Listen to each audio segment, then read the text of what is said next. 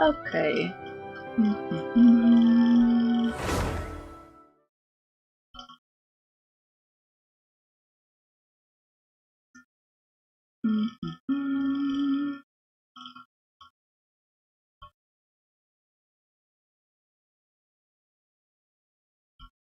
Hi, Still. How are you today?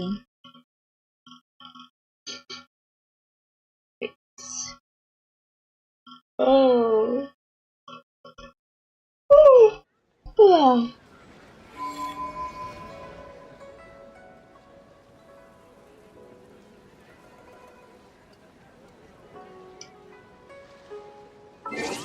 Gemaasakan to check the quality of the sound.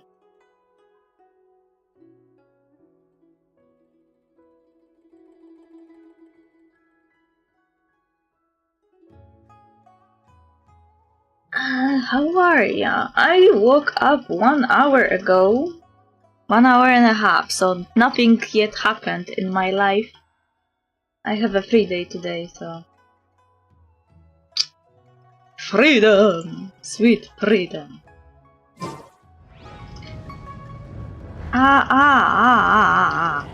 What was that?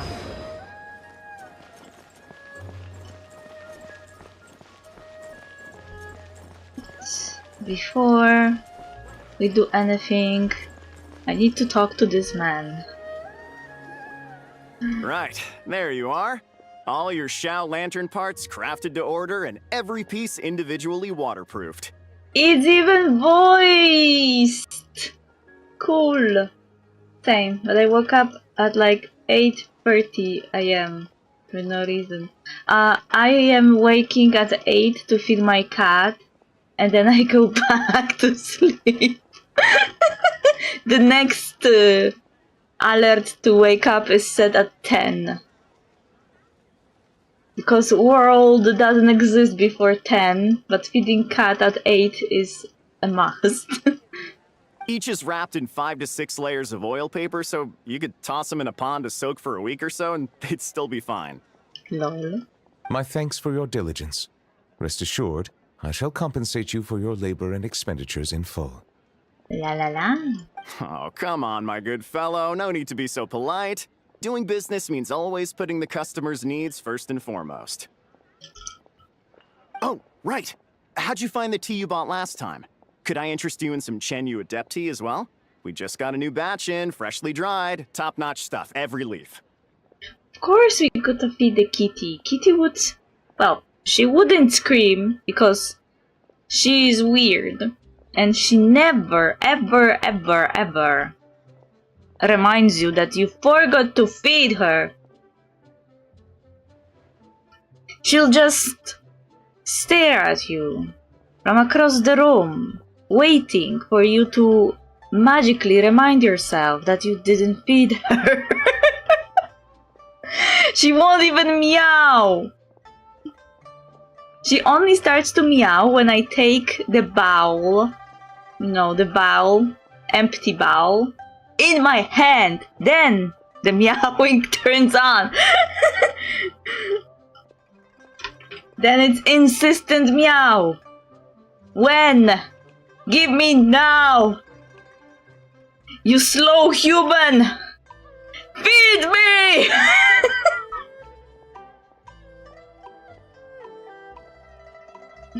She's now in my mother's room, sleeping next to her clothes.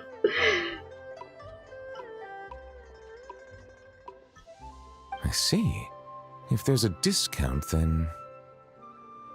Discount, Mr. Nuvolot? Hold it right there, Nerlette. You can't go buying stuff just because they say there's a discount. You didn't even finish the tea you bought last time! Traveler? Paimon? Now this is a coincidence. I had just been wondering if you would come to Liyue Harbor for the festival. I wish you a happy lantern rite. I saw people laughing. The dragons in this game. Or more like Zhongli and Nuvilette. Are really bad at money management. You just need to say to them there is a discount and they will buy anything. Not to mention that Zhongli doesn't even have his own money. He's using Hu Tao's money all the time, or giving out fake money.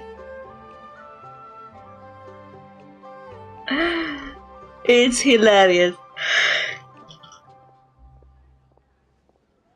Hey, were you buying Shao Lantern parts just now? And you even had him waterproof them. So, does that mean... It's like when a person tells you to do something when you're already doing it. You mean about the cat or about the new Villette? I think it's about the cat. I feel like when it comes to feeding, she's like waiting for you to remind yourself of your duty on your own. And then when you pick up the ball, she's like insistent Karen. When will you finish? I am waiting here. I am starving. How dare you call the manager?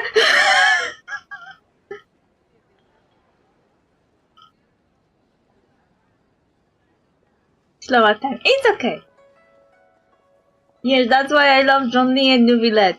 Recently, I noticed that there's a lot of like random mentions of the Lord of Geo's flesh and blood in regard to wealth and money, which we knew for ages. But this is like the first time I think like the game actively tries to admit that the money in this world is made of a god.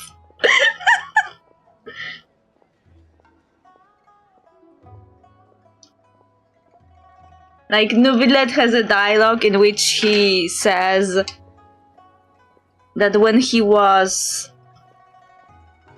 born, he had a lot of questions about the reality around him, and one of those questions was why people use flesh of a god as currency. I don't know, Nuvilette. You could ask John Lee what's going on. It's his fault.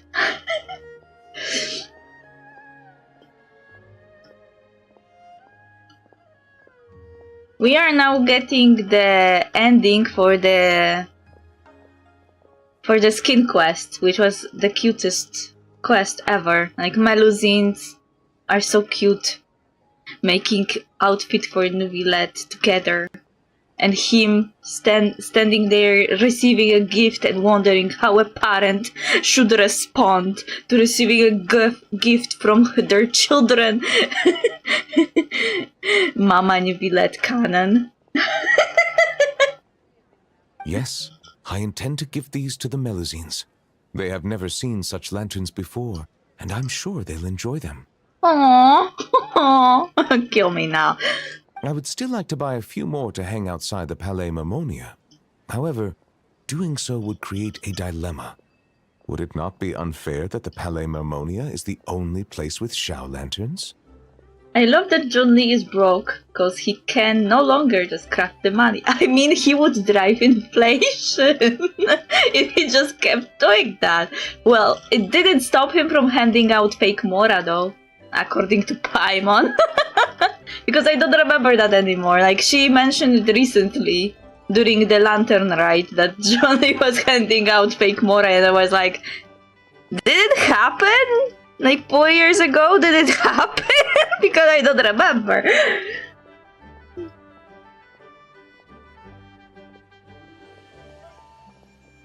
But you know, John Lee being broke is probably one of the reasons to fuel the ship with Child.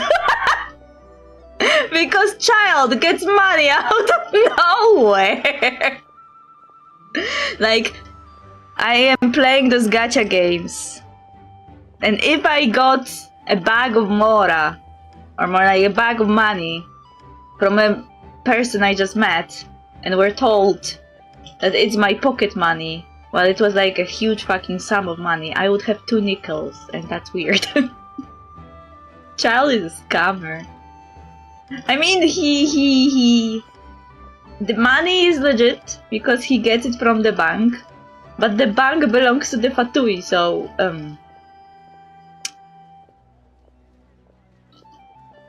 you don't, I don't know how they get that money, and if they use any questionable methods.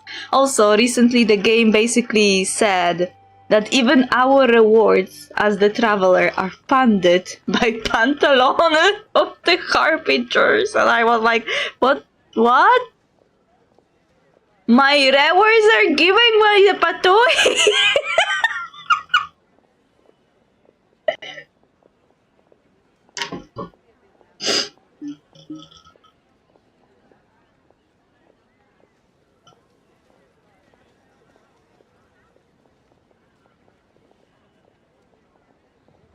I don't think Child has like a personality of a scammer. He has a personality of a liar. And a battle junkie, but scamming... I wouldn't say that he's scamming people for money. But he did lie to me. And then tried to destroy WuWa for no reason. Probably in his battle junkie head, it was a good excuse to force John Lee to fight him, because he is a battle junkie idiot.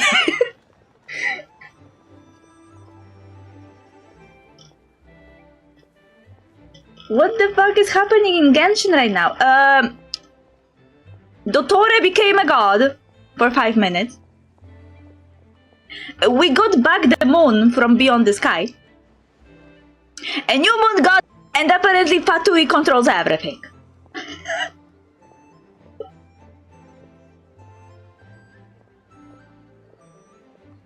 Adventurers Guild, Fatui.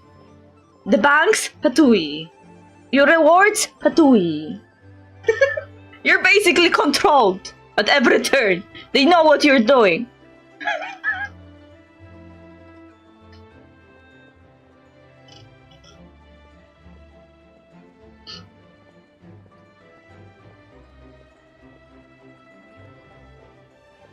Genshin reached the Dragon Ball levels of complexity, let's say it like that, because you know how Dragon Ball started. It was like a gag manga about a character that was based on a monkey king from Chinese mythos, and then suddenly he's an adult, and we are told that he actually is an alien from space, and then we visit other planets. So basically Genshin is going in that direction. We already saw a starship that the traveler came to Teyvat in. We were on the moon too.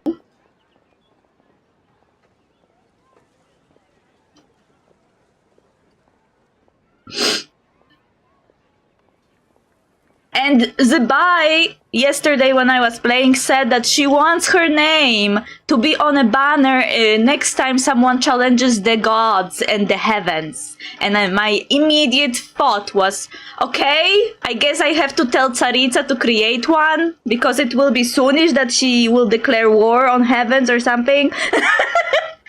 I will go to her and say, hey, Zebai requested a banner. So the war against the heavens is in Zebai's name now.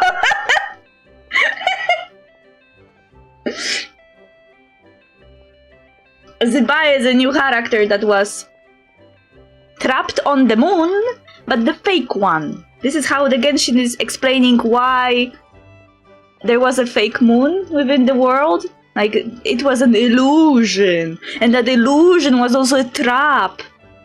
And Zebai was trapped on that trap. She was like trapped inside the moon, the fake one. So when the real one was brought back to Teyvat, she needed to be saved or something.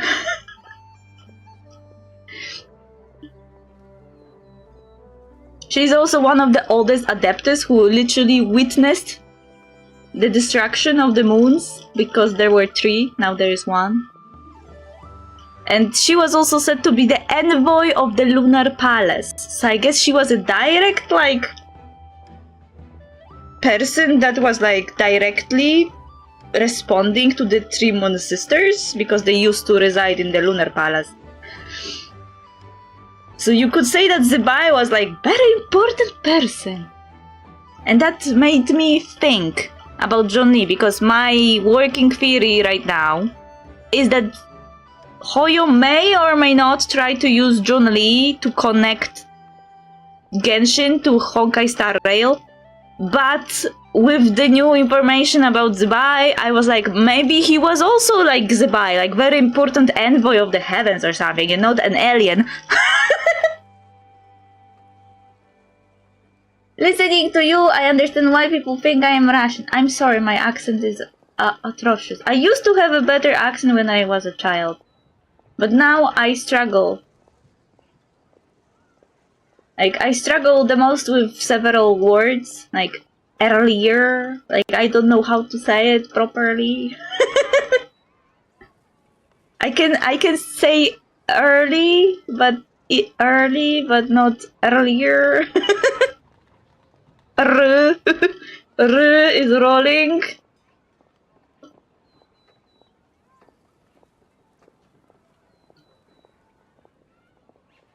Anyway, Ziba is throwing a wrench into my theory that Zhongli is actually an alien from space. I was having this theory because he isn't technically a dragon by the Teyvat standards, but he has a dragon version that we saw, the Exuvia, and a lot of people refers to him as a dragon, and he has dragon motifs, but you know, in China and in Japan, dragon motifs are associated more with like royal status or something, you know? So it could be that. And I was having this working theory that Zhongli is from space because it would explain him being draconic, but not fitting into the theme of the dragons on Teyvat, because dragons on Teyvat are not like dragons. There are sea slugs. Like every dragon in Teyvat is either a sea slug or a toad, like H-Taha. It's easier for me, because I could never roll my R. You have a point. Maybe not being able to say R is beneficial for speaking in English. But to counterpoint your idea about Russia, some people also think that I am from Portugal, because they also roll an R very hard.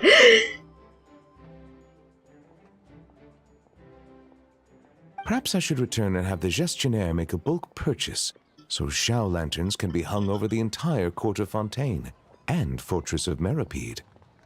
Maybe he's like Dan Hang from Honkai Star. That was exactly why I started having that theory, because Vidyadhara are like a race associated with a cosmic god, long, yeah? The Eon of Preservation. And after Amphorius, you could see how they can like enter a world and adapt to it, because Danhan got a new form and looks different and has a tail, is taller, you know? And it made me thinking, like, if this is possible, then maybe like Vidyadhara could like enter a world and adapt to its like ecosystem so well that they would still be draconic, but not exactly in the same way as the rest of the world would expect them to be. In Teyvat it's especially visible because they already have dragons. And you can compare how Teyvat dragons look in comparison to Junori, and he looks kinda alien. He doesn't fit into the team.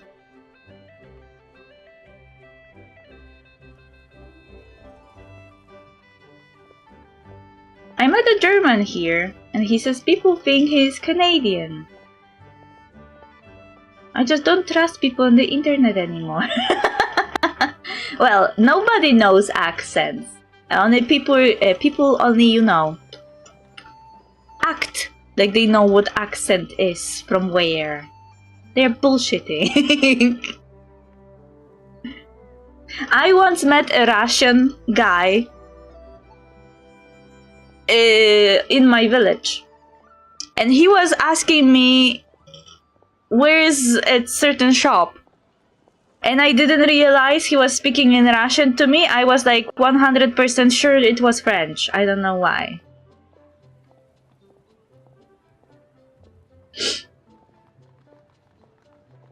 If you let the gestionnaires handle it, we'll be lucky to hang up any lanterns they buy before next year's lantern rite rolls around.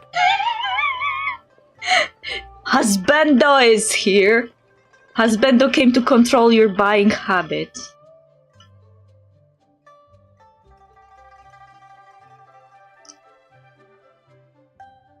And is Risley just commenting on how badly organized gestionnaires are? Gay counter! Exactly! We need a point! Because they didn't say anything gay yet, but them being on the screen together is already gay.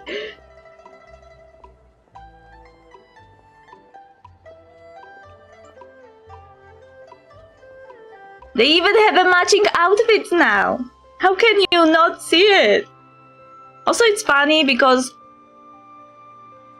Risley looks a bit like a werewolf with those hair of his. It looks like ears. And he has those scars. And Nuvilette, with his sophisticated look, reminds you a lot of a vampire, despite being a dragon. So you also get this aesthetic. Also, point of caution, Your Honor. It might not be the best idea to hang them in Meripede. Lol. They won't fly high within our walls, and I doubt many of the wishes the inmates will write will have a chance of coming true. Lol. Well, I was in that prison. I feel like you should revise your prison system. They're unlikely to wish for anything in the public interest anyway. Let's try and keep the Lantern's reputation clean. Yeah? Risley is a Riz master. Exactly, like, how can this man just casually come in and be like, hey? Hey? Like, hey? It makes me laugh how he, when there's like this burst of the primordial sea in Meropide, and Nuvilette has this like iconic scene when he's going there to, you know, stop it. And Risley is just randomly acting as if he was in the know of some secret and they had like secret together or something, and he speaks in that Rizzler way. Like, as if he was a husband, that he knows everything that is going to happen, and who Nubilete is, because he's in the know. He saw it in private setting. and Clorand is like there and rolling her eyes. Why am I here?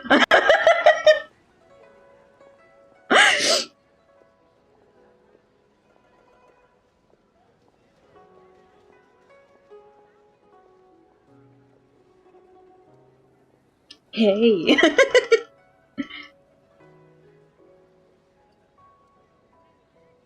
And as for the good wishes worth making, I've already sent them soaring on the inmate's behalf. Aww. The best daughter ever. He saw his double swords, if you know what I mean. I know what you mean. It's hard to hide that you're a dragon when you share a bed. So speaking of them, I like to think like this entire quest of the skin was like Nuvillet is a mama of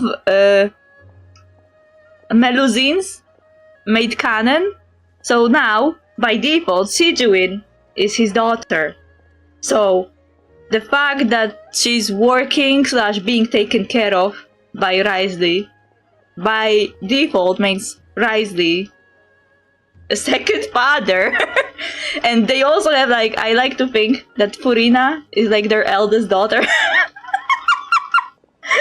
So there's like Furina the eldest, then Sijuin, and then the rest of Melusine. It's a big family. So Risley better never run away, because he will have a lot of alimonies to pay. He will never get out of debt. Mama and Papa. Well, it's not me who made it canon that Nuvillet canonically creates eggs with his skills. He literally creates an egg. The ball with DNA. It's an egg. It's an embryo. He gets his milk delivered home. Yeah, he won't ever leave home. Also, with a dragon, it will be really, really hard to live anywhere, because dragons are by principle very territorial and very stay at home with me in my lair. You are not allowed to leave.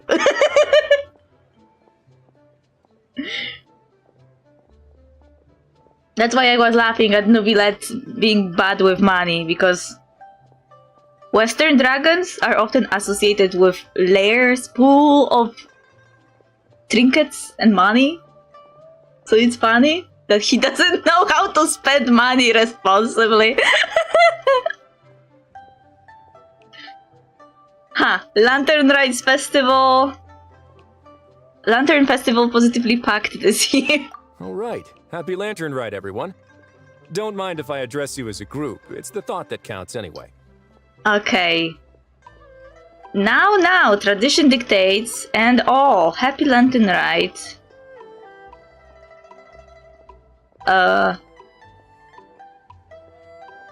Am I like, do I have to pick all of them?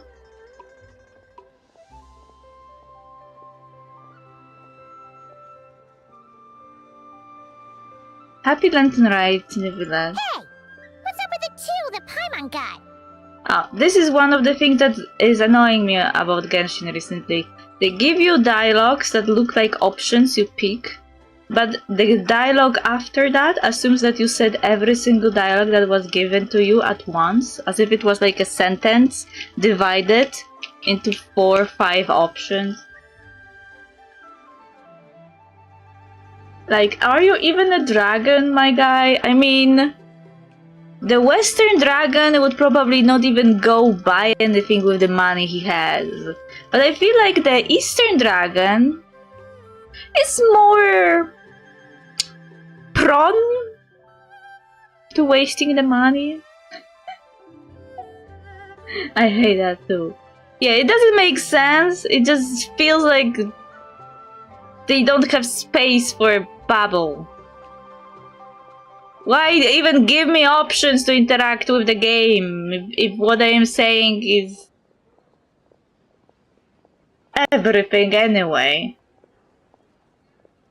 Like, they still sometimes give us choices. Like, during the We Will Be Reunited quest in Natlan, when we could pick if we give the key or keep the key. But in the end, the story in any way still assumed the key was given. Just depending on your choice, it was either you gave the key or your sibling gave the key, you know? So it was still a choice, but most other dialogues are not choices anymore.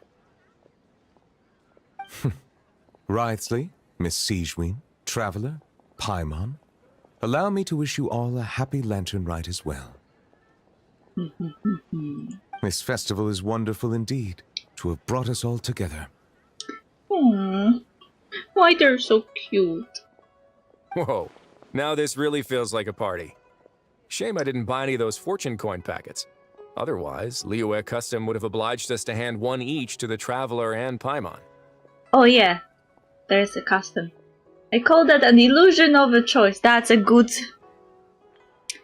actually a good good thing to name it.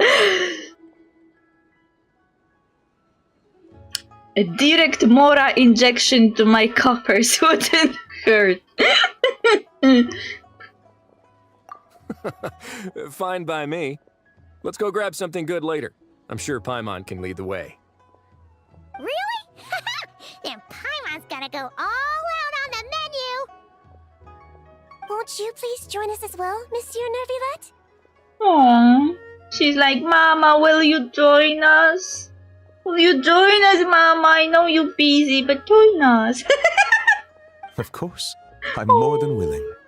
And Nervillette, every time he speaks to Melozins, his voice goes like very soft, and I'm like, ah! This is a mother! Gender doesn't matter. It's a mother.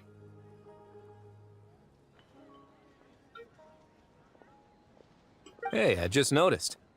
That's a sharp new outfit you've got there. Goes perfectly with the holiday cheer and that relaxed expression you're wearing. Emotional Now you're damage! noticing. Now you're noticing. Great clothes. Complimenting your husband. Emotional damage. Did that redeem even more? Did it play properly?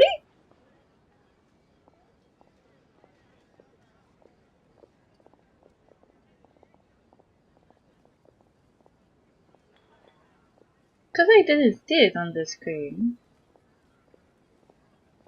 Yes, it did.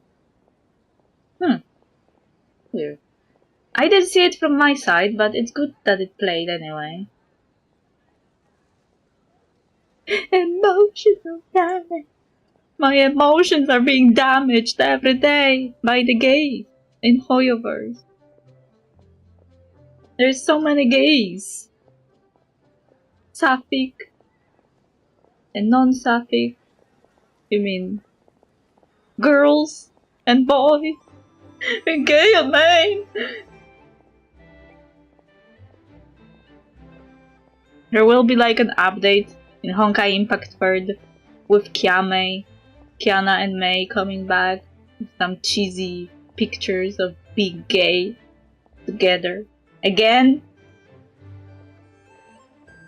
you can never run away from gays in Hoyoverse. You get Kiana and Mei, you get Bronya and Sila, you get whatever Black Swan is doing in Honkai Star Rail, because now she's collecting very questionable girlfriends. We have Amphorius and our favorite Greek gays. We have Genshin and our scholar gays, meaning Alhaitham Kave, and our law gays, meaning Nubilet and Risley. And we have so many girlies as well, like Cloround and Navia, and Lauma and Nefer. And we got Columbina, Arlecchino, and Sandrone recently. There's a lot of pairings. Amiko.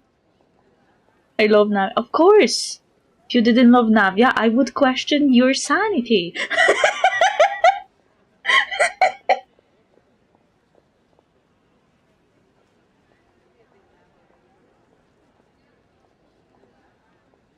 There's a lot of pairings in Genshin, even though most of them are vague and are not as visible as, for example, Alhaitham and Kave, because they are like the most visible gays out there, like the most blatant gays in Genshin.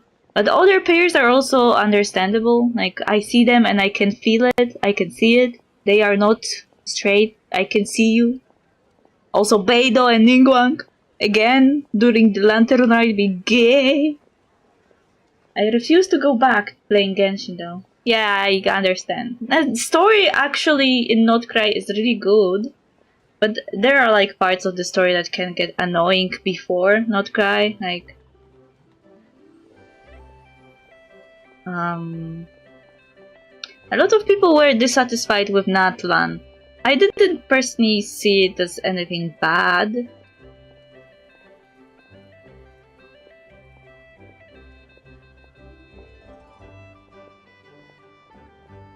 I stopped at Fontaine. Oh. But, well, did you finish actually the Fontaine arc? Like the Arcade quest? Did you see the full story? Wait, I need to go for a drink.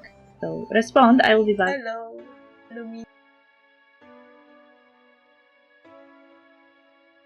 And this scares me that my character is looking straight at me. Stop! Don't look at me.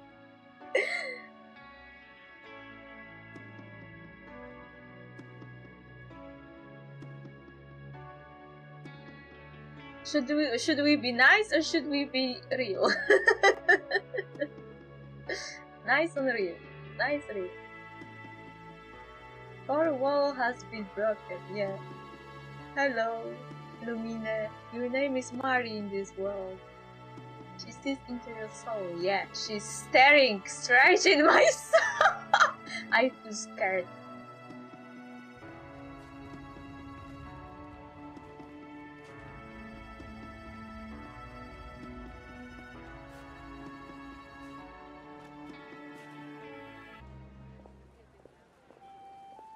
Okay, so if you finished it, then you got all the interesting parts. Like, Nubilet is like a walking wealth of lore bombs. And this entire quest was a lore bomb. They literally destroyed the throne of the heavens and took it back. And I was like, yay! Finally! Because I am very Celestia hater. Celestia is evil. Saying. The Natlan is mostly power of friendship a bit. Though Mawika does one important thing. She punches a hole in the fake sky. Which is probably a foreshadowing for what Dottore did in Not Cry, because he literally opened the fake sky. Literally, he did that.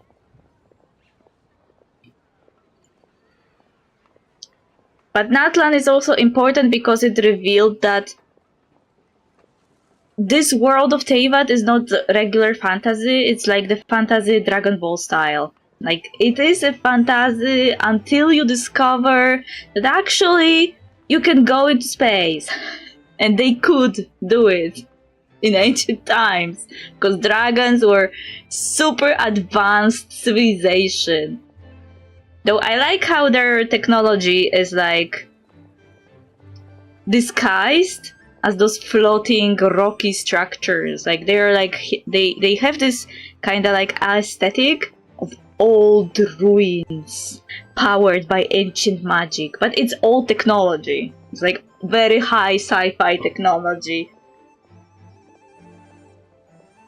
It reminds me a bit of Star Wars, how Star Wars has like a sci-fi setting, but all the technology looks like it was made in ancient times by our standards, because all the computers and the technology in Star Wars looks very retro in comparison to the computers we have now. But it's still super sci-fi, yeah?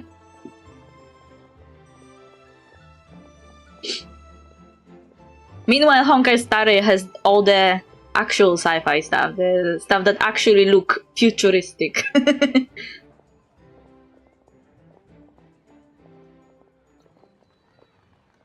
So the Natlan quest, Archon quest, was mostly about fighting the Abyss.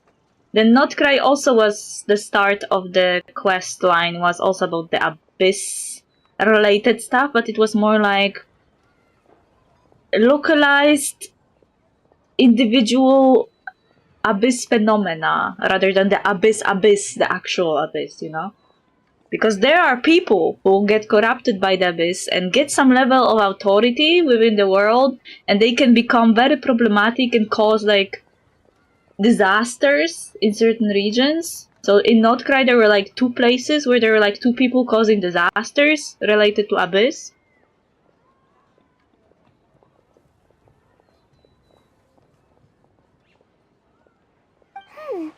Monsieur Nervillette, looking at the weave and the ornamentation, if I'm not mistaken, this is Melusine handiwork. Of course it is. Huh? You can tell? Of course she can. Yep. Looking at the design, I'd say it's one of Flo's creations. Lome probably contributed a lot too. Anyway, it's dashing and elegant, and suits Monsieur Nervillette well. I'm so confused with the story at this point. I gave up. In Natlan, when we got We Will Be Reunited quest, we learned that the moment from the start of the game when the traveler and the sibling try to leave Teyvat and the unknown god stops them is not actually them like shortly after they arrived. No, like the timeline is a bit wonky, but it's like this. Abyss sibling somehow appears in Teyvat, but nobody knows how. The starship that the sibling was in crashes in Teyvat, who knows how long ago, and the traveler is still inside, and the Abyss sibling can't find them.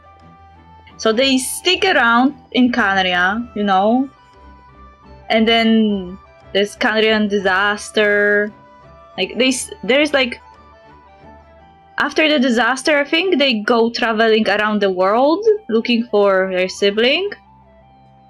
Or before the disaster, they travel around the world and then come back to Canria, because around the time when the disaster strikes in Canria, the unknown god / Asmodee, because we know her name now, says to the Abyss sibling where the traveler is, where the ship is, to stop them from saving Canria, basically. The Abyss sibling is put in a very difficult position because Canrians already saw them as a savior, like the hero who will save them, and they even had means to save them, apparently. But their choice ultimately was to go for their sibling and cause the Canria disaster, because they didn't help the Canria got destroyed. And then they find the ship, release the traveler from the ship, and then they go try to leave Teyvat, and then they are stopped by Asmodee, and then they are separated.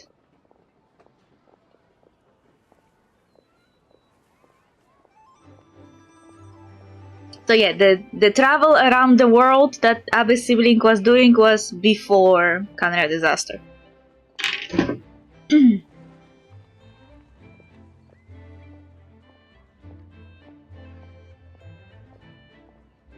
There is a lot of like time shenanigans going on around siblings, like how to say it? Asmodee, as a person who controls space, can connect two spaces across timelines, basically.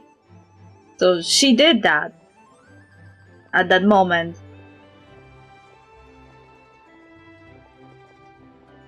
I don't know how to explain it, it was complicated. Ashikai has a whole video about that. In any case, there are like time shenanigans, time travel shenanigans, space-time shenanigans going on in Genshin, so it gets very complicated. But at this point, in Notkai storyline, the traveler discovered the ship and is confused how the Abyss sibling even left the ship, because the ship looked like the first time it was opened was when the traveler left it. So now the biggest mystery is how Abyss sibling even ended up in Teyvat, and when exactly did they end up in Teyvat? How did they get teleported from the spaceship to the planet? You know?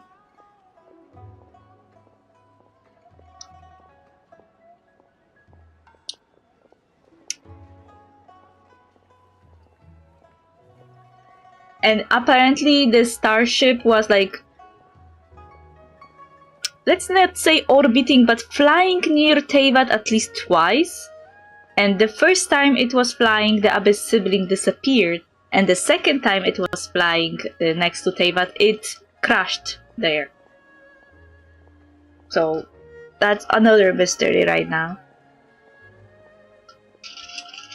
I don't know why this spaceship was like set on my course. Like, from what I understood is that the ship was going on autopilot. So someone had to input how it flies. So it was probably repeating the same route all the time. So it's not weird that it was like passing Teyvat at least twice, you know? If it was going on autopilot. Someone smoked something while writing that story.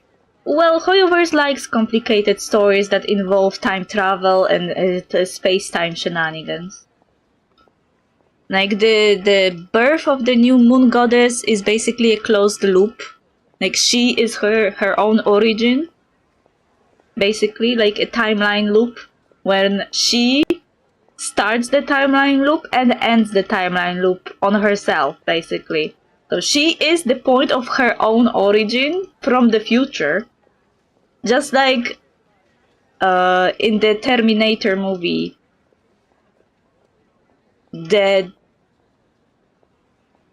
how was his name? John Connor from the future sends the guy, his friend, to the past to become his father.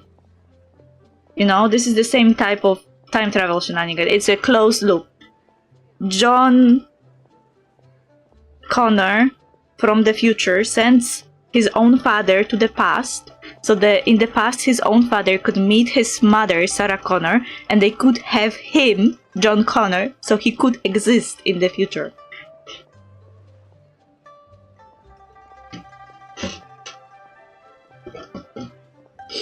So something similar happens to the new moon goddess, that she becomes her own origin. And there's also like Asmodee doing whatever. I don't know how Asmodee is doing anything.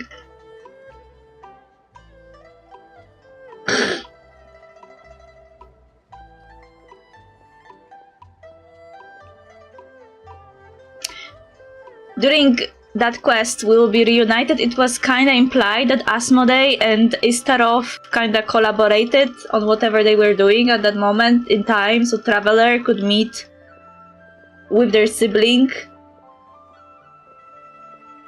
while also witnessing the end of Canria at the same time. Like there was like charming going on. But why? For what reasons? What are the motivations of Asmodee and Isterov? Nobody knows. Who can understand the gods? Ooh. Indeed. This is a most precious gift the Melazines have given me.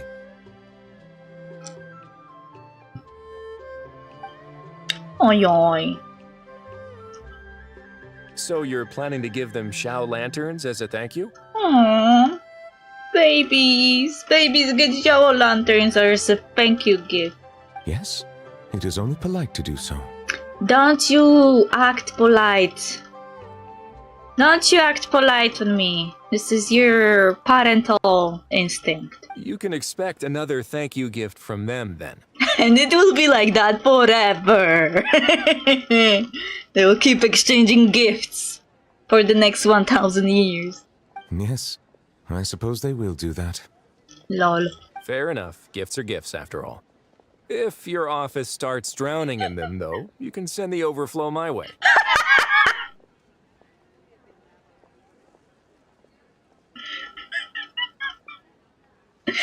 Doesn't it sound like something that your spouse would say? Like, if your space is not enough for all the stuff you have, bring some to me. I can accommodate. My head nurse here is excellent at taking care of Melazine gifts. Uh-huh. So he's like, well, they will be all for your other daughter. See, Join, give her some gifts too, Mr. Dragon, give her a gift. Leave it to me. I'll preserve their sentiments perfectly. But first, why don't we find another place to stretch our legs? Liyue is a beautiful place and has a flavor completely unlike anything we're used to in Fontaine. He wants to go on a walk. Very romantic of you. But are we also invited, or do you want to go together, like alone? And I'm not just talking about the tea, mind you. Uh-huh. Oh, I recently had like an epiphany. Isn't Risley with his obsession with tea a bit like coded British? Which means that this ship, by default, is a enemy's ship, kinda, because you know how British hate French and vice versa.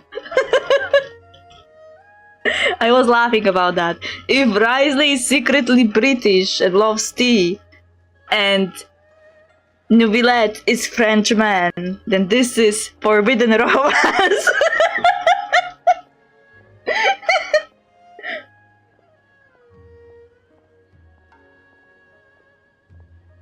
Told you so.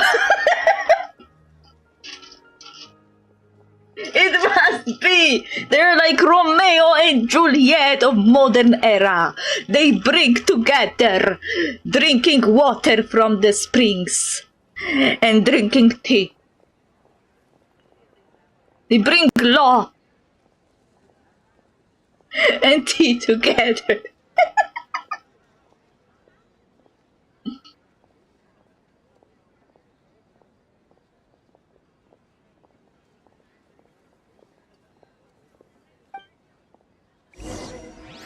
Wonders how the White Horse Adeptus is getting along.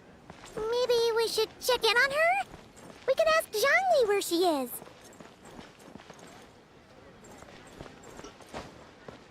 Did they go on that walk? Was it everything for that quest?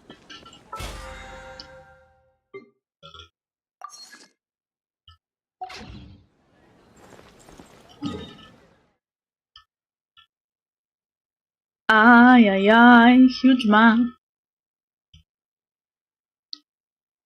Also, we learned that Liyue is fairly new nation, if you consider the ancient past of Teyvat. Because before Liyue existed, there was a nation called Langan that was the nation that Zibai, as an envoy of the heavens, was presiding over. People were worshipping her, you know, she was protecting them and stuff. And then suddenly Celestia decided that the entire world needs to be purified from the abyss, probably after the War of Funerary Flame, the war between the Dragon King Nibelung of the Dragons and the Primordial One.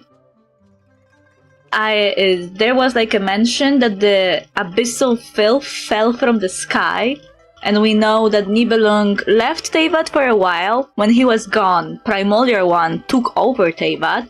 Then Nibelung came back and used the power of the abyss to fight the Primordial One. So I guess when he was defeated, some of that abyssal power contaminated the land, and then Celestia like started throwing the celestial nails, and it destroyed so many nations. Like, it destroyed Langan, it destroyed a lot of other nations. Apparently the chasm is related to Langan. Like, apparently this is the place where the Langan possibly could have been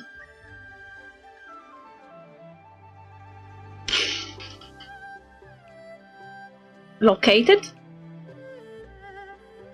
But then Celestial Nail fell and destroyed the nation. But yeah, Langan was a nation that existed when the 3 moons were still in the sky. So it was very ancient history.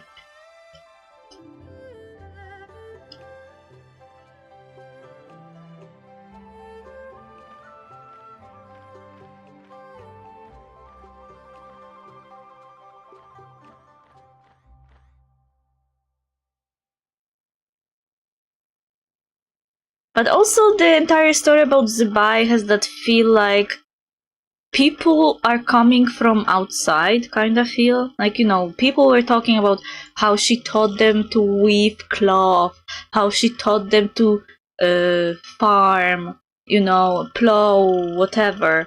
Like the basic skills that humans usually develop as a civilization. They were said that Zebai taught them, and this has like this feel as if the humans were like a species that was newly planted somewhere and they didn't know anything, or newly created, you know, and they didn't know shit, so they needed a god to teach them. This get that feel, kind of.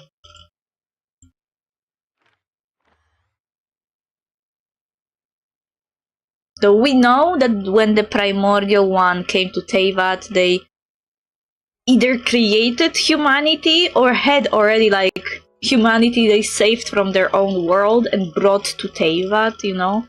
So I guess it makes sense that the heavenly envoys would then teach those people that were planted on the newly terraformed Teyvat how to do this, how to do that. Kinda like Horizon Zero Dawn, you know?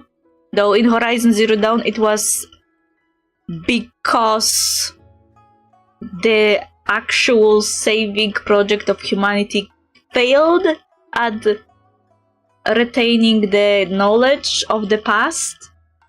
So the people of Horizon needed to develop all the stuff on their own again.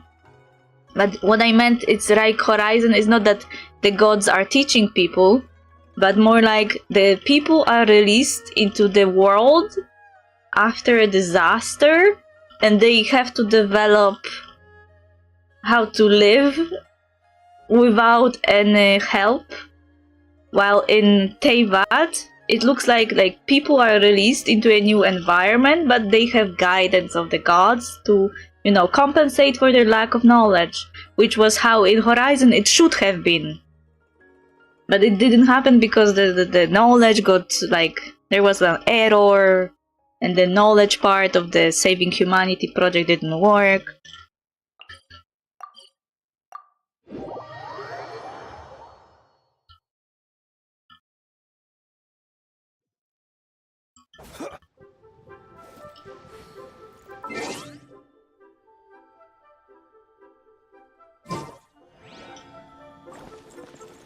La la la la la la la la la la la la la la. Oh, looks like Zhangli hasn't stopped by for tea today. I am starting to think that he lives in this tea shop. Is this the only place where we can meet this guy? Like, is he leaving her attached to a fucking stool? Hey, are you two looking for your friend? Try going up that way. Is Zhangli up that way? No, but that young lady who was dressed up as the White Horse Adeptus the other day is. She's your friend, right?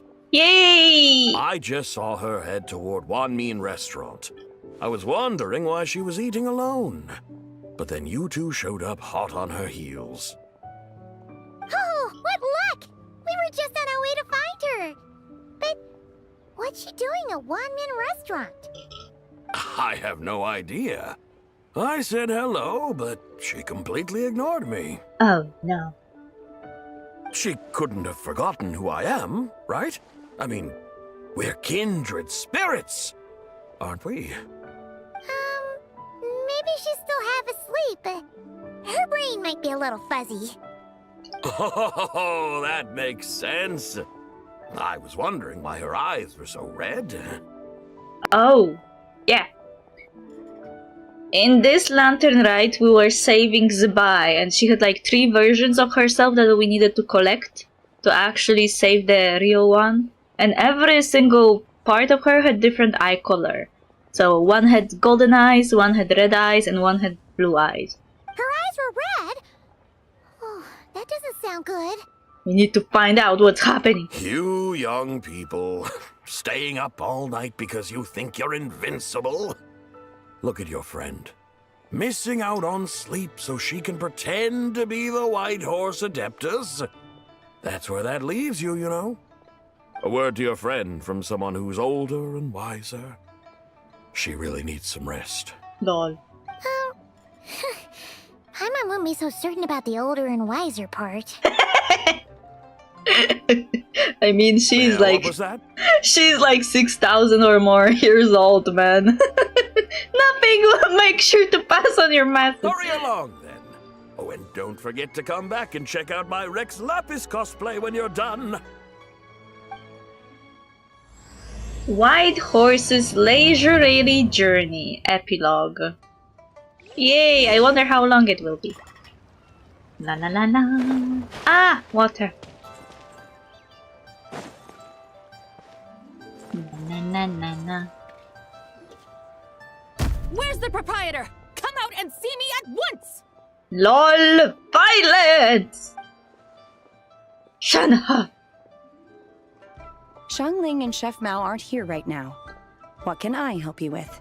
Are you working here, Shanha? And who might you be? Chill out, lady. This is like after we collected every version of Zibai, she got like resurrected, but her like 3 versions of herself didn't get properly integrated yet, so this is the angry version of her that we met. She needs a bit of time to reintegrate all 3 versions of herself into one. My name is Shenhe. I work here at Wanmin Restaurant. Oh, so you work here. Shenhe. Shenhe. Are you that crane adeptus who loves planting mint? No. It's been a few days. Have you improved your gardening skills? Did you manage to cover the slopes with mint? Is this your... I'm starting to wonder if the angry version of Zibai is like signature thing is mistaking people for other people.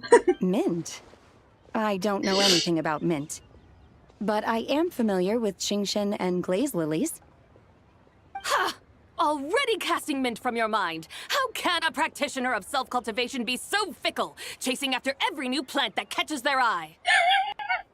Oh, also, this is probably the first time when Genshin actually mentions cultivation. Like, not this. She means self-cultivation.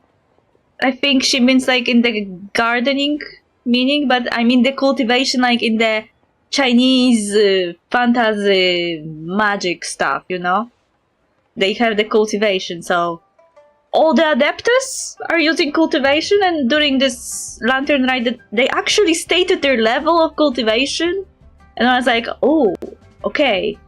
This is the first time you're speaking about that. I'm not sure I get what you mean.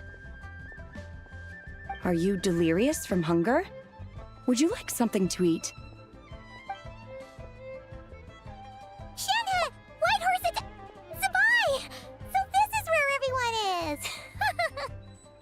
Traveler, Paimon. It's been a long time. Happy Lantern Rite. Happy Lantern Rite, Shenhe. Is this customer a friend of yours? I guess you could say that. Don't mind her, Shenhe. She's just a little cranky because, she didn't sleep well last night and she's only just woken up. Look how red her eyes are. I see. In that case, Miss Zabai, I have a tonic here infused with Genshin.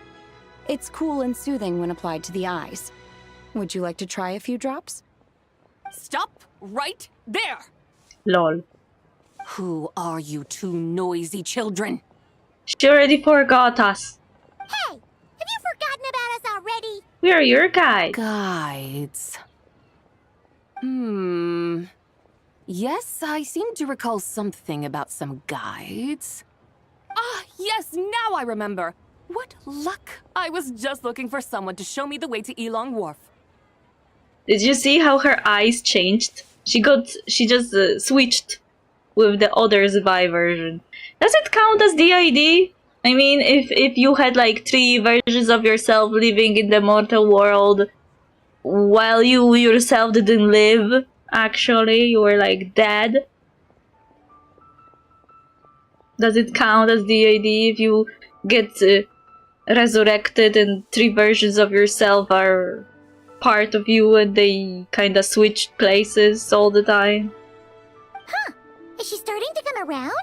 Why do you want to go to Yilong War? Someone requested my help in purchasing some tea leaves. I was informed they have discounted prices during the festival and that I shall get a good deal there. Lol. Tea leaves? This sounds like Zhang Li's doing. He sure knows how to get people running errands for him. Has Zhongli started buying discounted tea? Why? Is it this exact same thing that Nuvilette was doing? But with the lanterns?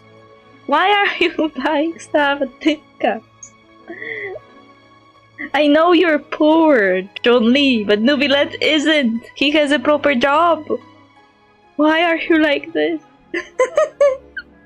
Your friend Rex Zhongli initially requested the most expensive tea. Aha! That sounds more like him. But then a young lady in a hexagram hat mentioned he'd burned through the Wangsheng Funeral Parlor's yearly expenses at an exhibition a few days ago. He wasted the year worth of money on exhibition alone. Not to mention every other stuff he bought.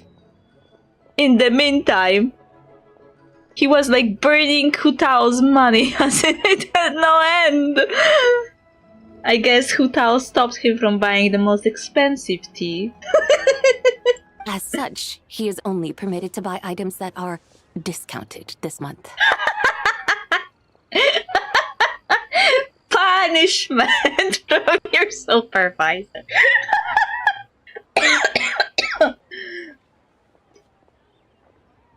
Oh, that's his boss, Hu Tao. It's about time she realized the problem and put a stop to his spending sprees. Oh, I see. So that's why you're here. Unfortunately, Wanmin Restaurant doesn't sell tea leaves. If you're truly in need, I could gather some wild tea from the mountain slopes. You don't sell tea leaves? But I remember your boss, Miss Lu, saying that she owns tea fields. Boss? You really should get some rest. The person you're talking about isn't the boss of Wanmin Restaurant. She's just like you. She came here to eat. Is that so? Life really is full of surprises. Lol. What surprises?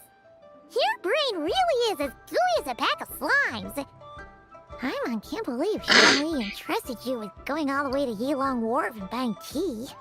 Why don't we show you the way to Yilong Wharf? That would be excellent, my dutiful guides. Ah, yes, Miss Crane. I apologize profusely for my improper behavior just now. Please forgive me. She's not the crane. I completely understand. Master often says that the human body is like a mechanism in need of regular maintenance. When a person cannot rest at night, they are sure to become irritable and on edge. Well, this is more complicated than that, but okay, you're not wrong. Miss Crane, you appear reasoned and compassionate on the surface, yet I sense dark forces churning within your spiritual core. Those red ropes you wear are what bind them, am I correct? I'm sorry, what? Oh. You can sense that? Indeed. I also sense that with your strength, you might try undoing one or two of those bonds when training. Oh, she's giving Shenhen advice. Untie Shenhe's ropes? Wouldn't that be risky? Though the use of red ropes to bind the soul is a wondrous technique, practitioners must eventually learn to break free from external aids and look within themselves for restraint. What am I hearing here? Is that a sign that Genshin may try to introduce SPs into Genshin and introduce us to the new version of Shenhe? Or they will do it like with the recent power-up of Venti, that you need to do a special quest and you will get a buffed version of the character. Master has told me similar things, but I am not ready yet. Your self-cultivation has progressed far enough. So she really did mean the cultivation level previously. She just put it in weird sentence that kinda hinted more at gardening than anything else. Then I will seek further guidance from my master. If you still have doubts, you can find me at the Baiju guest house. I'll be What? taking up residence there for a while. Really? For now, my dutiful guides, let us be off. So she will be living in the guest house named after her. Interesting.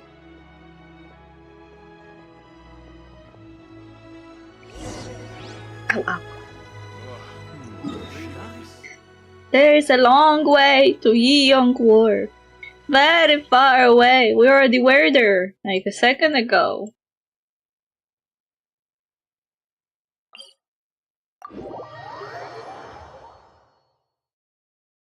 Na, na, na, na. Oh, there's a quest here. I didn't even know. I didn't really explore Chenyu Wei area well, to be honest.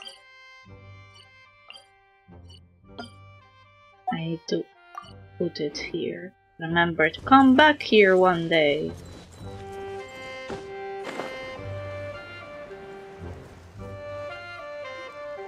Aren't we going to Yilong Wharf? How do we end up on this mountain?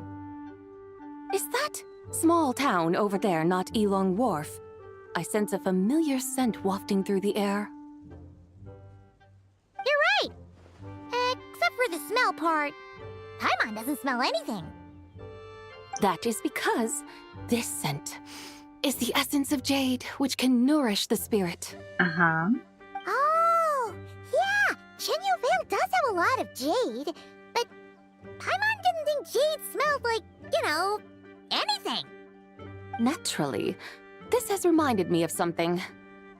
Hmm? And what's that? A few simple tricks for mastering one's power.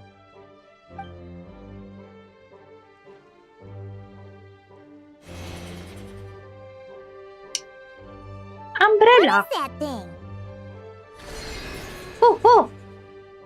I'm sure you've been to Yilong Wharf many times before, but I wonder if you've done so while cruising through the air. What? You've been such dutiful, dedicated guides, so allow me to offer this fresh experience as recompense. Please step in. Wow, we are going to fly!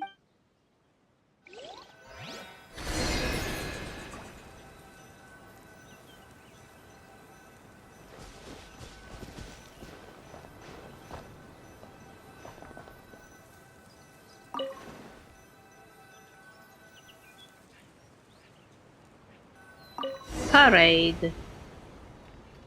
Yay, that NPC next to us probably has a weird look right now.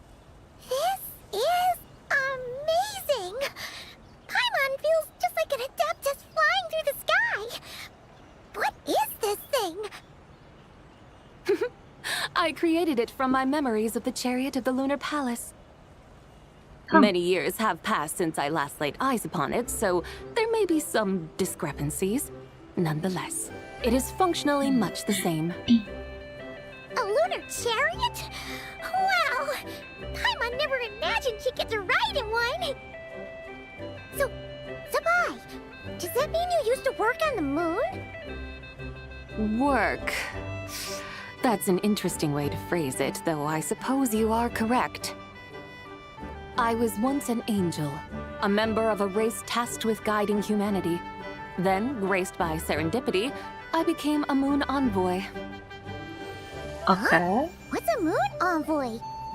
Some kind of super important angel?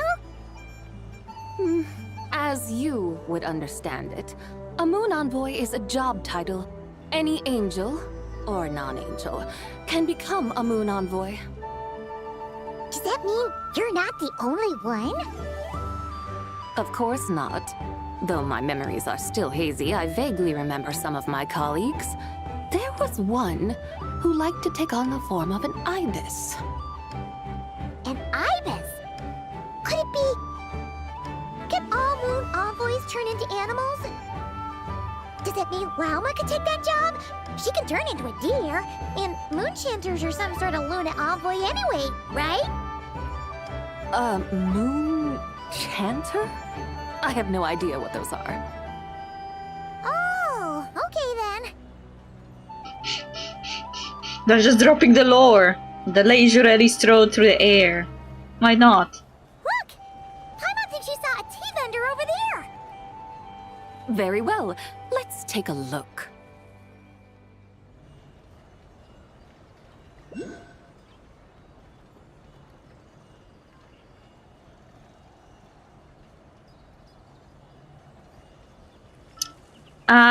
By Zebai not knowing who Moonchanter is, she gave out the... Once again, she kinda gave us like a hint how long ago it was, where she existed in this world. Because Moonchanter is like a title of people in Notcry, the Frost Moon Science. And they only existed after the destruction of Hyperborea, which was one of the ancient nations of Teyvat. So it's logical that Zebai doesn't know anything about them, because she was one, trapped on the fake moon, two. She is from so far into the past that moon chanters didn't even exist.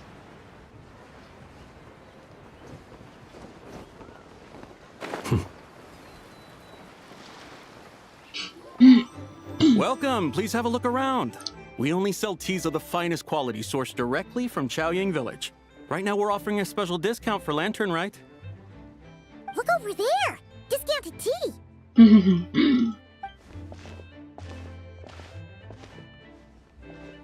Dear customers, are you looking to purchase some tea leaves? Yes, because this is the only thing that John Lee can buy right now. I can see from your bearing that you are no ordinary customers. My humble shop has some exquisite teas that should satisfy your more refined tastes. No. We can only buy at a discount. We're not here for quality. We're looking for a discount. A discount? Well, that's a coincidence. Our Sunglaw tea is on sale right now. A special festive offer. Something about the name of that tea sounds familiar to Paimon. Buy 3 boxes of Sunglaw tea during the festival to get 10% off. Buy 4, get 20% off. Buy 10, but... Buy 10 boxes, get 50% off? That's right. 10 boxes at half price. Have you been to our shop before by any chance? Mm-hmm. Oh, Paimon's definitely heard this spiel before. Mm-hmm. 3, 4, 10, Her eyes changed again. Now they're blue. 10, 20, 50. Zabai, what are you muttering about? When purchasing 3, 4, or 10 boxes, the corresponding discounts are 10, 20, and 50%. The intervals between the two sets of numbers are 1 and 6, and 10 and 30. Look! Her eyes turned blue! That's gotta be a first. If the differences between intervals remain equal, the interval after 6 should be 6 plus the difference between 6 and 1, which is 11. Similarly, after 30, the next interval should be 50. Therefore, extrapolating upward, the next two numbers in each set should be 21 and 100. Lol. You're making Paimon's head spin! Those numbers, what do they mean? It means that she just figured out how to buy enough tea to not pay anything. They mean that if we buy 21 boxes of Songlot tea, we should get a 100% discount! 100% discount? You mean we'll get them for free? That is what she means. Oh, there was a pattern to the discounts. Is that right?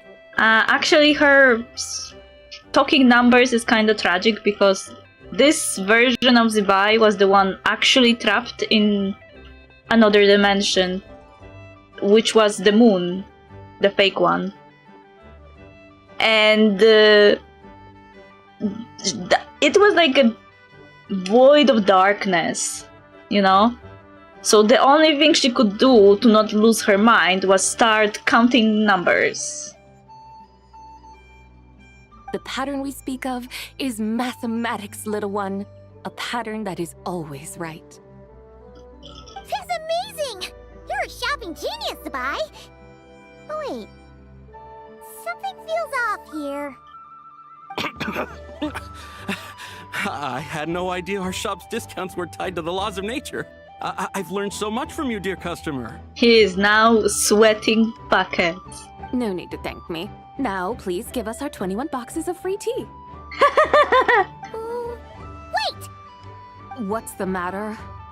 Paimon just realized what it is that's not right. Uh-huh. It took you long enough. We got the short end of the stick! Think about it. If we don't have to pay when buying 21 boxes, then if we buy even more, the vendor should be paying us money instead, right? Huh? Hey, Zabai, work this one out. If we buy 100 boxes, we'd make loads of money, wouldn't we? It stands to reason. Wait a moment, dear customers. Don't you think you're haggling a little too hard? It's your fault. You are the one dictating the discounts. We're simply extrapolating the numerical patterns within. As such, we are hardly haggling. You have a point. However, that's right. He walked into it himself. I'm so sorry. I just remembered. My supplier didn't come today, so we don't have any tea after all. Liar! Lying liar that lies! Such a shame. Terribly sorry about this. Awful, awful luck. You don't even show that you are not lying. You're so confident, guy. Where can we find your supplier? Uh-huh. Well... Not to fret. We'll save you the effort and go straight to the source ourselves. Well, you see, dear client, the supplier's discount isn't as generous as ours. You won't be able to get the same price from them. I have a feeling there's some scam going on here. Huh? Does that mean they won't pay us for taking their tea? Lol. They might not even offer you a 100% discount. You wouldn't either. How very unfortunate. Nevertheless, as the original supplier, they must offer some sort of discount. Besides, we're not looking to make money. We just want a good deal. Well, that's great. My suppliers are all tea farmers from Chaoying Village. You can go ask around the village, but please don't say I sent you. Do not worry, we appreciate your generosity. referring customers to your business partners, even choosing to remain anonymous, the demeanor of a true gentleman indeed. Your business will surely prosper. Why do I feel like she's sarcastic? I hope you're right. Then let us head to Chaoying Village. Do you know the way, my guides? Lol. Of course! Just follow us. I guess some of the memories of the previous version got integrated with the blue one. What otherworldly beings were those? Thank the heavens I managed to send them on their way. I should hurry home and pray to the White Horse Adeptus. May she bless me such that I never encounter such customers again. You just spoke to the White Horse Adeptus, idiot. Okay, where we are going now? To get pretty from the source!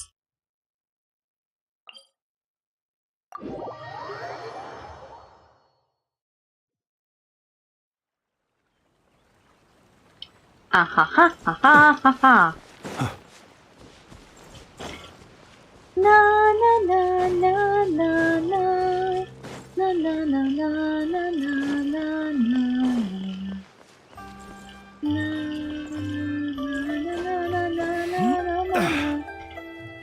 Oh, I told you that we have a moon goddess, but I didn't show you her. This is moon goddess.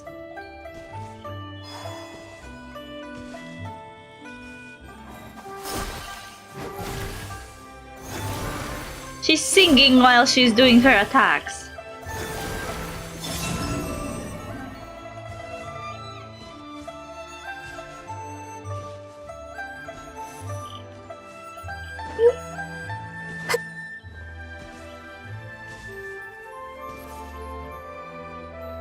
Here we are! Chaoying Village! The mountains and waters are pristine. They embody the beauty of heaven and earth. Aww. She's happy, I guess. It's a good-looking place, all right. But it's hard to enjoy the scenery when Paimon can't stop thinking about all that tea-buying Mora we're missing out on. Should fate dictate, Mora will find its way to you sooner or later. Uh-huh. I don't have luck for money, though. Well, Morak certainly finds us often enough. He even sought us out in person this lantern rite. For now, let's look around and see if any tea farmers are selling their crop. Wait, did Paimon just insinuate that money finding us is the same as Junli finding us? Is Junli money? I mean, technically, yes, I guess. That makes sense. But it's still funny to say it like that. We'll be able to see more clearly from up high. Let's take to the sky and enjoy the beautiful scenery while we're at it. Again? Okay, I guess we're going again on a scenic route or something.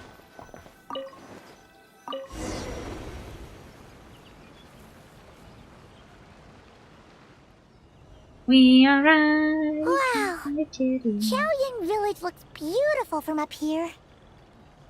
Indeed, the houses here are quite different from those in Liyue Harbor.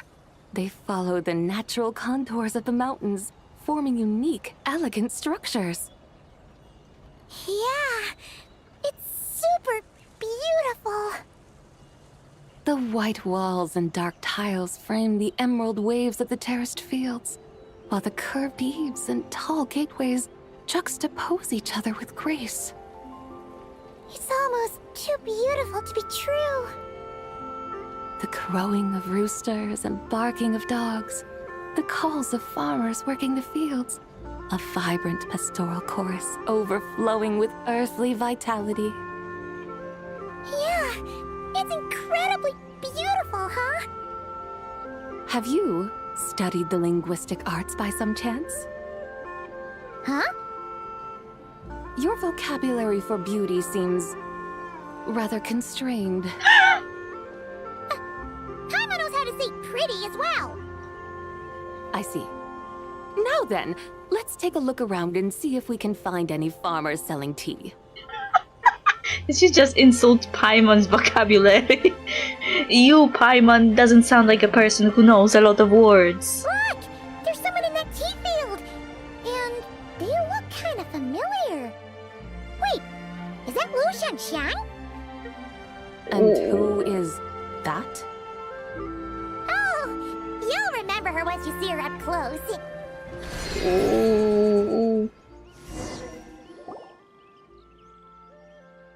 She didn't see the chariot. Lu Shanshan, it really is you. Huh? Paimon, Traveler, and the White Horse Adeptus. Fancy seeing you here. The White Horse Adeptus has a name now. You can call her Zabai. And you are... Wait. I remember now, you're...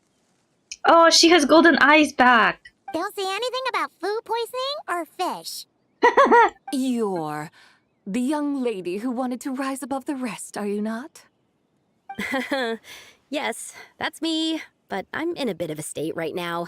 At best, I can say I've fallen below them. Oi, oi. Fallen below them? What happened? Like I said the last time we met, I'm being punished according to family rules.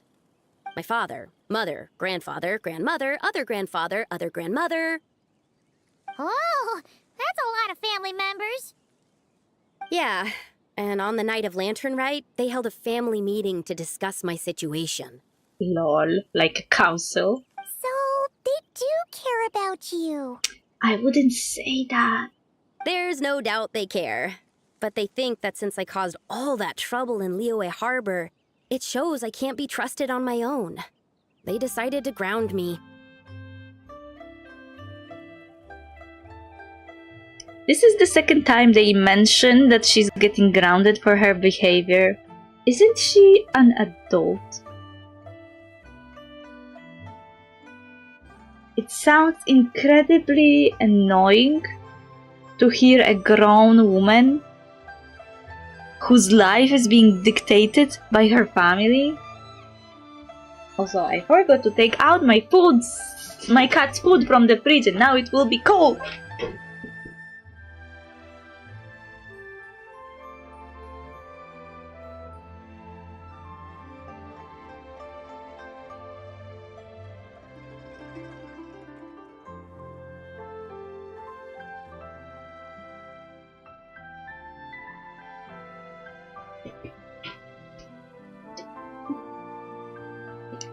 Anyway, coming back. It's annoying. Like, this shouldn't be normal. Like, she did say that her family is old-fashioned. But damn. An adult woman being grounded for causing trouble, and nobody even knows that she was being possessed by the angry version of Zabai. So it was not really her fault. Ground you? Yeah, though they're not confining me to my room. Instead, I have to personally nurture a tea seedling until it grows big enough to be sold at market. She said, they didn't confine me to my room. Are you their slave? Or their daughter? I guess nurturing this bush is better than being confined to your room. But the very fact that it was a possibility is annoying.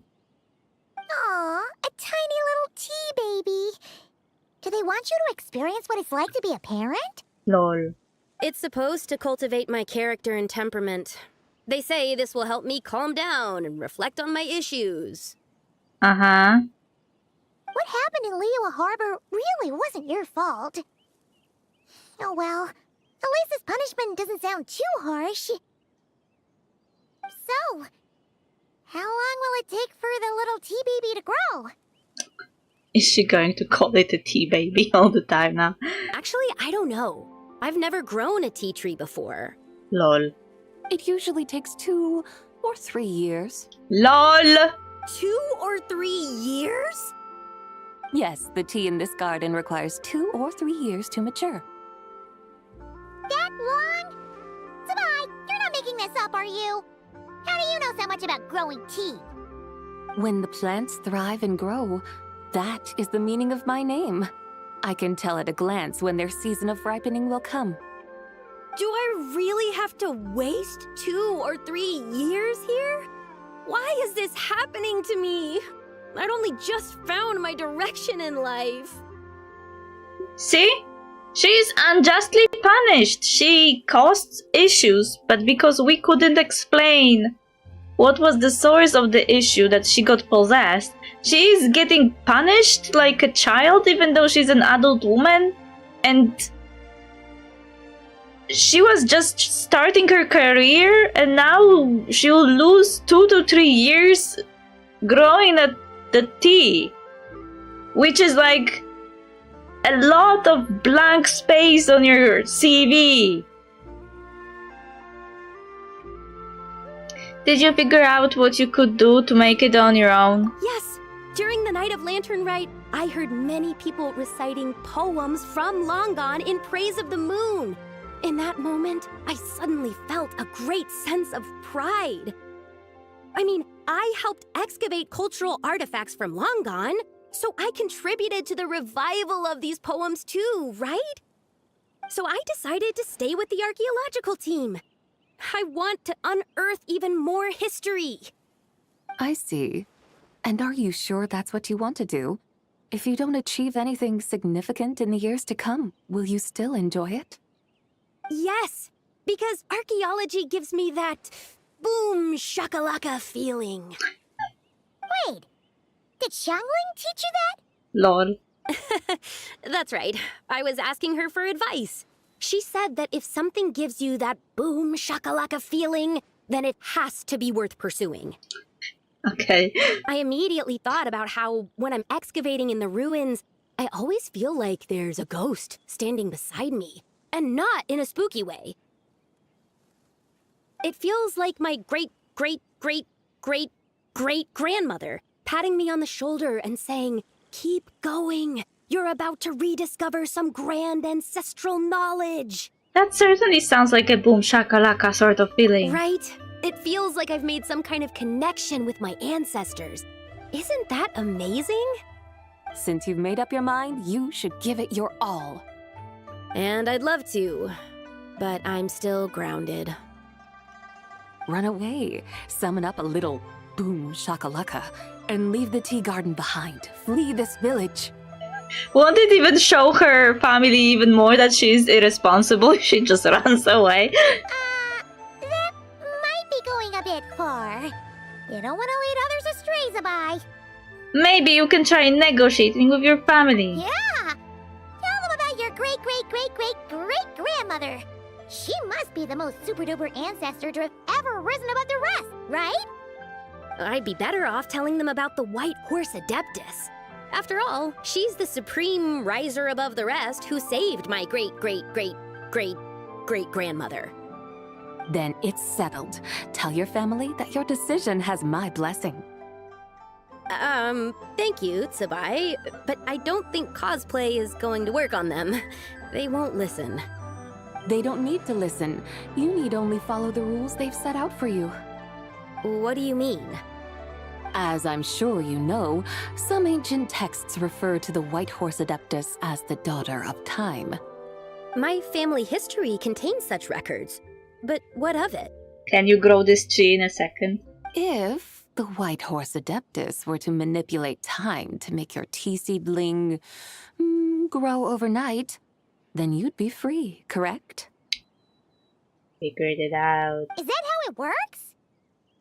If the White Horse Adeptus were to really get involved, my grandfather would let me leave right away. But who really believes that she'd show up and help? It's not as if you have any other options. Why not try calling out for help? It won't cost you any more. Guess I might as well. I've got no better ideas anyway. White Horse Adeptus, if you can hear me, please save me from my predicament.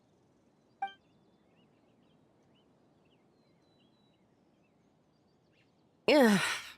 Nothing happened, as expected. It was not even 1 minute. Perhaps the White Horse Adeptus has already heard your prayer. Why not come back here tomorrow and take a look? By then, the seedling you planted may well have grown into a thriving tea tree. Thank you, Tsabai, for trying to comfort me. I do feel better now, kinda. But can't you really do something like that? I'm curious to find out. Oh, it's getting late. Why don't you all stay at my house tonight? My family may be strict with me, but they're always welcoming to guests. That sounds great! Let's get some sleep and then come back here tomorrow to see if our tea baby has grown. You follow the young lady and settle in for the night at the Lu family residence in Shaoling village. You enjoy a quiet night's sleep, and in the morning you return together to the tea garden. An incredible sight awaits you. Oh, the tea tree! Whoa! Your tea baby is all grown up! Indeed, it has grown into a mature tea tree that can stand tall in the face of wind and rain. How is this possible? It must be the work of the White Horse Adeptus. Her prayer must have moved her. Are you sure? Perhaps she heard your prayer and chose to answer the call. She once saved my great-great-great-great-great-grandmother. This time, she saved me. That's incredible! Your family must be blessed by the White Horse Adeptus. I guess so. I need to tell everyone the news right away. They should unground you now, right? They'd better. Since this is the will of the White Horse Adeptus, I don't see how they could object. Go. And if you run into any more trouble, call out to the White Horse Adeptus just like yesterday. She will help you. Thank you so much. Paimon really thought you were going to use adeptal energy to make the tea baby grow, Zabai.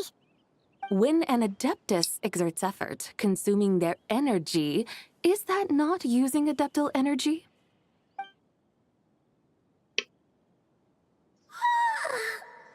All right. What are we doing out here in the middle of the night? We're here to help Lu Xiangxiang fulfill her wish, of course. Can you really make the tea baby grow? It won't be easy, but there are ways.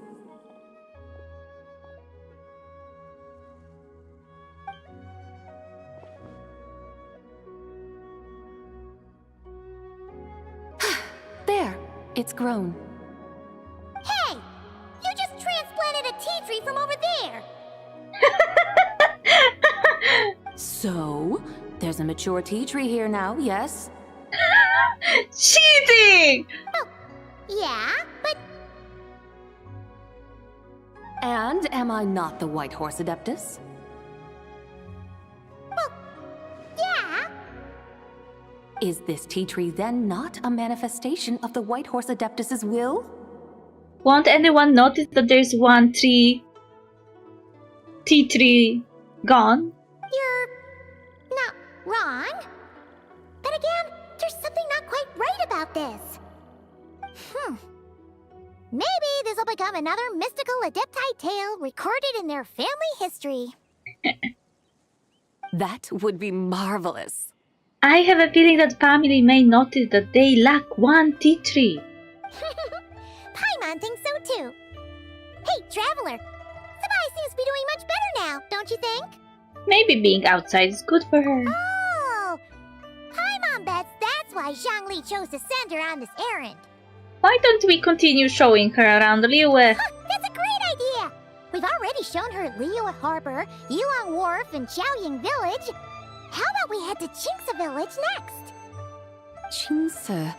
That name sounds familiar. The scenery there is really pretty, too. It's the perfect sightseeing spot. How about we show you around? I must say, I have been mightily impressed by the mountains and waters of Liyue. Please lead the way, my dutiful guides. Alright, let's go!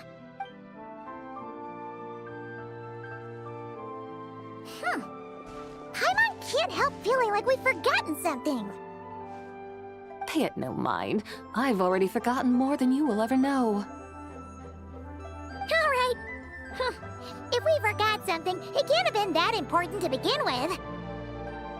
Shinsa Village, here we come! I have a feeling that Lu Xiaoxiang will respond for a mysteriously disappearing tea tree that we did. Her family will definitely notice something is wrong.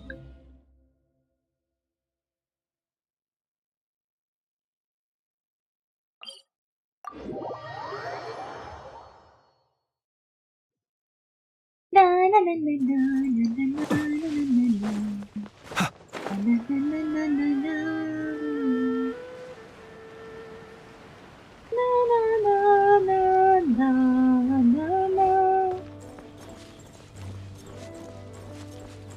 The board just ran away from me. We should plant cucumbers. We should plant canolas! We should plant cucumbers. They're easy to sell. We should plant canolas! The flowers are pretty! What are you arguing about, little ones? We're deciding what to plant in our field once Lantern Rite is over. Yeah. Dad gave us a small plot of land to grow our own crops. He said we can keep all the more we get from selling them. We should plant cucumbers, right? Dad plants cucumbers every year. We should plant canolas! We can press the seeds for oil! It smells good and sells for a good price. Ah, an agricultural debate.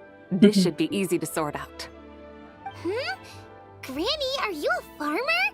Could you tell us what to do? Did she just say Granny? Granny? What did you just call me, you rapscallion? Oh no, the red eyes. Oh no, her eyes are gonna turn red again. It's just... my granny smells really nice, and you smell nice too, so... Lol. Sorry. How about we call you Auntie instead? Auntie? Just call her Big Sis Zubai. Oh, alright. Big Sis Zubai, can you help us decide whether we should grow cucumbers or canolas in our field? You little rascals. Using priceless land like this just for cucumbers and canolas? What a waste of heaven's gifts! Huh? What should we plant instead? With the coming of spring, when all things awaken, the field should be sown with the 5 grains. What are those? The 5 grains are life's staples, the heart of the people's table. I notice the people here mostly eat rice, so that is where you should begin. Based on the local climate and soil, seedlings planted in mid to late spring should produce mature grain within 2 or 3 months. When autumn comes, you can plant a second crop, with time still to harvest it before the first frost. The rice you harvest can be sold at market or kept in your stores. It's a far better choice than cucumbers or canolas. Oh, but Big Sister Zubai, I like canolas. That's no issue. It is unsuitable for continuous cropping in any case. You can rotate it with rice to maximize your yields. After the second rice harvest, around wintertime will be the perfect opportunity to sow their seeds. And when they mature in mid to late spring, you shall be just in time to sow the first rice crop of the year in turn.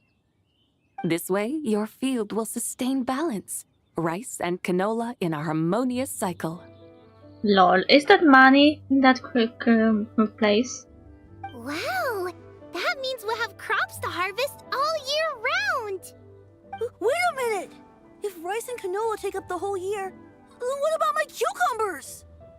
A firefly dares rival the brilliance of the moon? In what twisted universe should cucumbers vie for land with rice? Big Sis Zubai, you're going to hurt Lil Bee's feelings. Auntie hates cucumbers. Oh my god. Stop crying this instant! I meant that cucumbers are simple enough to grow. There's no need to devote a whole field to them.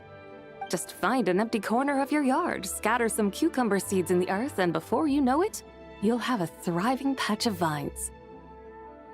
Cucumbers delight in sunlight and moisture, but they suffer in cold weather. If you wish to plant them this early in the year, you should make sure they're protected from frost. Wow. Is it really that simple? Let's hurry home and get started right away! Are you really in that much of a rush? Well, thanks, Big Sis Tsubai, who's fierce but really good at farming. We gotta go! Thanks, Big Sis Tsubai! See you around! Paimon never imagined you'd know so much about farming. What's so strange about that? The people of Longon called me the god of soil and grain. Are the fields not made of soil? Is rice not one of the 5 grains? Huh. That's true. So, if the god of soil and grain is a farming god, that means the White Horse Adeptus must be a farming adeptus, right? When you put it like that, the boy suddenly seems very down to earth. Of course, the god of farming is down to earth. Mind your tongue, impertinent child. How dare you diminish the lofty bearing of an adeptus? Comes with the territory. I am an alien. Hey! You're the one who said the god of soil and grain is all about farming. Enough! It's time for us to take to the skies once more. Join me now. Witness the majesty of mountain, water, and field, and broaden your horizons. Why not? What is this quest even? It's like sightseeing.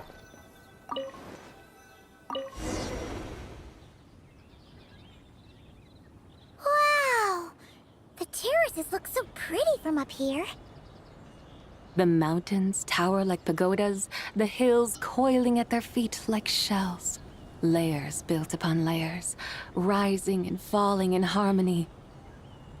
A truly unique and mesmerizing sight. Thinking about it, you have a special connection to this place, you know. A special connection. Yeah! There's a local legend about a white horse leaping from a pure spring to follow Rex Lapis into battle. Don't you remember? You must have been living in seclusion around here. That does sound somewhat familiar. Oh, and if we keep going up this way, we'll reach a super duper spooky spot. You might have a connection to that place too. There's an ancient array that seals away the remains of a fallen god. A god's remains? Yeah! The people of WuWa turned that story into an opera called The Sanctification of Tao Do. Does that ring any bells? Tao Do. Huh. The 7 and 8 gates array. That's right, that's right! You do remember! Puna, the god of the underworld, who could pacify the forces of life and death. Huh? So, Tao Do had another name? Let's go take a look. Flying. Flying randomly.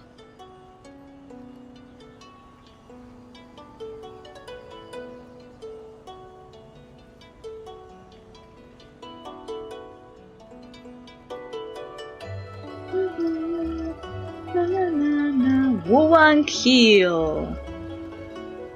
And suddenly it's dark. Whoa! We've arrived at WuWa Hill. The atmosphere just turned spooky. I can't help but feel there's something strange about this friend you haven't seen in ages. Huh? Paimon thought she heard someone's voice. Let's head down and check it out.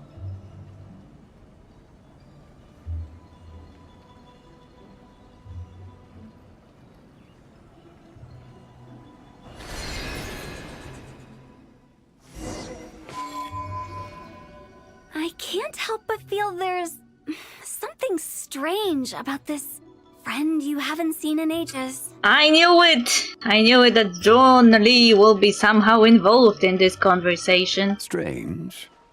Whatever do you mean? Her strangeness defies description. This Miss Zabai is a full-blown enigma, don't you think? I'm afraid I have no idea what you're talking about. You're such a poor liar. Aren't you worried about sending her all the way to Yilong Wharf on her own to buy tea? What if she gets lost? Where there are people, there are paths. Now I'm the one with no clue what you're saying. He means that he was expecting that we will run into Zabai. She can ask for directions. And then what? She will meet strangers in unfamiliar lands, build friendships, part ways. Hers will be a long journey indeed. The further the journey, the more footprints one leaves behind. The deeper those footprints, the harder it is for time to erase them. Ah, so you want her to make new friends. I see. But from what you say, it sounds as though she's not from Liyue. I believe she was not, but perhaps she will be. You're sounding stranger by the second. Huh. Oh, over there. Oh, look who's here. This scene is funny because both Junli and Hu Tao have dark clothes and both, like, three of us have white clothes. Like, it's like...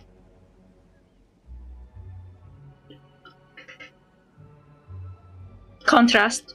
Hu Tao! Zhongli! What are you doing here? Traveler, Paimon, fancy meeting in a place like this. Oh my, and Miss Zabai too. We ran into each other by chance. Sounds like fate to me.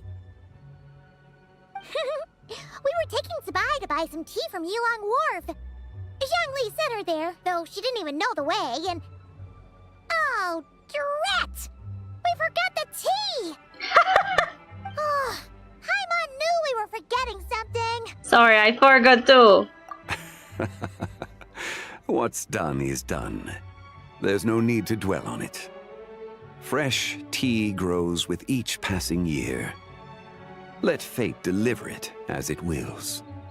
Exactly. You can get tea wherever you go. You're hardly running low now, are you? Paimon feels a lot better now that you've said that. I also forgot that they were supposed to buy tea. Still, I'm a little confused. If you were buying tea, how did you end up all the way out here?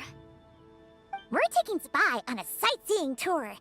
We started at Liyue Harbor, stopped in at Yilong Wharf, went sightseeing around Xiaoying Village, made our way to Qingce Village, and now we're here. Wow, that is quite the itinerary. Yeah, actually, Paimon thinks it's about time we headed back. What are you two doing here, Hu Tao, Junli? I'm here to pay my respects to my ancestors. My dear consultant kindly agreed to join me. It is Lantern Rite, after all. Adepti and ancestors should be venerated alike. Well, last Lantern Rite, you almost died. I have it recorded because I didn't know that the Lantern Rite will have like such important storyline to the general storyline of Teyvat. So I was playing it in off stream, recording it, and now I have to find the time to post it on YouTube or something, but I never have time. Ancestors? Wait, could you be? Are you heir to the Wuwang kid? Or perhaps the lone butterfly of the Crimson Flame? Whoa, have you got all your memories back? Huh? Miss Zabai, you know about the Wangsheng funeral parlor and the 8 adepts? I happened to hear a storyteller expound on the sanctification of Taodo. Lots of people know that story, sure, but very few can discern my family lineage from just a glance. Well, Zhongli, Your friend here really is quite something. Unfortunately, there's no time to dally right now. We have a hill to climb. Perhaps once today is done, we can find time to chat over tea, recite poetry, and admire the moon? That would be wonderful, Director Who. Oh, and before we go, you've been traipsing around all day. I suggest you stop off at the Wangshu Inn on your way back for a good night's rest. Wouldn't do to exhaust yourselves, Thanks for the advice. Don't mention it.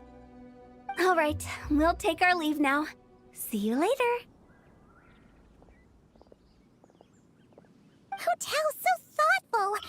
Why don't we follow her advice and stay at the Wangshu Inn tonight? Sabai, you can see the whole of Dihua Marsh from up there. The view's amazing. Plus, you can sample Smiley Yinshao's cooking. Wangshu. An intriguing name. It couldn't hurt to check it out. Awesome! Let's go!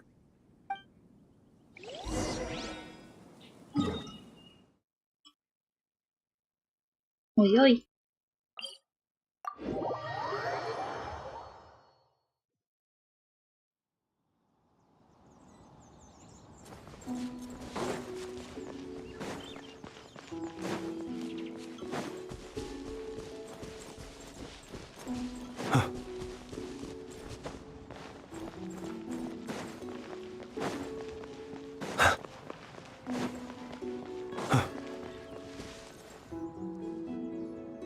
Is that towering structure Wangshu Inn?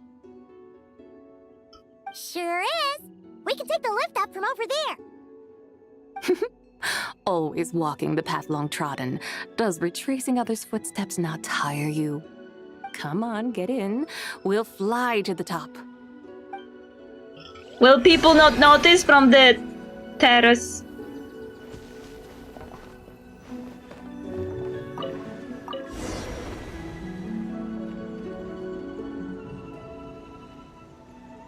Are we really going to fly up to Wangshu Inn? Isn't that a bit showy? All the guests are going to see us. Is that a bad thing? To be able to witness an Adeptus.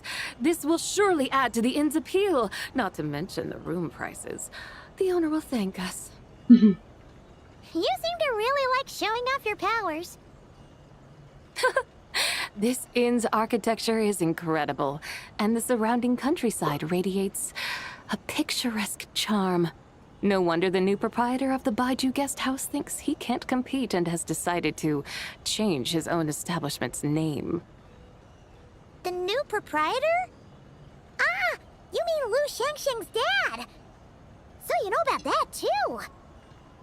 Personally, Paimon thinks it should go with something like Rex's Rest. That's a contender's name if Paimon's ever heard one. A fitting name indeed. So you think the guest house should change its name, too? Paimon kind of thought you'd say something like, such sacrosanct traditions must never change. Time flows ever onward. Why should the rules of yesterday be carried forward into the world of tomorrow? The people of today should determine what is to be kept. Huh. You're not as old-fashioned and stuffy as Paimon thought. The years ebb and flow, seas recede to reveal fields. In the vastness of time, I am but a wild horse in a boundless sea of dust. Even Rex Lapis, having waded through the waters of the river of time, is not quite the same as before. Zhongli? What was he like before?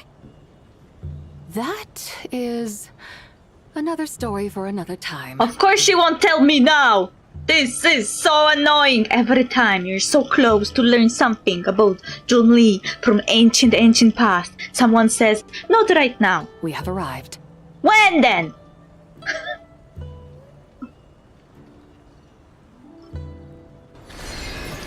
Isn't this Xiao's favorite terrace or something? Whew. This is the first time Paimon's ever flown up to Wangshu Inn on a chariot. Everything's so different when you're up high. Rude indeed! Zhongli himself can't say anything because apparently he is constrained by some ancient contract, but the boy isn't. Tell me right now who he was. I need to know if he was an alien or not. Wangshu. Like moon lanterns and shao lanterns. Might it all be a coincidence? What's a coincidence? Do you not know what Wangshu means? Does it mean the moon? Not bad. You're clearly much sharper than your diminutive companion. Wow, what a diss. Wangshu can refer to the moon, but its original meaning is actually... Oh. The Conqueror of goddess who demons. rides the bright moon's chariot. Conqueror of demons appears to give you etymology of a word. The goddess who rides the bright moon's chariot. And you must be the conqueror of demons. Chow! Paimon was wondering if we disturbed you by flying down from the sky. Not at all. I sensed an unusual presence long before you arrived, though I didn't expect it to be you in a flying chariot. What an entrance. Ah, a witness at last. I was starting to think we should fly a bit lower. 'Twould be awfully dull if no one ends up marveling at my lofty bearing. No need. This is already showy enough. I'm not one to do good from the shadows, as Rex Lapis is wont to do. Did she just diss Shanli? I think she did.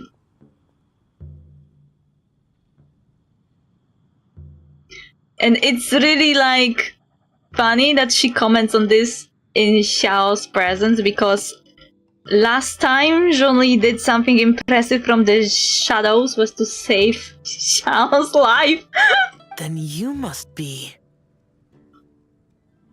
She's the White Horse Adeptus. Oh, nay, I'm only cosplaying as the White Horse Adeptus, in truth. cosplaying. What's that? Ugh, ignore her nonsense. She's a genuine article. The one and only, completely authentic White Horse Adeptus. It's just... Xiao, did Zhongli say anything about her being a teensy bit... not quite right? Mental instability, perhaps? Did Zhongli tell you that? No, this is my own speculation. Wow, they're just rude, casually rude in the presence of the person they're speaking about. Well, you pretty much hit the nail on the head. It's like her brain's filled with a bunch of slimes right now, all gloopy and messy. There's a hot-tempered pyro slime, a math-obsessed hydro slime, and a mischievous little animo slime. But don't tell her Paimon said that, or she'll come and tell us all off. You white-haired rascal! Do you think I can't hear you? Uh-oh!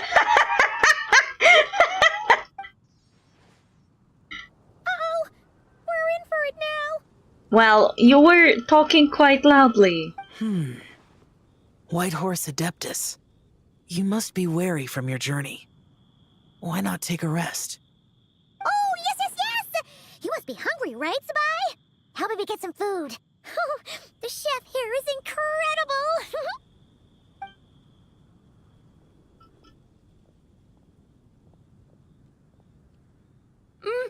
It's so hot! So spicy! It's the second time already that she ate something spicy and started crying. Are you okay? Do you want Paimon to get you some water? Don't worry about me. I just need to pace myself.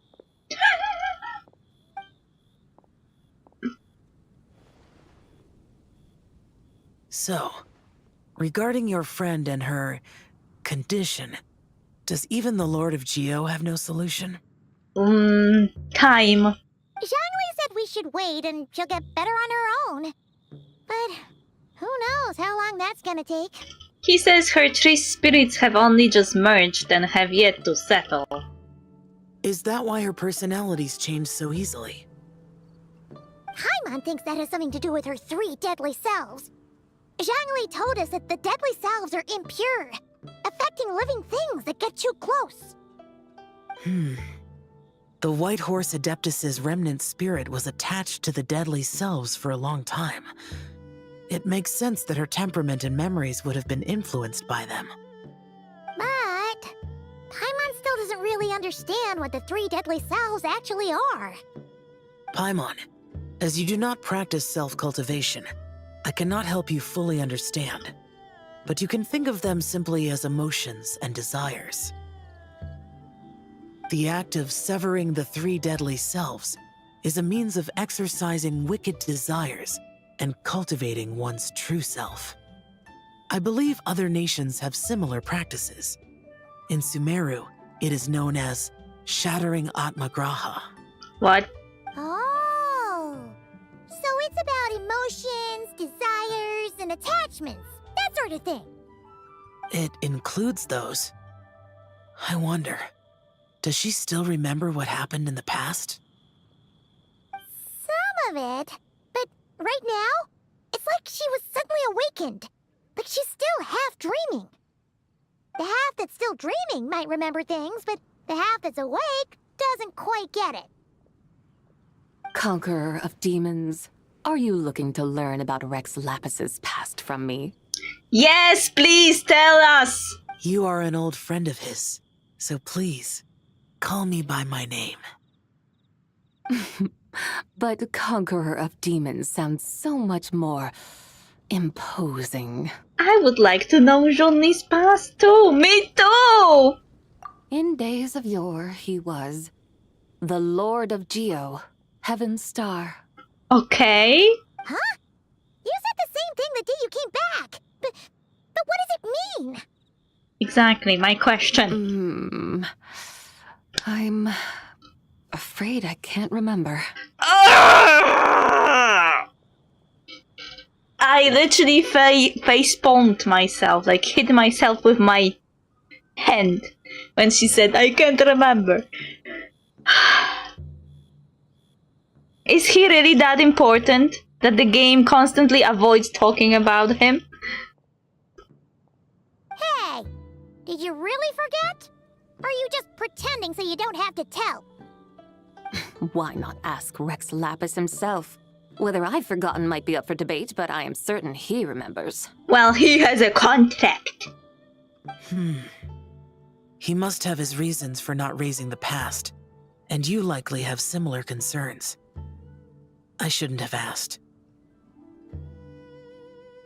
I am now looking into the camera like in the office. I was baited. Here! Fresh Zonly Past! Only on a discount! Buy now!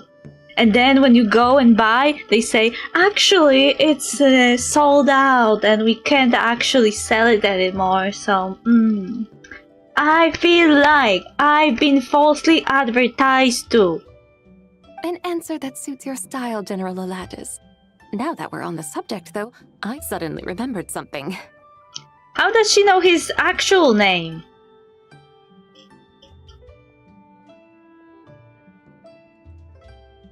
Which is? In the distant past, there was a feast, which I attended. I faintly recall the Lord of Geo also being present that day. Oh! And then? What happened? Among the dishes served, there was one that could be found in every household throughout Langan at the start of spring. A dish called Flavor of Spring. I suddenly remembered the recipe for this dish. Oh, will you give it to me? Is that it?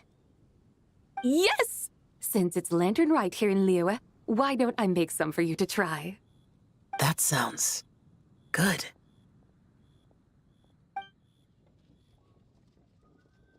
Wow! It might not have been the story Paimon was hoping for, but this looks delicious!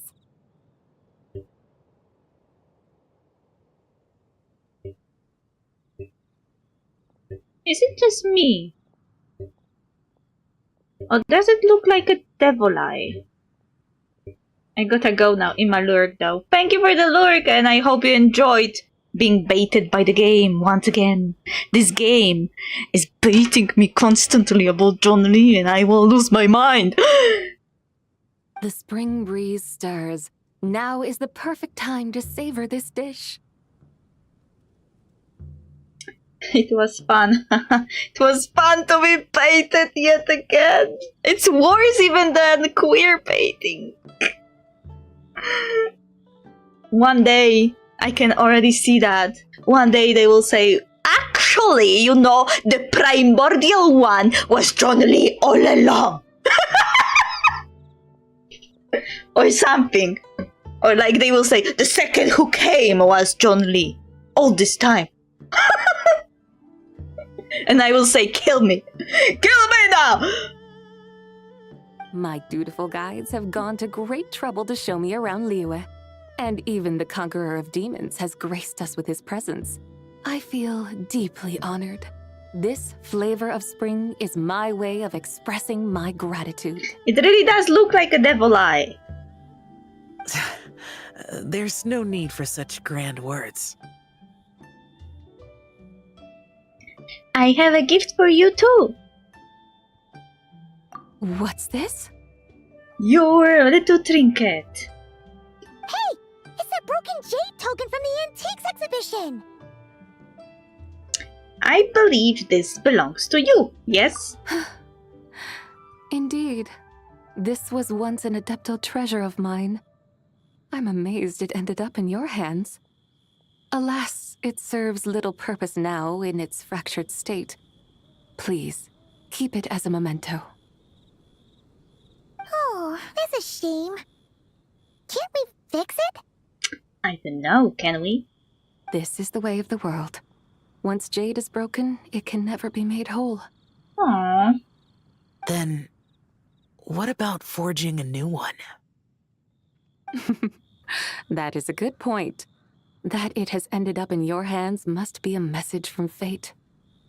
I could try to craft it into a little trinket for you. One that might prove useful on your journey. Ooh! What sort of trinket? Will it be like something that I can equip and use? It's just a passing thought, one that will require the right opportunity. I'll think about it more when the time comes. Now that we've had our fill, we should get some rest. Tomorrow we return to Liyue Harbor, where I'll have need of your guidance once more. I didn't know that this last quest will be so long.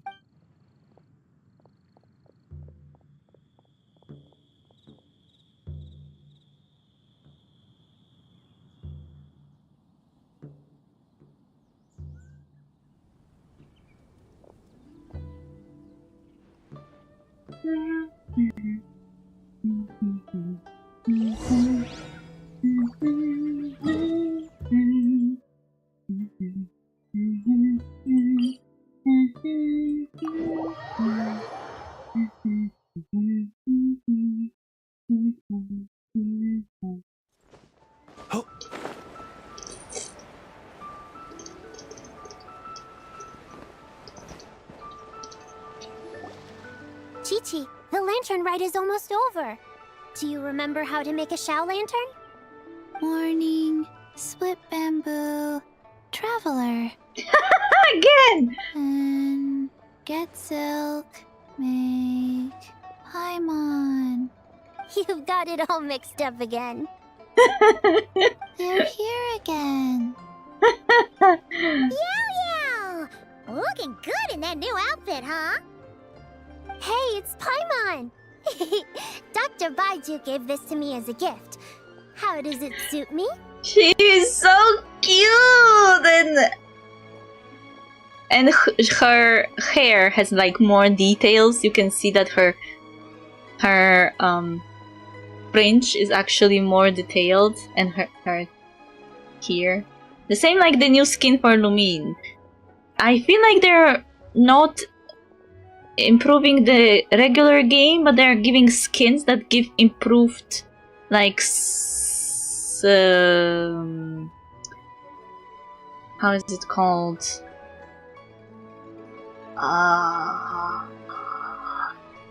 You know, the in-game files.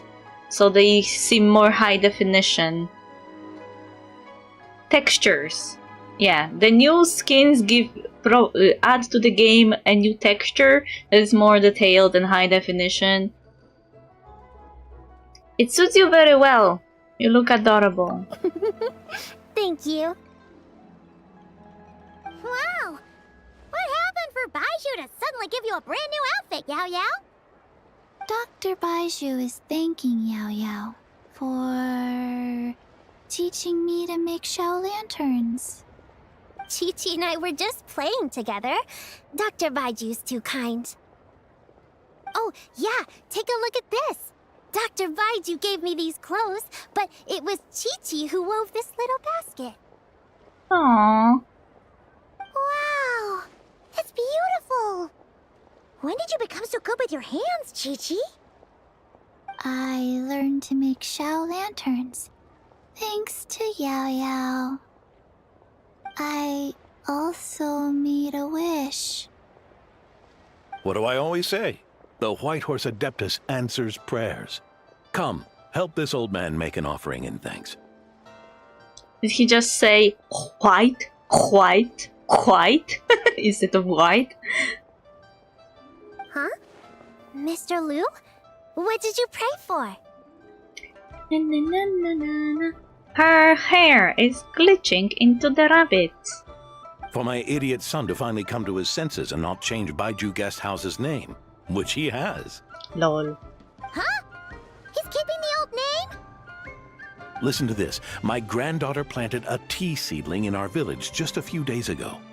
Yeah? She made a prayer to the White Horse Adeptus to help it grow. Overnight, her seedling flourished into a mature tea tree.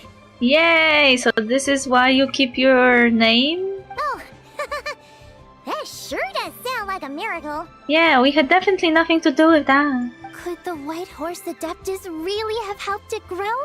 Yeah, well, she cheated. Of course she did. Oh, White Horse Adeptus, how blessed is our family over whom you keep watch. Truly, this is an extraordinary miracle. You must record it in your family history without delay. Lol. Of course. Huh? Is that you, Miss Zibai? Indeed. I have a long-term booking at your guest house. Yes, I recall. Mr. Zhongli said to charge your expenses to the Wangsheng funeral parlor, if I remember correctly. Aha, okay. Another person leeching out Hu Tao's money. That's Young Li. Always making trouble for poor Hu Tao. Lol. I noticed when you were here last that you bear a striking resemblance to the pictures of the White Horse Adeptus in my family history. You both have golden eyes. So those are her natural eyes. Perhaps fate has had a hand in our meeting. And a glad meeting it is, Miss Zibai. Now why don't I gift you some tea from my garden to celebrate this encounter? We grow Sunglaw tea there, and it has quite the reputation throughout Yilong Wharf. I hope you will accept it. So we, in the end, didn't even have to buy it. We just got it for free anyway. Oh! Sunglaw, buy 10 boxes, get half off teas. Back on the menu. Buy 10 boxes, get half off? Don't be silly. This is a gift. It's free. Woohoo! Nice! Thank you so much, Boss Lu. Just like John Lee said, the tea found us anyway. There's no need to thank me. You're a visitor from out of town, which makes you an honored guest. Make yourself at home. Lantern Rite may have ended, but the streets are still bustling with activity. Make sure to take everything in, meet some new friends, and enjoy your time here. And that goes for you kids as well. Happy Lantern Rite. Got it, Mr. Liu. Happy Lantern Rite. Yeah! Happy Lantern Rite, everyone! Happy Lantern Rite indeed. And the end. Epilogue complete. That was a very long epilogue. Oh, we got the recite.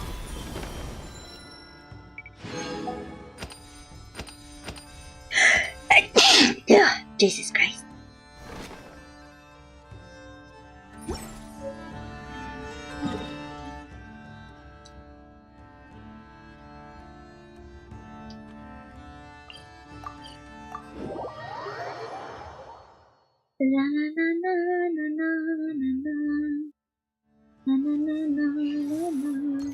Add Astro.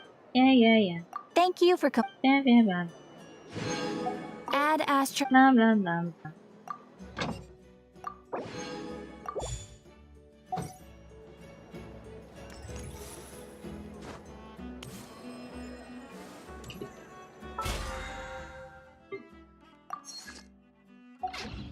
Okay.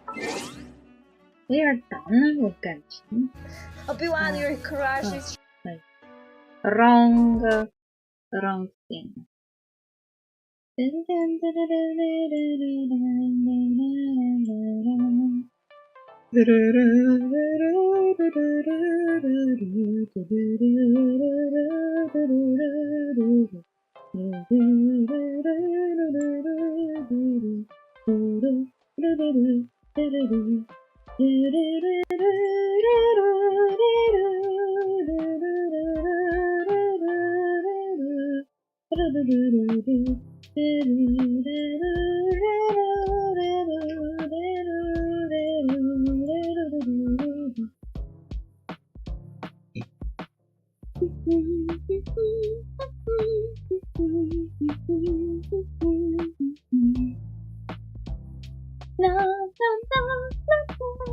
I don't know if we won't have to by any chance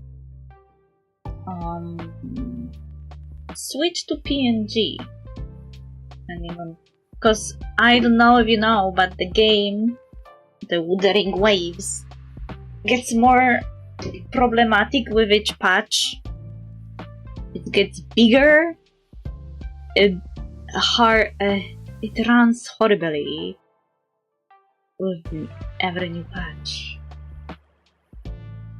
Because optimization is horrible!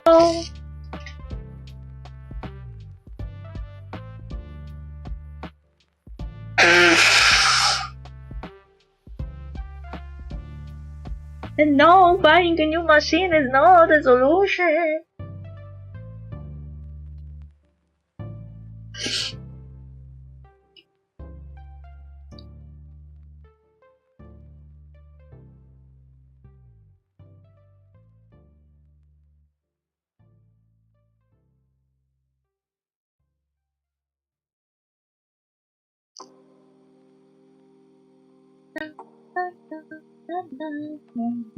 Kitty, since when are you on the window?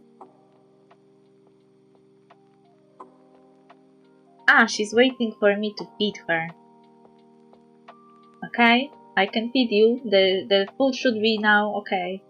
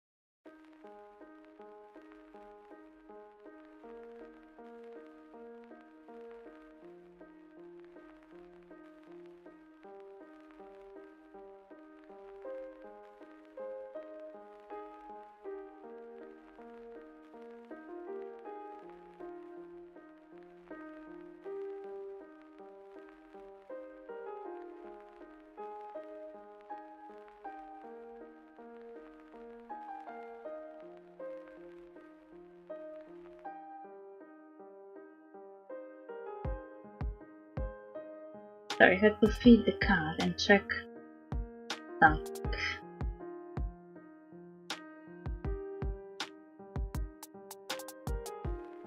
Oh wait, I didn't switch to the break, even though I wanted to, because I enabled the studio mode. Okay, and never mind. In any case, I was feeding the cat. Now, I don't know how the game will accept us. we won't have to switch to the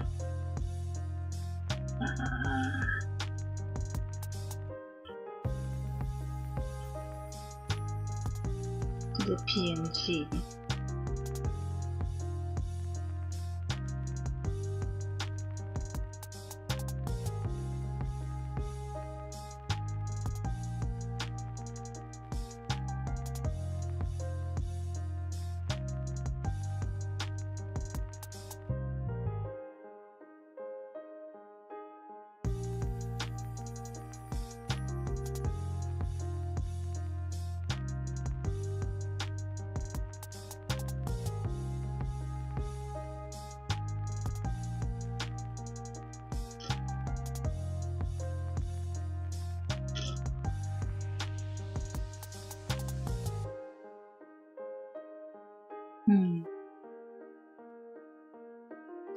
Processor is at 60, but if something in the game happens, I'm pretty sure it might jump to 100.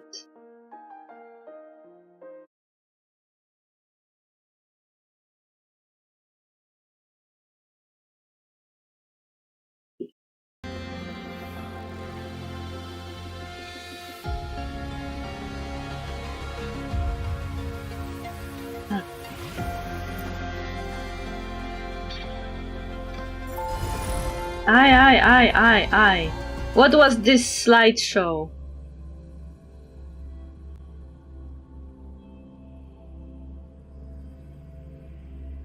That was not the game. That was the slideshow.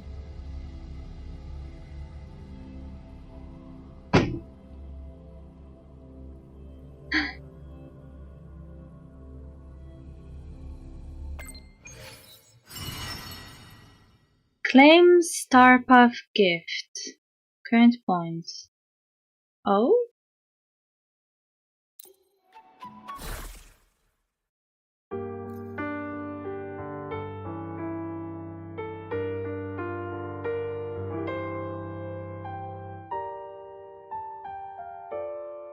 Okay.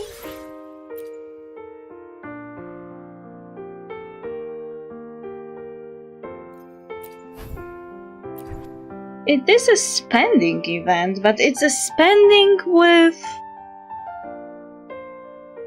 logons, getting 5 stars, and trophy journey points. I didn't even know I actually gathered so much. Oh.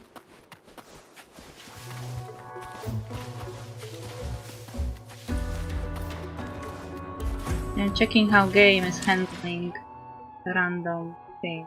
Right. Processor is on 70, 85. Efficiency above all.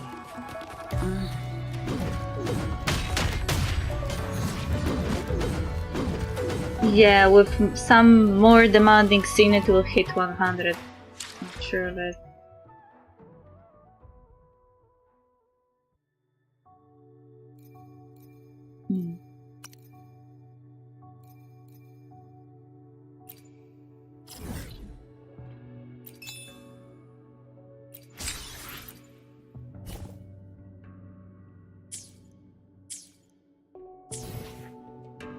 Na na na na na na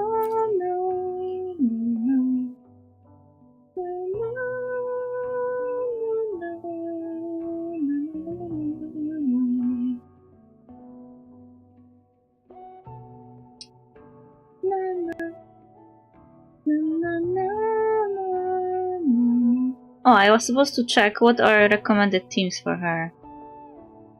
Oh. Recommended team is of course Linny and Mornie, but there are alternatives.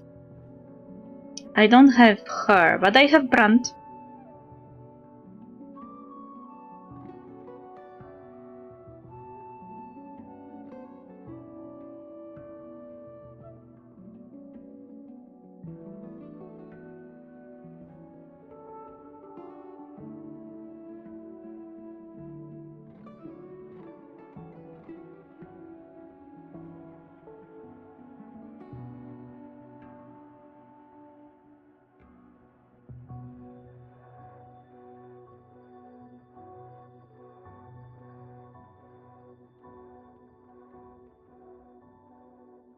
But Mornie needs Lupa.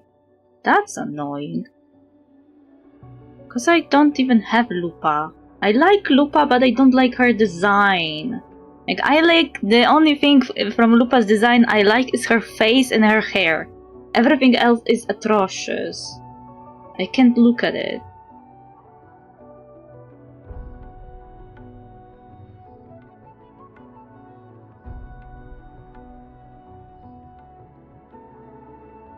Oh, it looks like the team I am running on Changli is actually a proper team.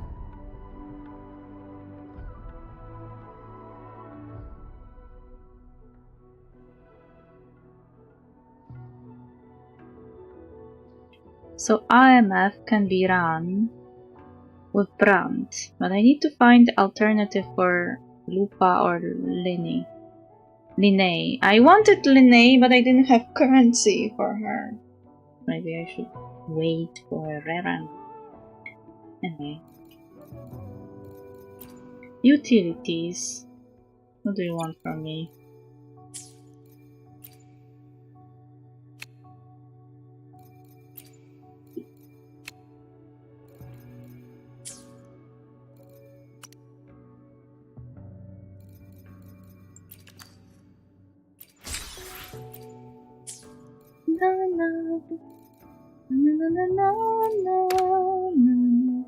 Starters Academy Affairs System.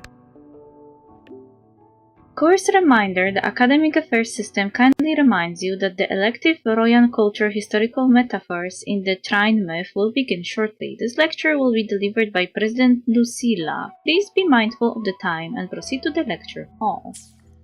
Cool. Okay.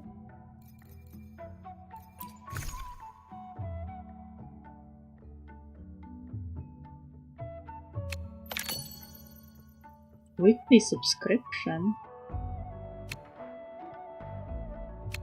Moonlit Path.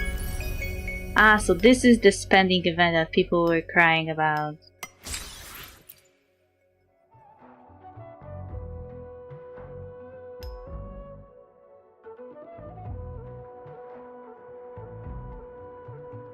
No, I don't think so. I don't... Is it a spending event?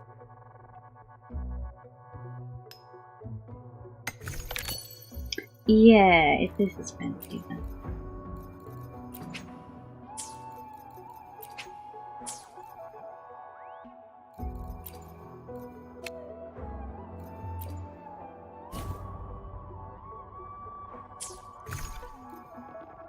So those are also to buy.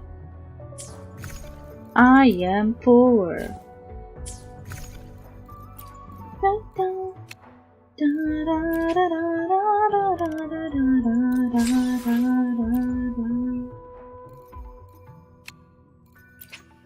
I have 76.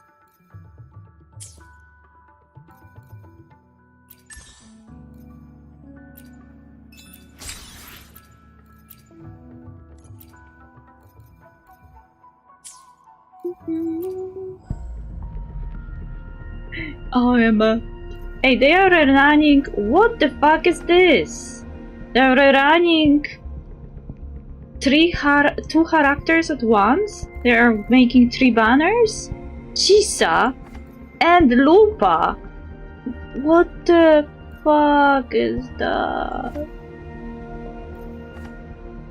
I feel personally attacked.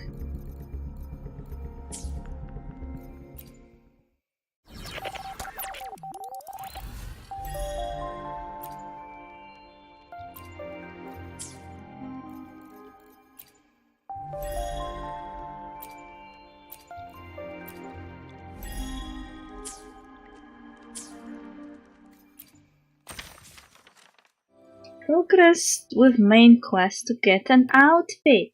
Okay, I will.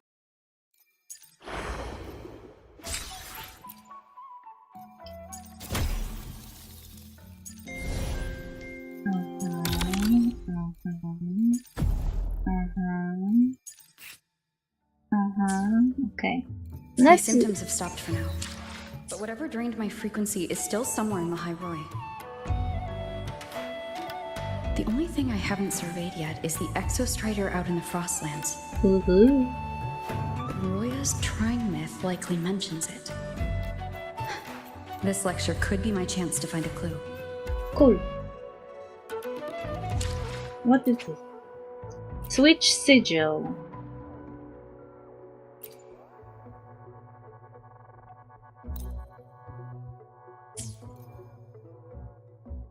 Okay, are you happy now? I switched it. Where are we going?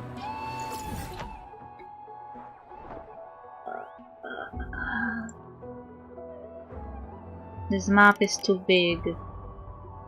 Save me, someone, please.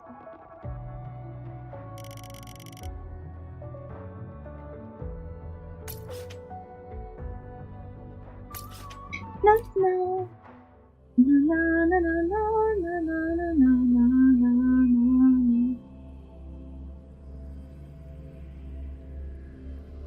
Na, na, na, na, na, na, na, na, na, na.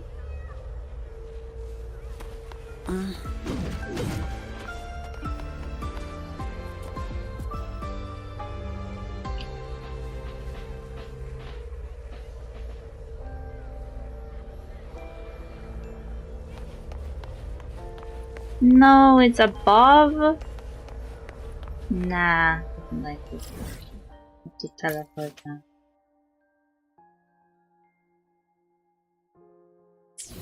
I need to find.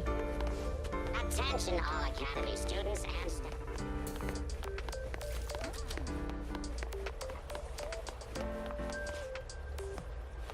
The closest elevator. The game is laggy. You can see it, I can see it. That's not optimal.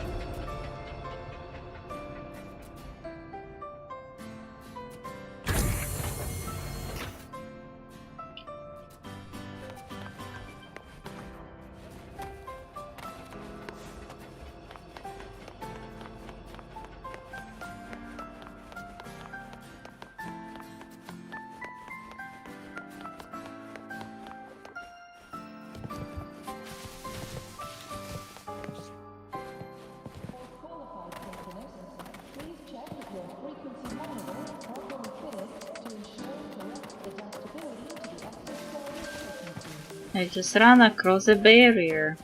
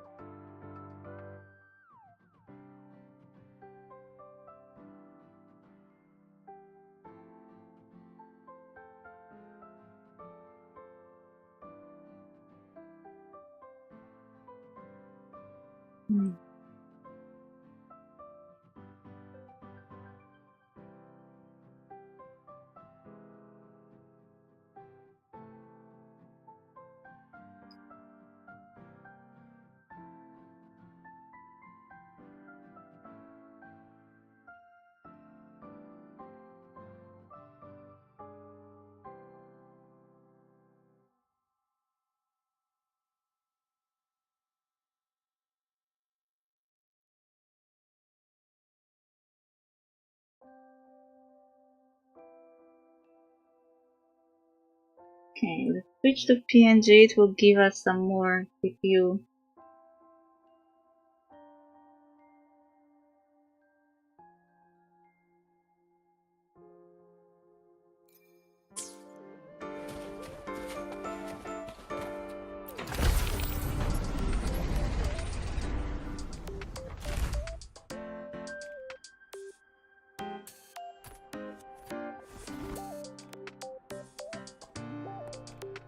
Oh, who's that?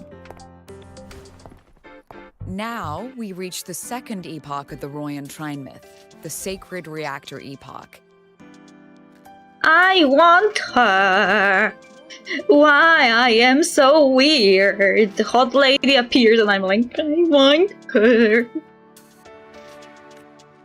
After Baldur, the sun's incarnation, had sealed the foreign divinity Huthrungur, the Frostlands fell into an endless dream. Assistant Navora, would you continue?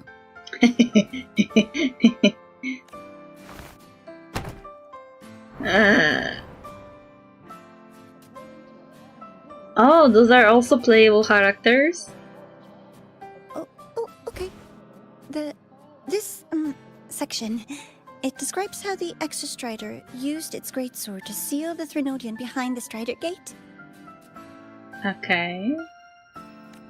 The records say both the Exostrider and the Threnodian traveled through the Strider Gate to reach Lahai Roy. Their battle was fierce. The Threnodian pushed the Exostrider to the brink of defeat.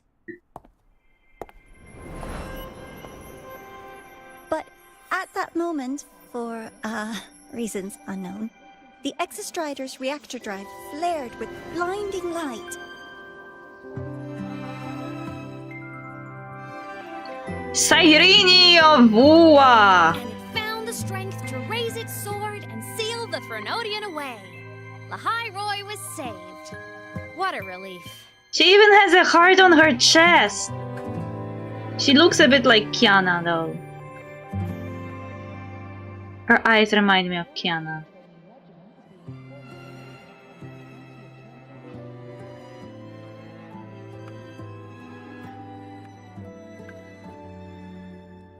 Hi.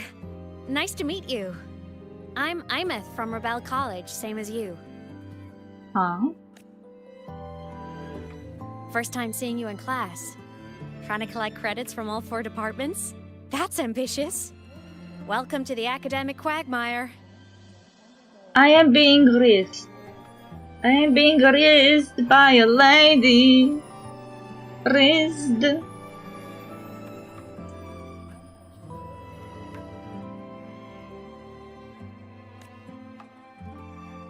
Imeth, I've been looking for you. I never got the chance to thank you.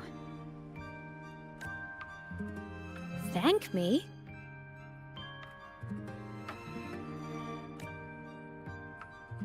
The day the Eye of the Threnodian appeared, you drove it back and saved me.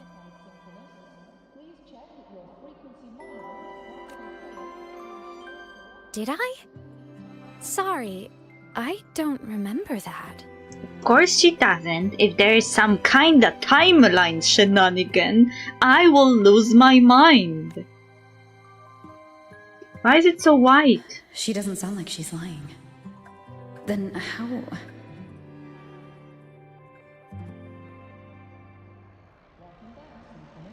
A synchronist. A freshman.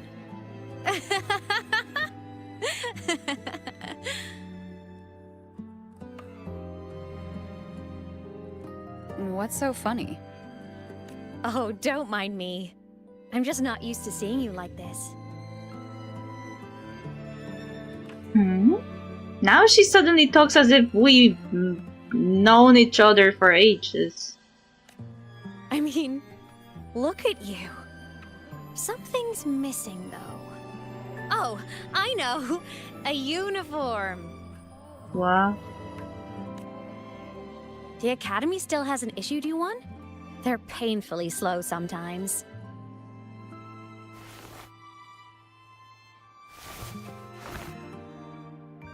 Imeth?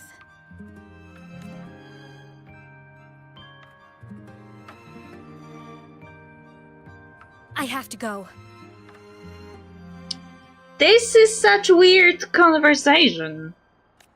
It's all over the place. Gotta run, Professor!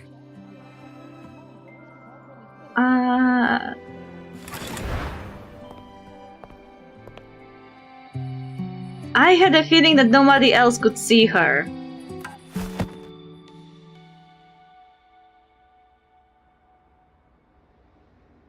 Rover, let's try to channel that enthusiasm into listening.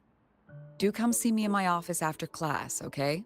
LOL, nobody saw her!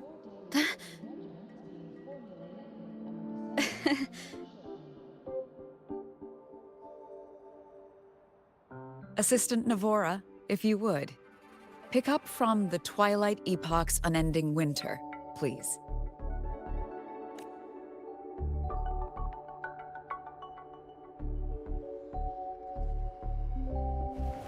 But I want the blue-haired lady. I want the blue-haired lady. I want.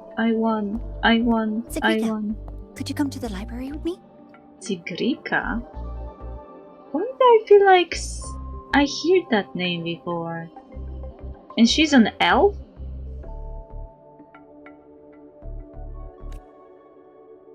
Okay. Hey, did you notice the new student? The one who kept talking to herself during class. Ha, so they heard me talking, but they didn't see to whom I was talking.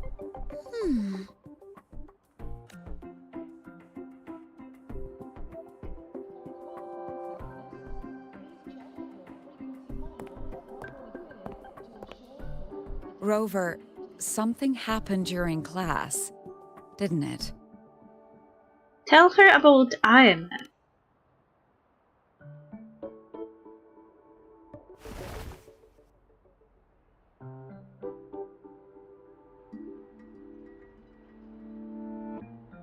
So a girl named Imeth just got up and left the lecture hall.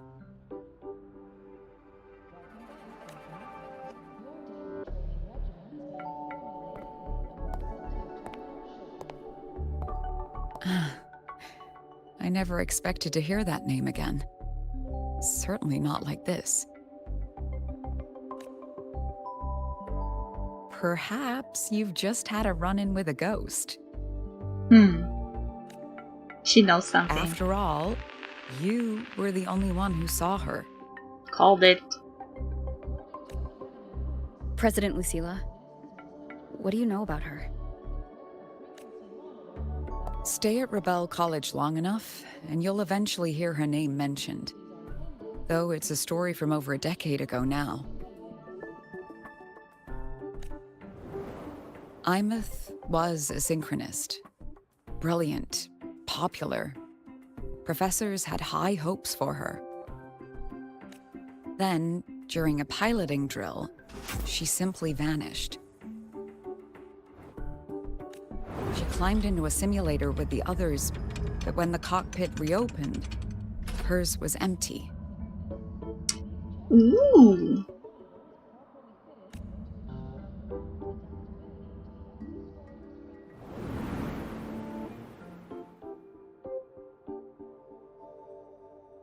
Intrigued?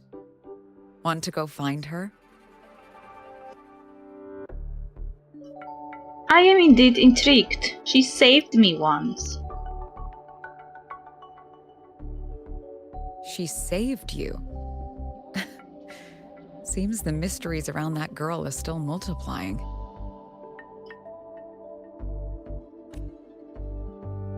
To see someone who vanished years ago, presumed dead, lingering around the academy, a figment of your imagination, or is there more to it? I'm very curious to find out. She disappeared from the Synchrolink training grounds. The very cockpit she vanished from is still there.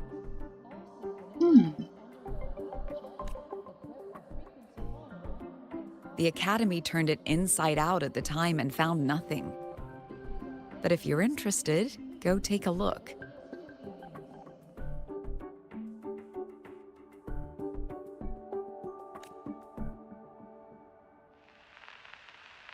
I expect you'll dig up some new surprises for us.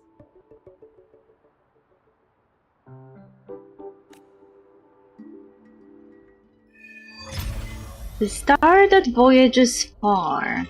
Told you it's Irenia of WuWa.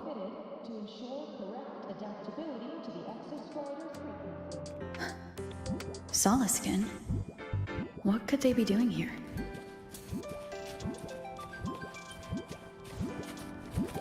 Solaskin. It's headed straight for the Synchrolinc training grounds.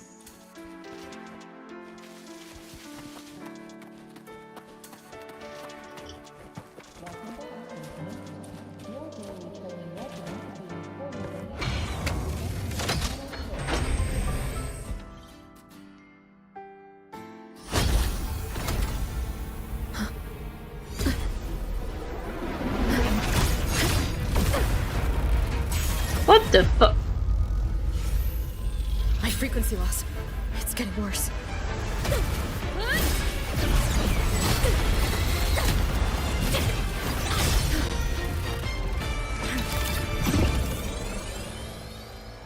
Who is that? And where did you come from?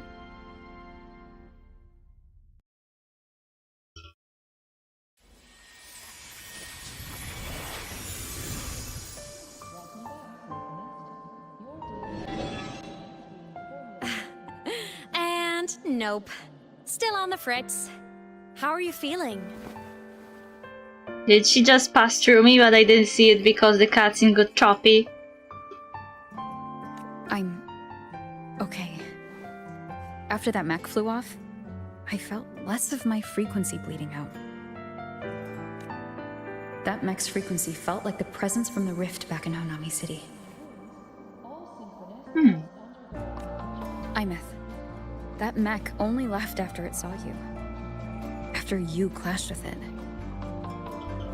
That's twice you've saved me. Each time I'm left with more questions than answers. They say you're the Exostrider Synchronist who's been missing for over 10 years. And your hand back there.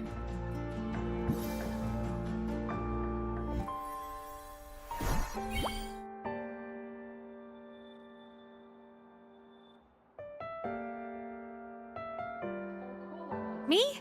I'm not the Exostrider Synchronist now. I'm its Resonator. What? I just died first. Call me a digital ghost. She died! Told you she's Cyrenia of WuWa, she's Alicia of WuWa.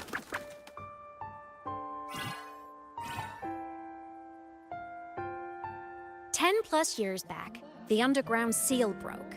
The Threnodian on the other side of the Strider Gate was about to swallow Lahai Roy. And you were chosen? I was still a student.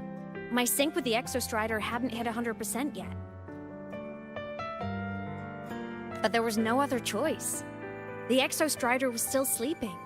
So I had to do something unorthodox. So you overclocked yourself to try to resonate with it? Yup. Impressive, right? I woke the big guy up. If only for a second. The seal held. The crisis averted. Everyone I cared about, they made it out okay. But it was too much for me. My body couldn't take it and got totally torn apart. Wow, that sounds painful. So yeah, I died. But I'm still here, just floating around. I've been a little invisible. Well, a lot invisible. To everyone until you. Why am I the only one who can see you? I couldn't see you before.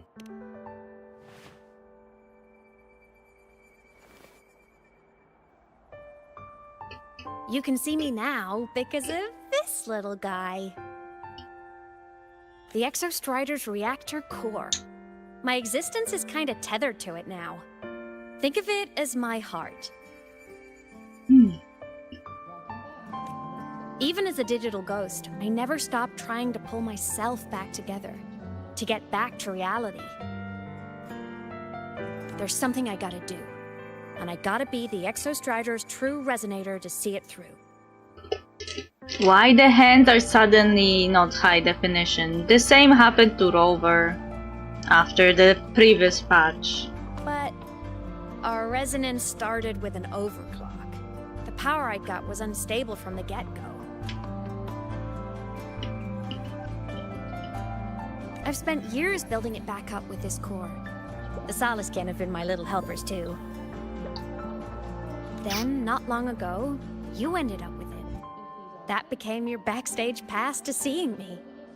How did I end up with it? I don't remember getting it from anyone. Not long ago. You mean when the reactor drive fell? Bingo! Since then, the core has become energy stored inside you. Oh. This is the first time I managed to make it solid. Took me a bit to figure out the trick.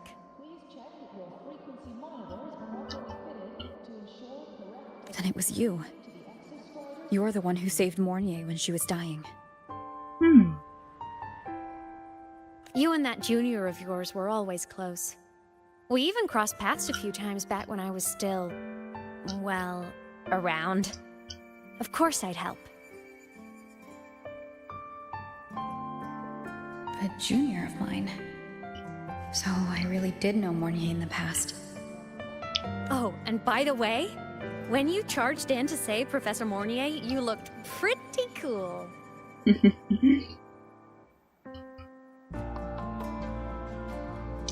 You saw all that?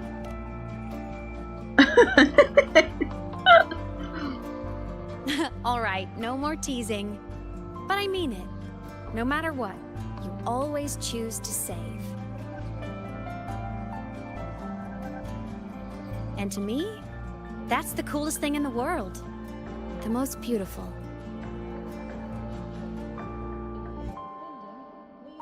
Anyway, back to business.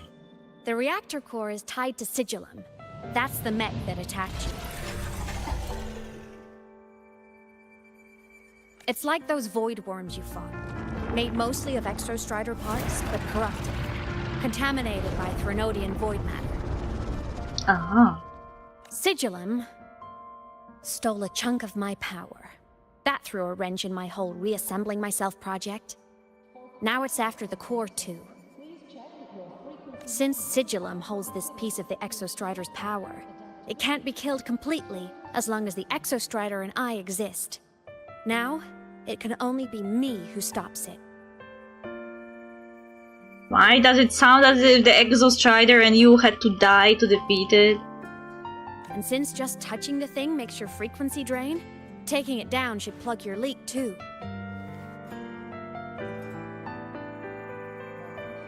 Plus, I get my power back.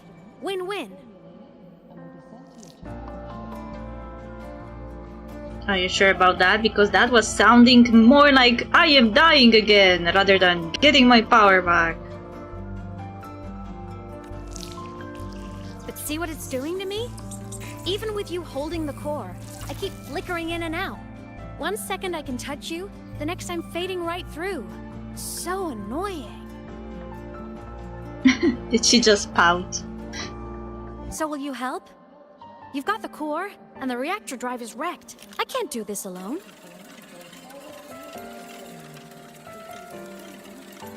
Also, I've noticed, when the core is in your hand, it runs faster. I can tell you're leaving a few things out, Imeth. How? Still, you helped me and a lot of people in the High Roy. That's enough for me to trust you. What do you need me to do? Existence is the imprint life leaves behind. Being remembered, talked about, and seen. All the places I went when I was alive bear those imprints. The core's running lets me find and record those frequencies.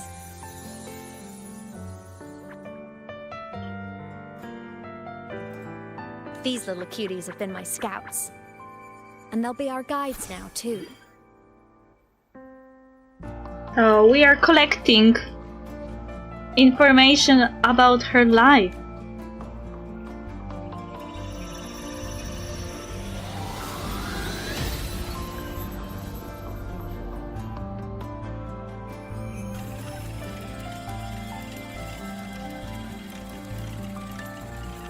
again, Pretty Cyrene. easy, huh? All you gotta do is carry the core and follow our lead. I'll do it. Alrighty. Thanks in advance, study buddy.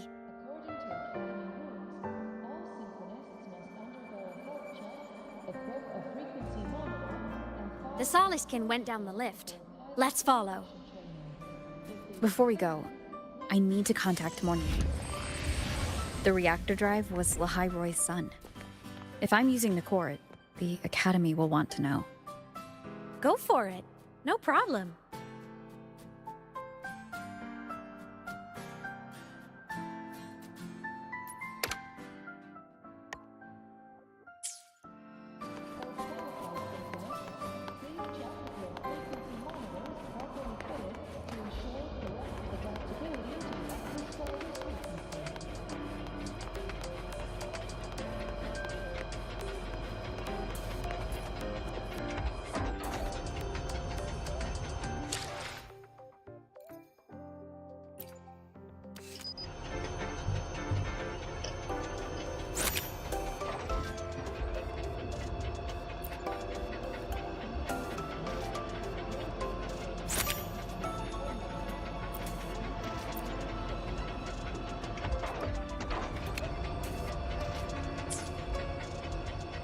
Do it again!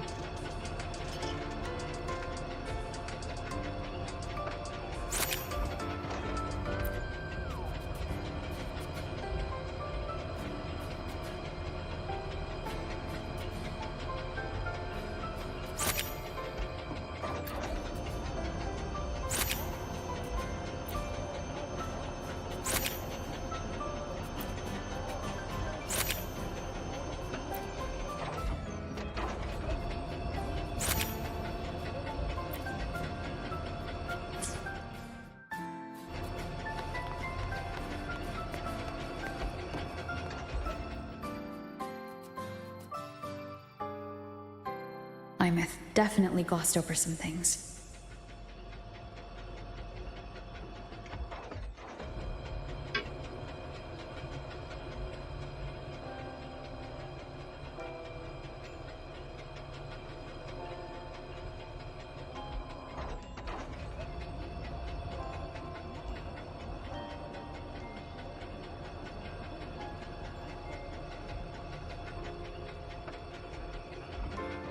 Something in my laptop is making a weird sound.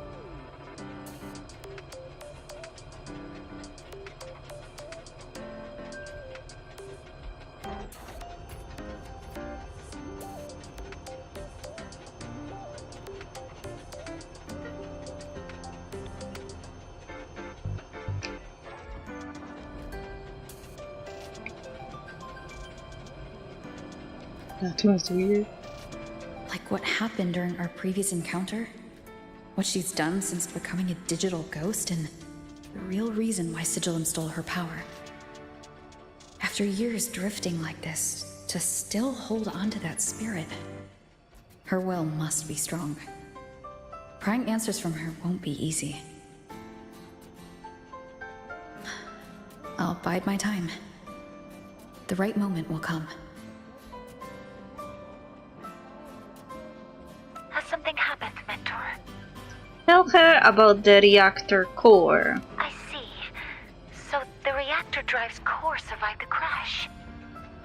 It must be the key to reactivating the Exostrider. Of course, then the official stance is that it be returned. Star Torch Academy and the Roya would both agree on that. But as you said, curiosity from the Institute is inevitable. Mornier? Oi oi. It cut off. My. Already caused a stir in the training grounds. Color me impressed. Lol. I'll have people clean up the aftermath. You can carry on as you see fit. You were monitoring my comms with Mornier?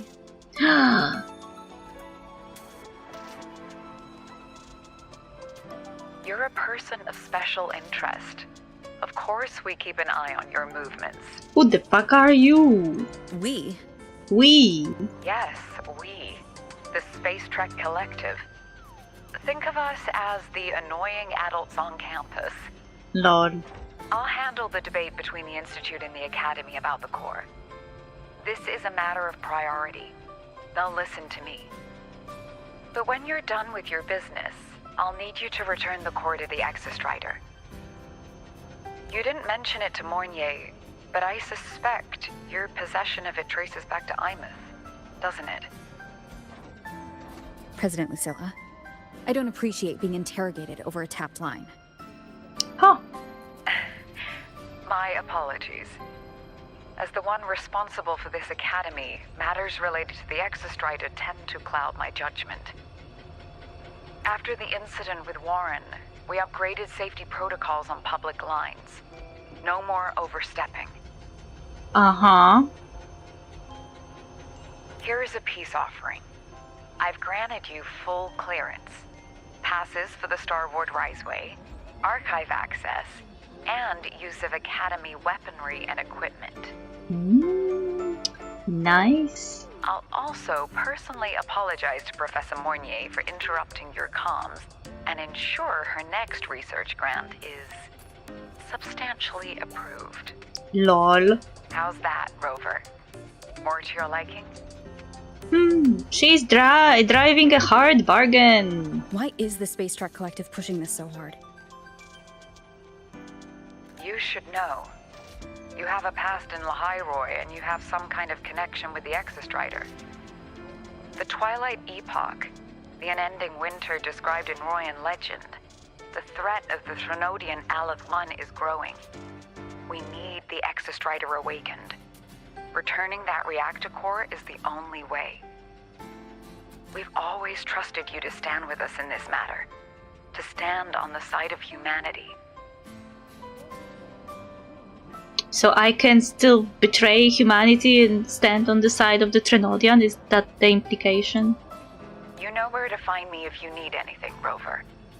And my door is always open if you just want to talk.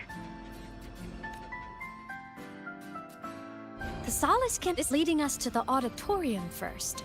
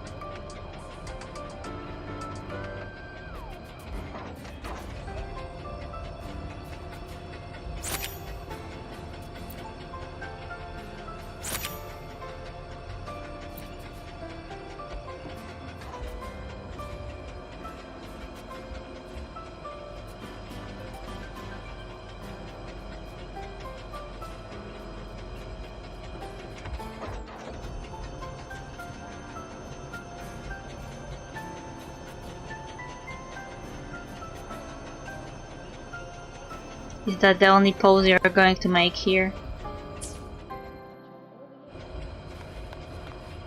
The new solar celebration is almost here. I wonder what they'll put on this time. By then, exams will be over, and we'll finally get a long break. Ah, vacation. What's not to look forward to?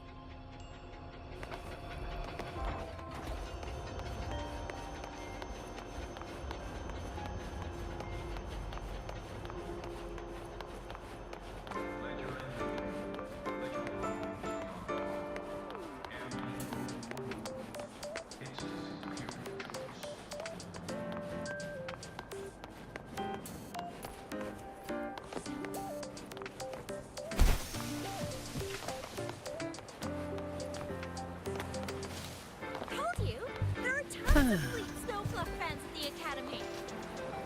Just hope the fan meeting goes smoothly and everyone has fun.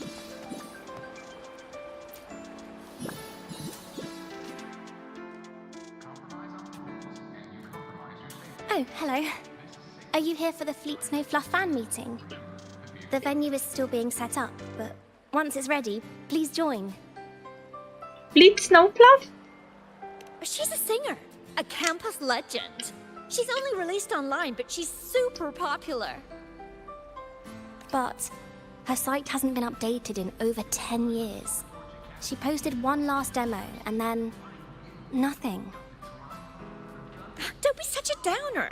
Maybe she just graduated and moved on to bigger things. Probably never showed her face to keep her life private. Doesn't matter. We still have her music.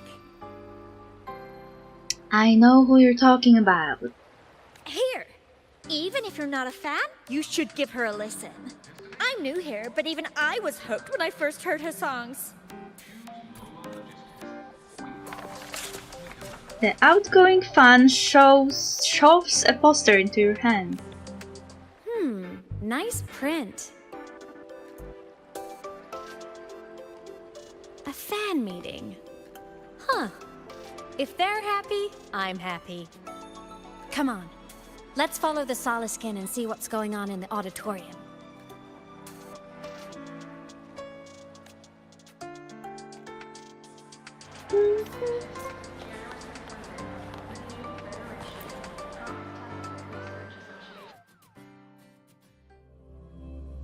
Oi, oi, oi, oi, oi.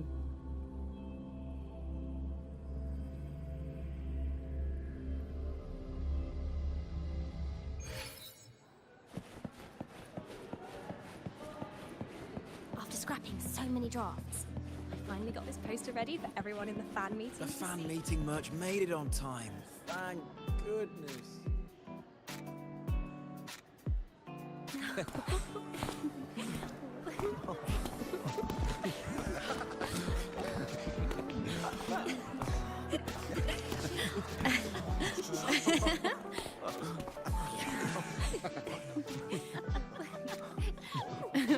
What?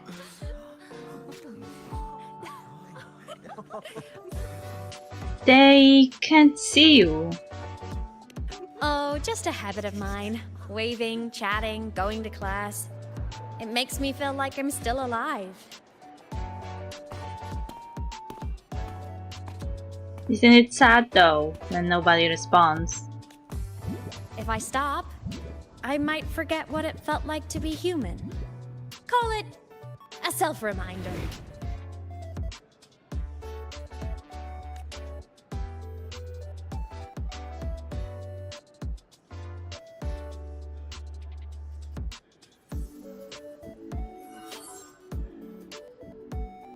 Fleet Snowfluff? Yep, that's me. But don't say my alias out loud. It's embarrassing. So you weren't just a synchronist. You had a whole other life here. Just one of my many hobbies. I was into photography, gaming, movie nights with friends.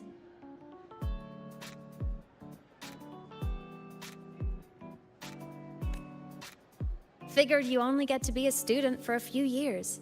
And I wasn't the ambitious researcher type. I wanted to soak it all up while I could. I tried a little bit of everything. I just wanted a happy, carefree life.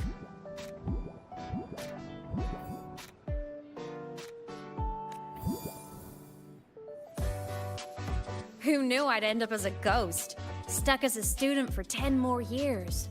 How awful is that? Wait, does this mean I'm never gonna graduate?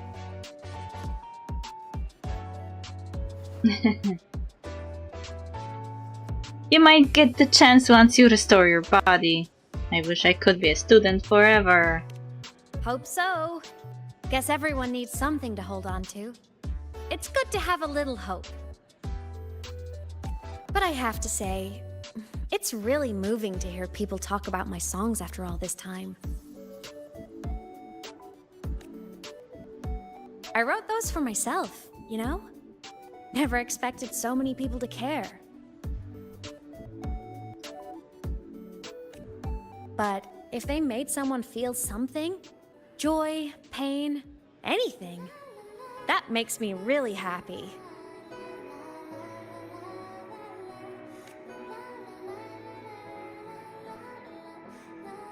Hey, listen. Hear that song playing in the auditorium? That's the unfinished demo I left on my site. What a shame. I really should have finished that before the training run. Now it's my little musical epitaph.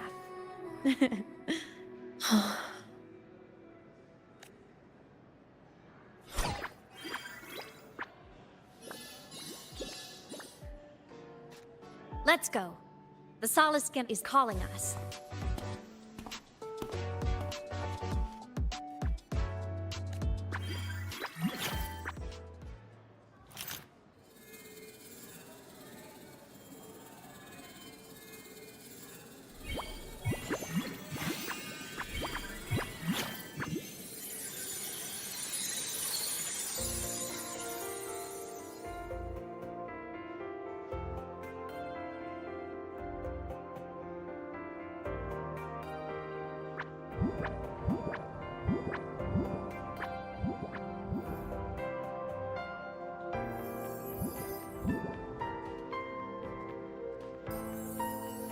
Is that the student rep from Rebel College?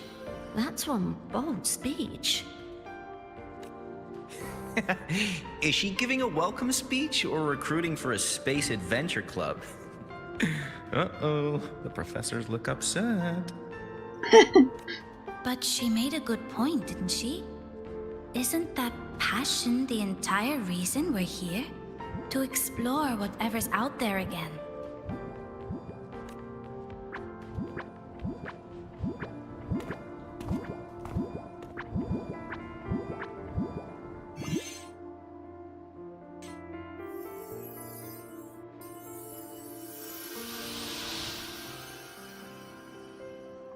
I'm a rite. I remember her sync test scores were off the charts. We might be looking at this year's prime Exostrider candidate. Don't be so sure. Heard about her extracurriculars. Put nicely, she's quite the dabbler. Put bluntly, she doesn't take anything seriously. Aww. Bath mouthing. Potential is still potential. She's brilliant. She just needs guidance.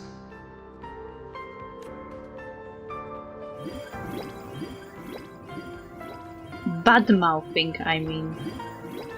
Oh, rolly, rolly, rolly, roll. Let the baby rolly, rolly, rolly, rolly, roll.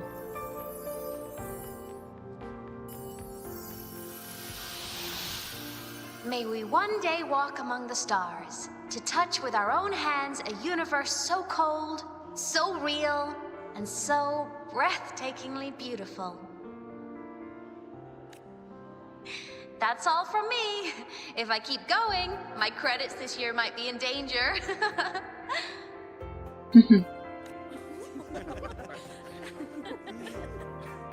This guy on the side didn't know. It's an amazing feeling to be here at Star Torch Academy, and to know I'll be sharing this journey into the great unknown with all of you. As a student, I can't wait to start this new chapter of my life. There's just one thing missing today. I wish my family could be here in the crowd to hear this. So, to her, I want to say, I'm doing great. And I'm happy. Everything is just as you hoped it would be. So please, don't worry about me.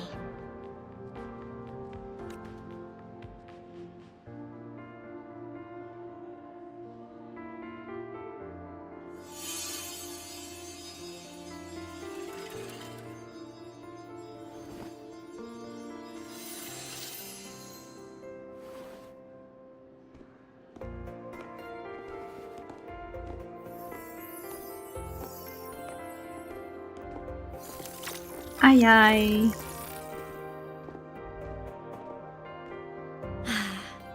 Looking back, I really do miss those days. Star Torch Academy is a nice place, I mean, I caused my fair share of trouble, but the professors never turned me away from lectures. You saved Lahairoi, Imith. But you paid for it with your future. And no one even knows. Do you feel lonely? Do you feel regret?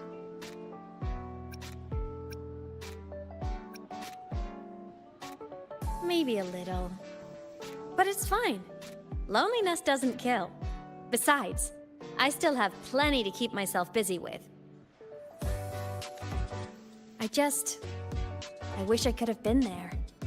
At graduation. To hug my friends and wish them all the happiness in the world. Another person who missed their graduation.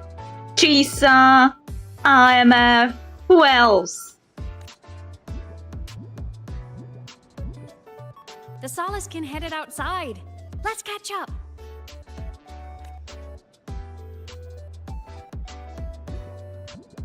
If it's leaving the campus, it's probably going to the Frostlands. Right, we'll need to take the Starward Riseway.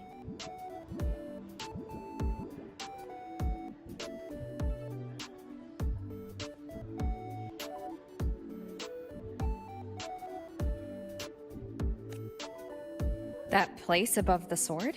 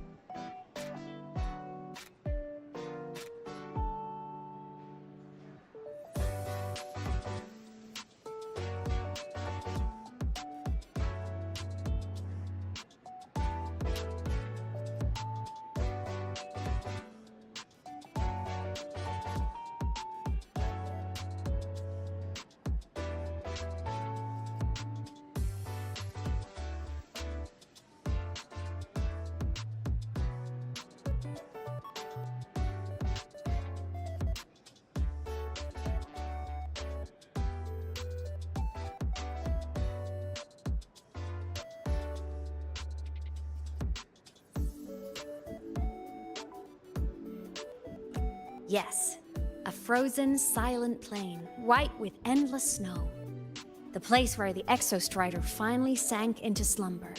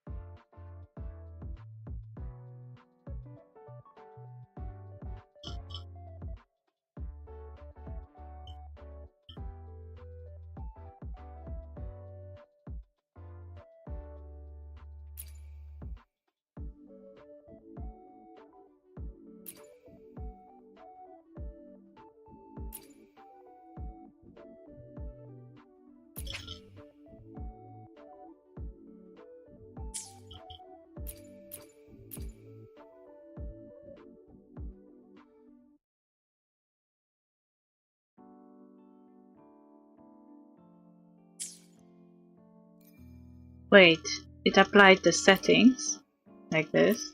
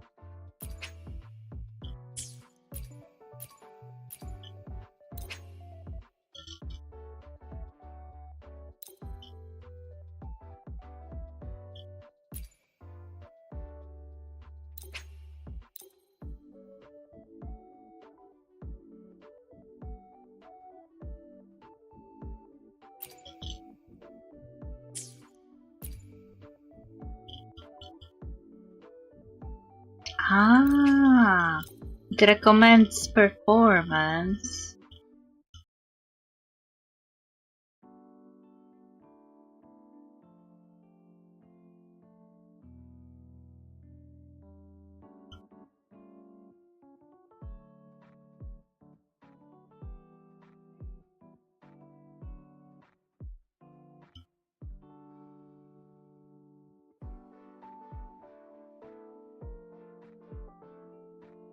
Why is recommended 45?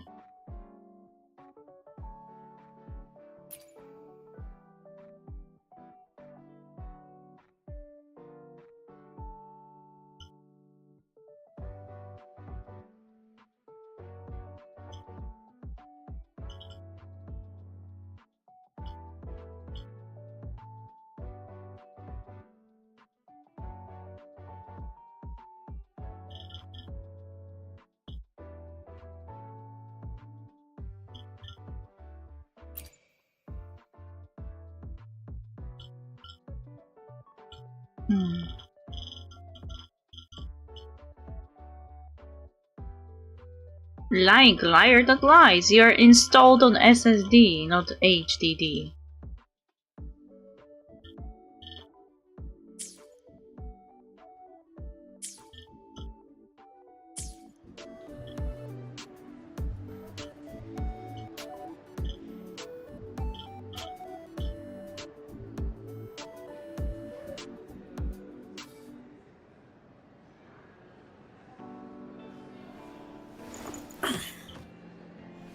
All right. Where are we off to next?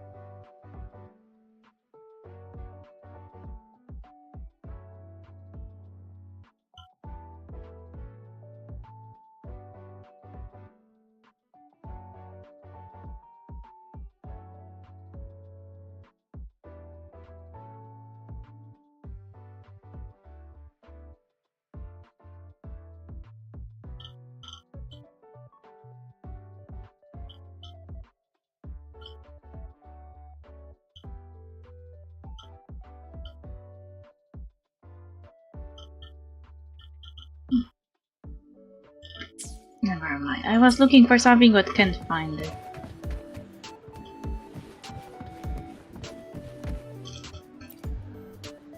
Our next stop is the Starward Riseway. Are you ready?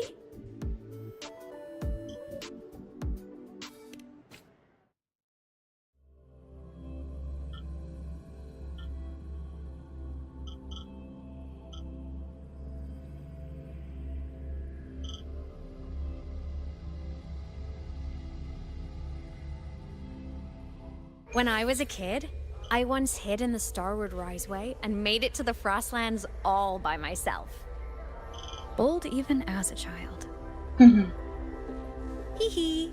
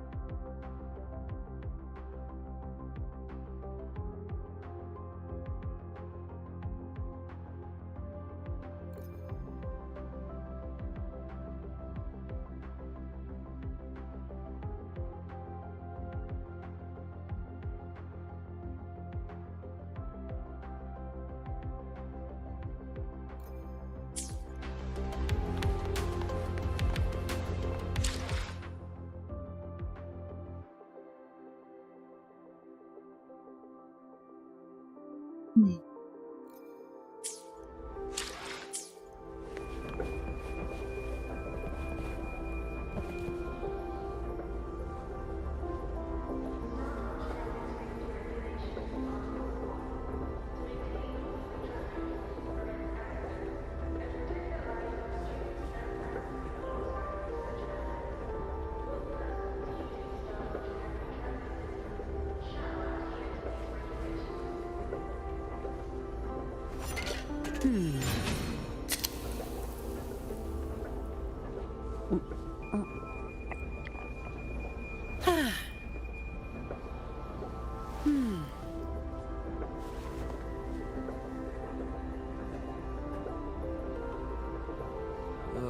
hope we don't run into bad weather again, like the last time. Everyone confirm you've got everything. Relax. Packed more than enough supplies for this Frostlands field trip.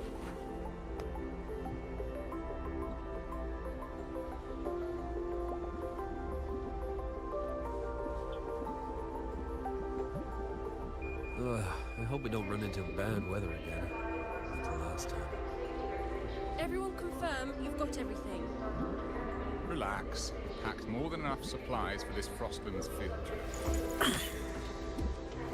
All right. Where are we off to next?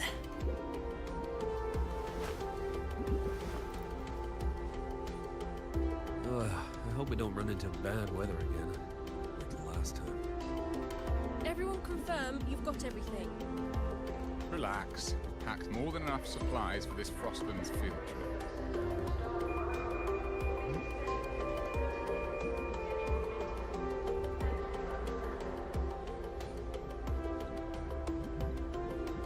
I hope we don't run into bad weather again, like the last time. Everyone confirm All right. you've got everything. Where are we off to next? Relax. Packed more than enough supplies for this Frostlands field trip.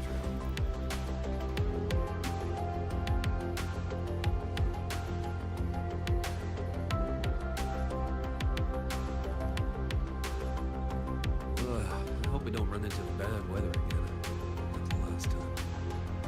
Everyone confirm you've got everything. Relax. Packed more than enough supplies for this Frostlands field trip.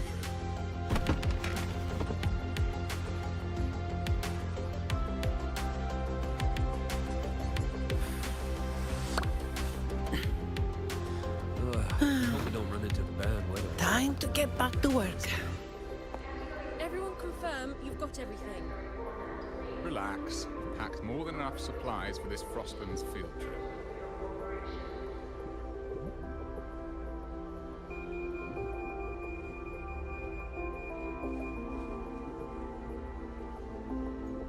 I hope we don't run into bad weather again, like the last time. Everyone confirm you've got everything.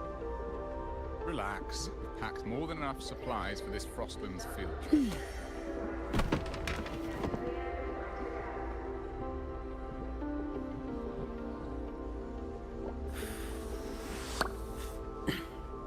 I hope we don't run into bad weather again. Time to get back to work.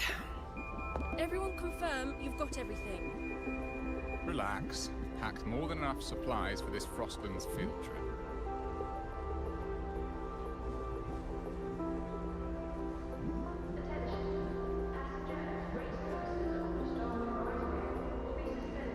I hope we don't run into bad weather again, like the last time. Everyone confirm you've got everything. Relax. Packed more than enough supplies for this Frostlands. All right. Where are we off to next?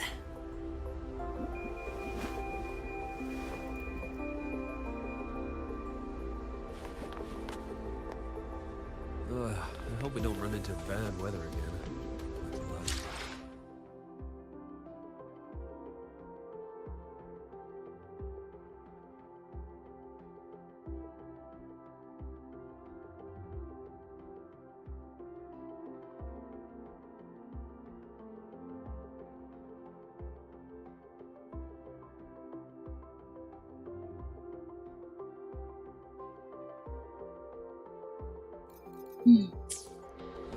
I hope we don't run into bad weather again, like the last time. Everyone confirm you've got everything. Relax. Packed more than enough.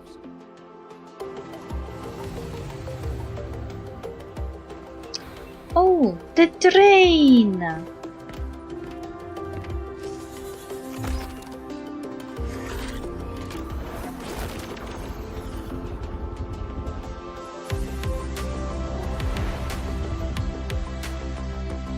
Yay! Into space!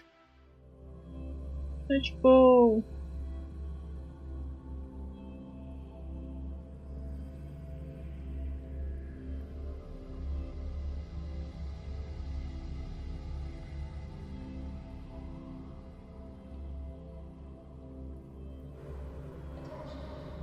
Have you got your thermal jacket on? Be extra careful. Oi, oi. Processor just hit 100 per second.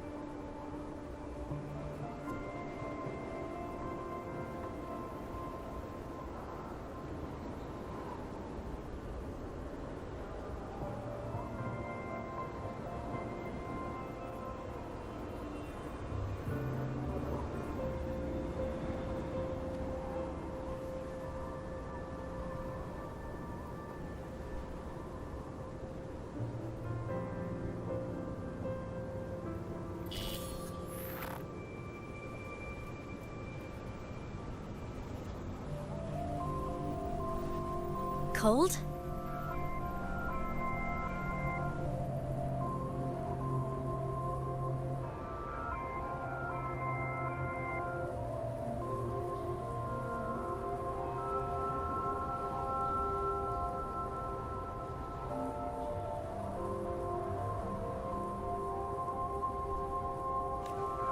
I'm fine. What about you? Between you and me, ghosts can't feel the cold. True. I am completely not clothed for this temperature. I will freeze to death. The snow. It's so beautiful.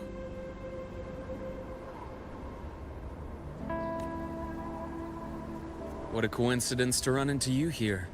This is a pleasant surprise. Is this my dead husband coming back to life? It's Dr. Luke.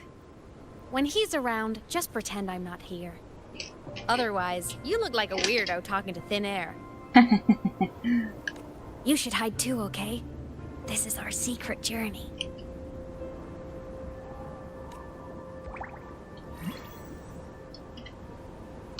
You know him?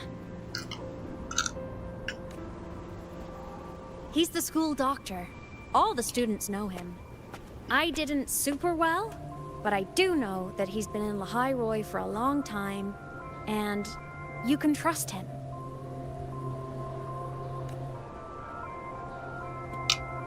You came to the Frostlands for the Exostrider? Probably.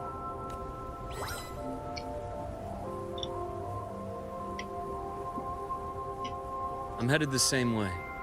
I've got to check in on some researchers stationed out here on long-term fieldwork.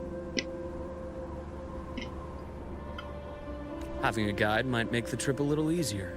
What do you say?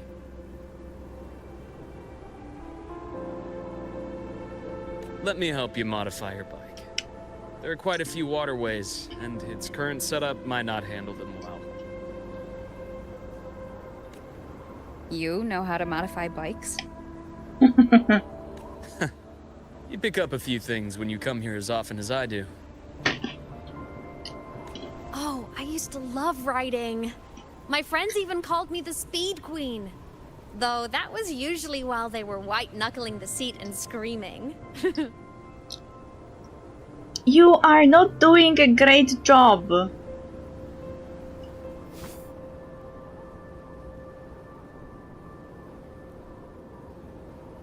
What is this thingy?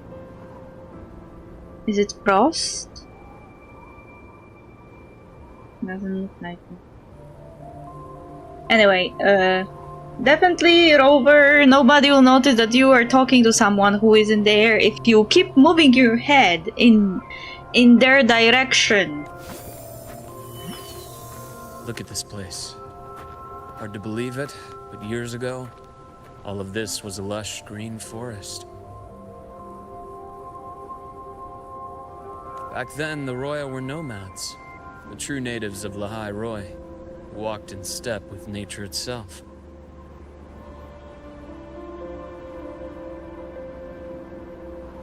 What happened to those? Is it how they should move?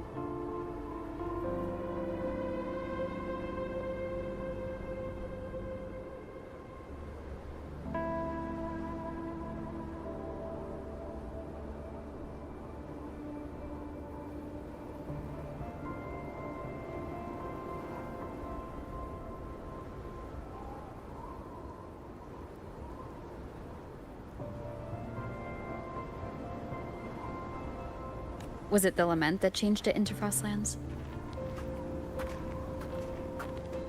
Yes. It triggered a magnetic pole shift. From then on, Lahai Roy became the new pole.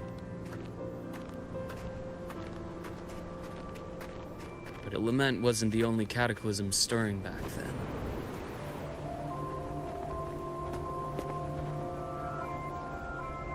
In the past, we had already reached the stars. But at some point, the etheric sea spread to cover all of Solaris.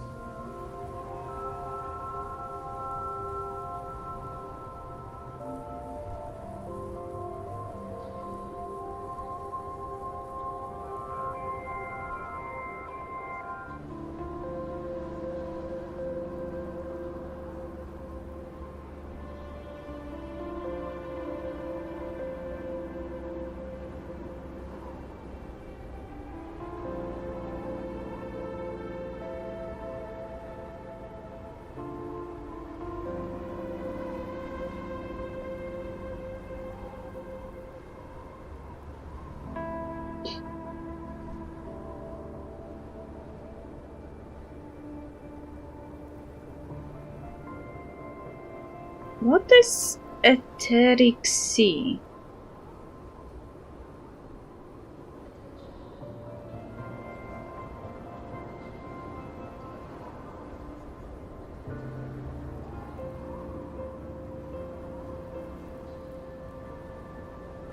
From that moment on, the universe locked its doors. We couldn't verify whether the sky above us was real or just a reflection. countless spacecraft were lost. Our space exploration programs were abandoned, and space became out of reach. But times have changed. Since its founding, the goal of Star Torch Academy has been to use the Exostrider to explore space, whether through the Etheric Sea or the Strider Gate. I understand the Etheric Sea part, but the Strider Gate? You know Lahai-Roy's history. Both the Exostrider and the Thnodian first came to Solaris through the Strider Gate. The Academy has its theories, but here are two you might find interesting. The Strider Gate is a gateway to outer space, and Aleph 1 is a Thnodian alien to Solaris. Ooh. An outer space gateway, you say? With a gateway like that, of course we want to open it. But to pass through, you must awaken the Exostrider and be prepared to face Aleph 1 head-on. I've long believed that Aleph 1 poses a far greater threat beyond void storms and void worms. With other Thnodians, we can at least glean clues of their nature from their places of origin and the civilizations they emerge from. But Aleph 1... our knowledge remains blank. So many dream of being the Voyager who returns from the stars, the first to walk the cosmos once more. But in all these years, no one has succeeded. The Etheric Sea phenomenon cast us into isolation, but it also gave birth to all our dreams of what could lie beyond. And those dreams are still alive today. Mm-hmm.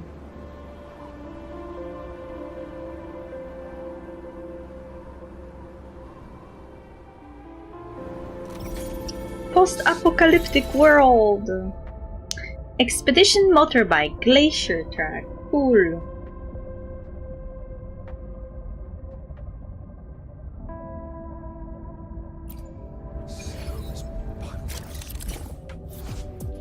Bum, bum, bum, bum, bum, bum, bum, bum, bum. Bum, bum, bum, bum, bada, bum, bum, bum, bum, bum.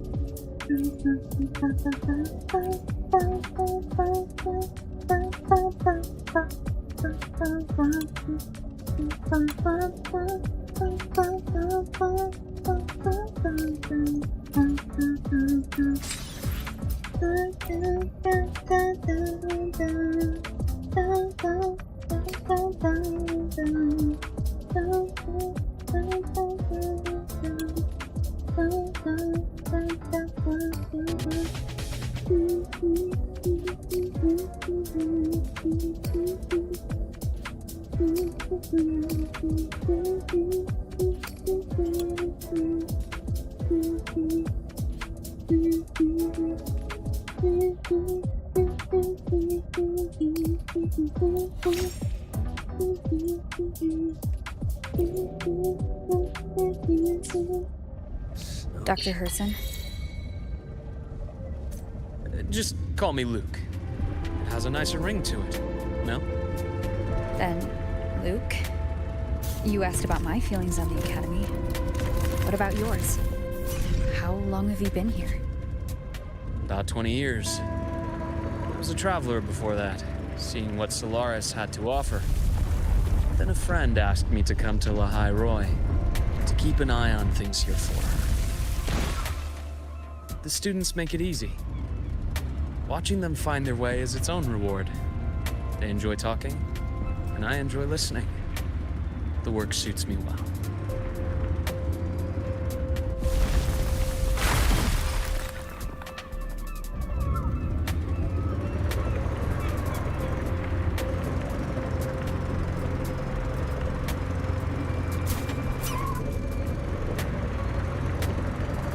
See that? Ancient life forms, frozen right into the ice walls. Millennia frozen in a single moment. Preserved so perfectly you can almost see what they used to be. To be stuck like this forever. Kinda miserable, don't you think?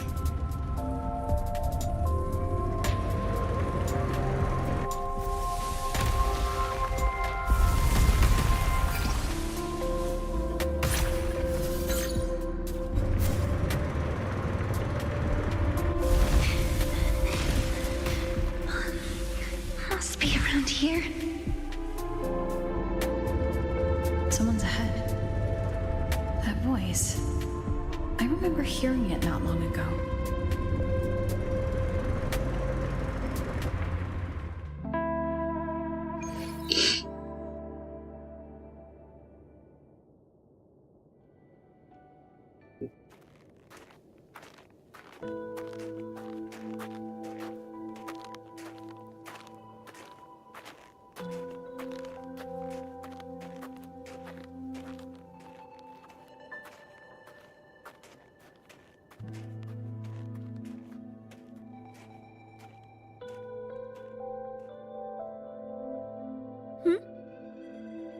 You are the one who was talking to yourself in class.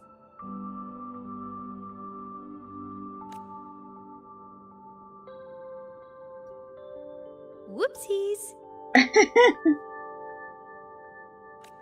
Oh, and Dr. Herson. You are traveling together? Did the Academy greenlight a new field trip?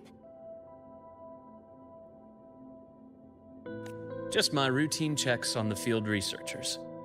Rover here has their own business to attend to, but we're headed the same way.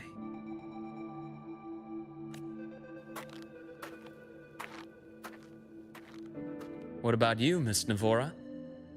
Chasing more fallen debris?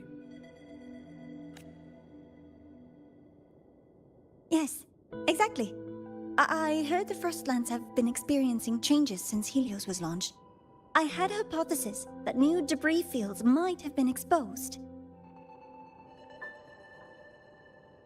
Debris? Space equipment that fell from the sky long ago. Probes, satellites, and even space stations.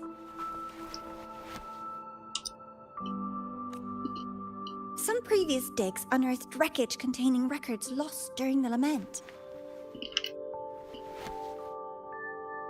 Oh, and images. Photos taken in orbit of other planets.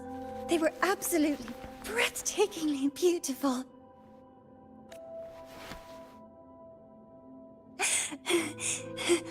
Oh, sorry. I got carried away. It's okay. Passion is a good thing. Thank you. Sometimes I'll just start info dumping. I know it's not the best. Did I hear autism?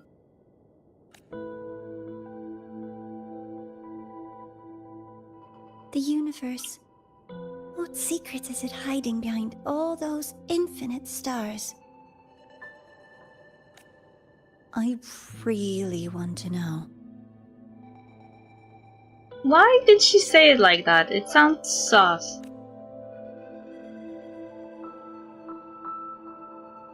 Anyway, in short, I came here for the fallen debris.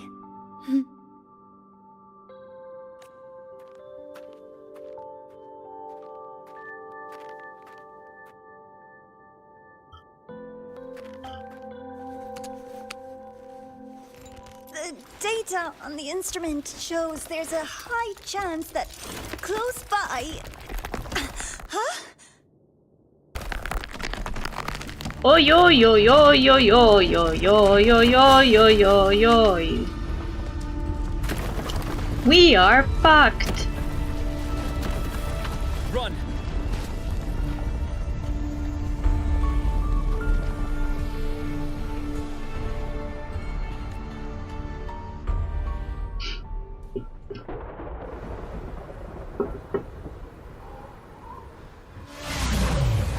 Yeah, of course, motorbike.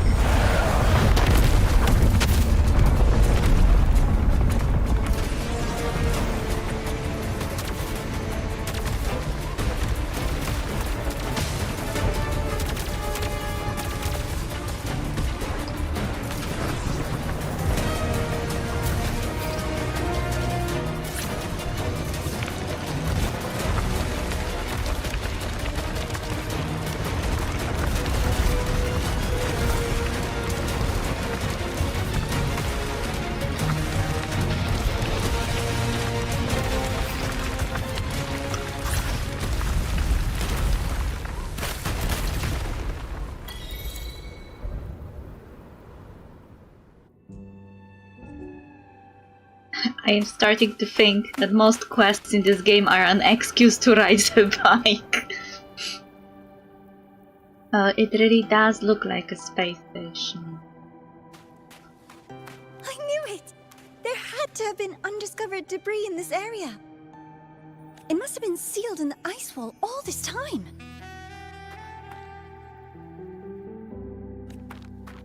Luke, Navora, you alright?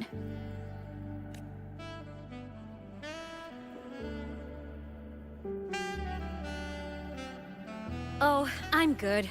Perks of being a ghost, you know?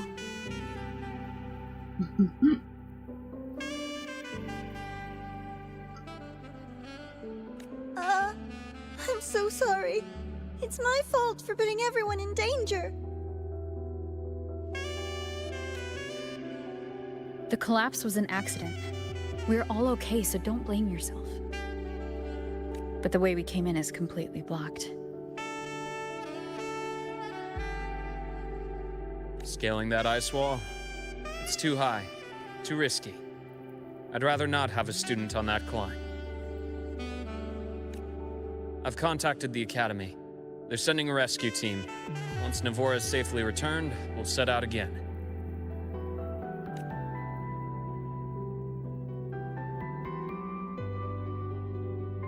She really wants to go there.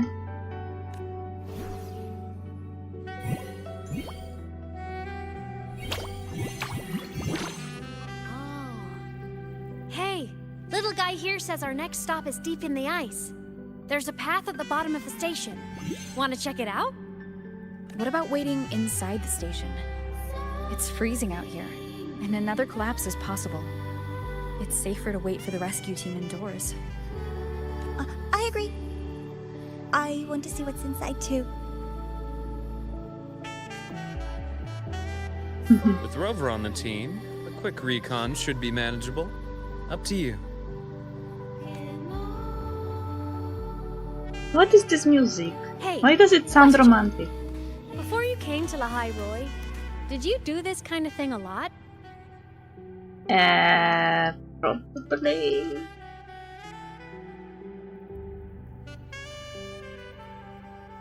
What do you mean?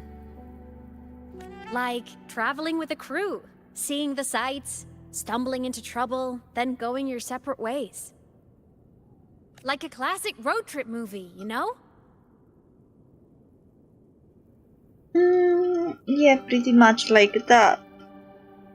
Usually more dangerous though. Nice. I happen to love those. Looks like this time I get a co-starring role. Amazing! Let's keep going, study buddy.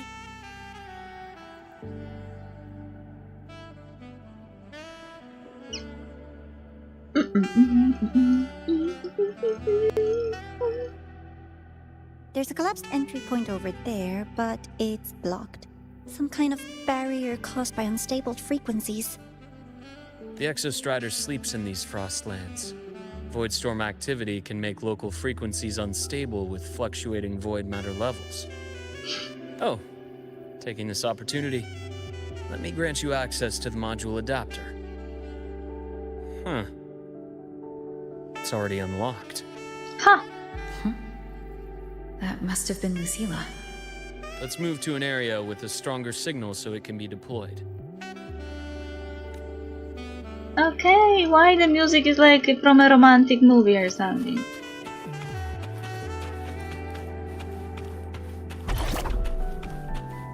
Exo energy.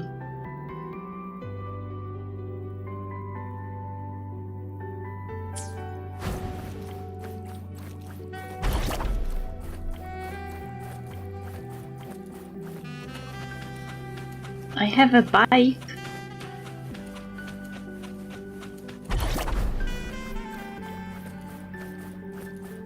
Why are we not using the bike?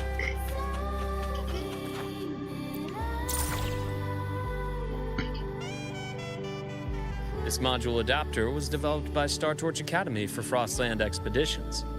It lets you interact with frequencies disrupted by void matter. Give it a try. You'll need it here.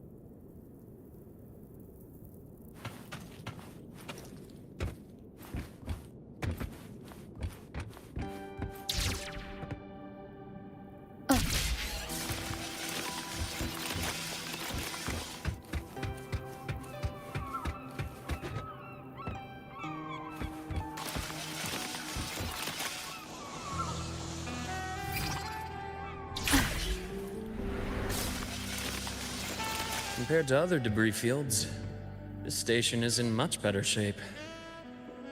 It's amazing.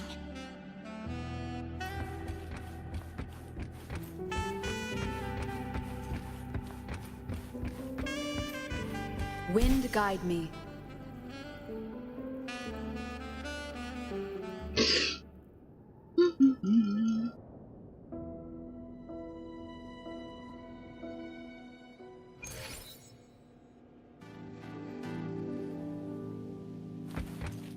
back in the firmament, I saw characters like this.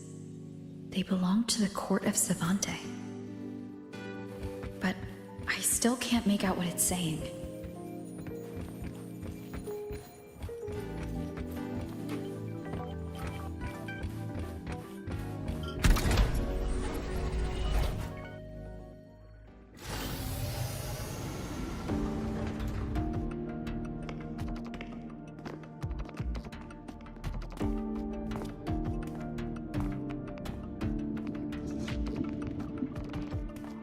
This is...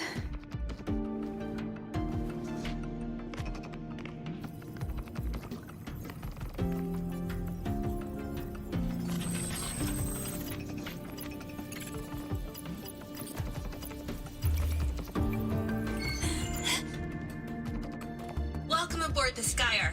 I'm Wenlu, your guide for today's tour. Skyark. Teachers, please stay with your assigned groups and ensure this one-day tour goes smoothly.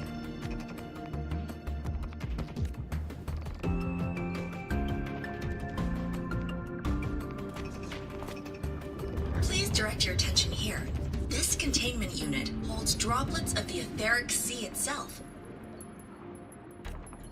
As you know, the etheric sea suddenly appeared above Solaris one day.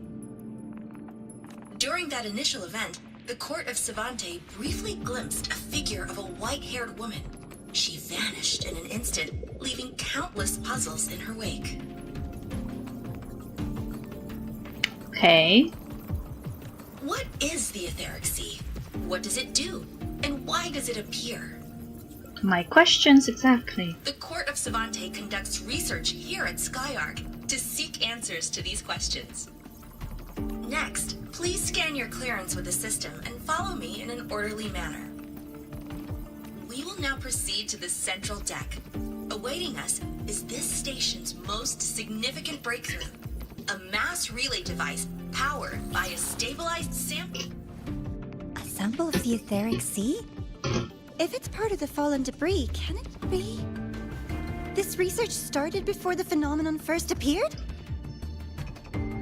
Oh my, this is an absolutely incredible discovery! Thank my lucky stars I came to the Frostlands today. That guide was probably a hologram frozen in the system's memory. Those brilliant minds in the Institute will be wetting themselves over this. Haha. One-day tour, huh? From the way she spoke, the visitors must have been school kids.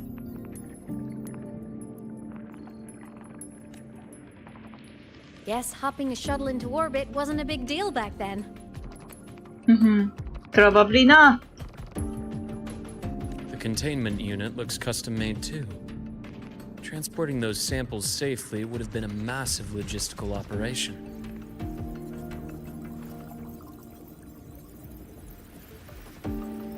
Huh.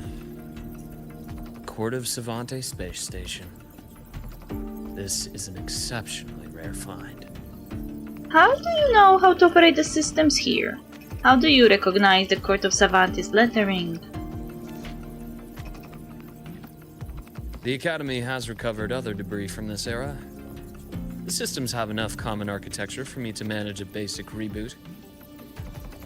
As for the Court of Savante's characters, let's just say I developed an interest in it, under unique circumstances.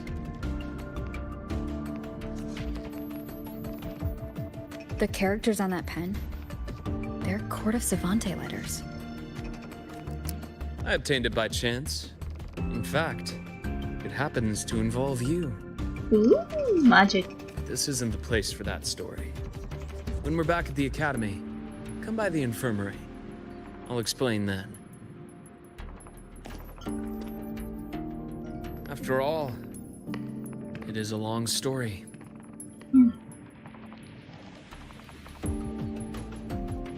Ooh, sounds mysterious. I want to hear the story too. Please. Pretty please. Depends on the situation. Like I could stop a digital ghost anyway. Fair point. Don't forget I can even sneak into your terminal. This way, please! The visitor registration system is here! Why did she say everyone? She can see her.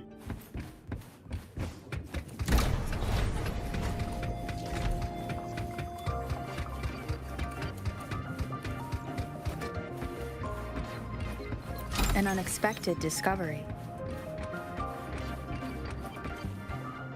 Welcome aboard the Sky Arc space station. It's an honor to share this vessel of knowledge with you as we journey across the stars.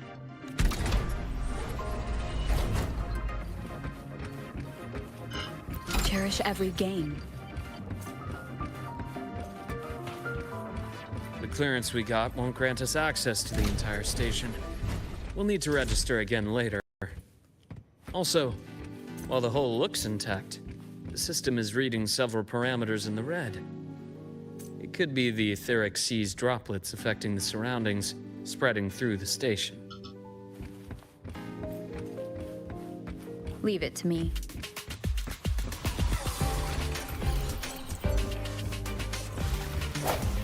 Break. Hopefully this helps. Sounds come forth.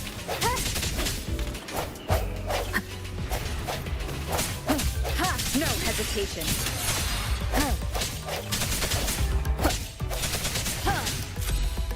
I sense your weakness.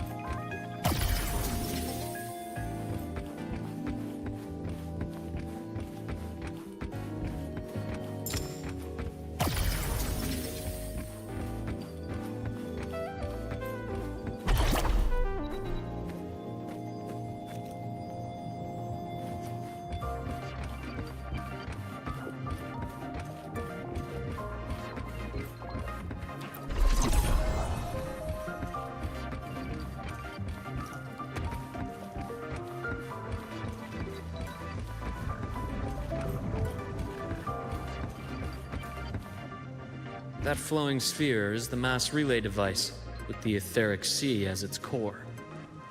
Let's check the console.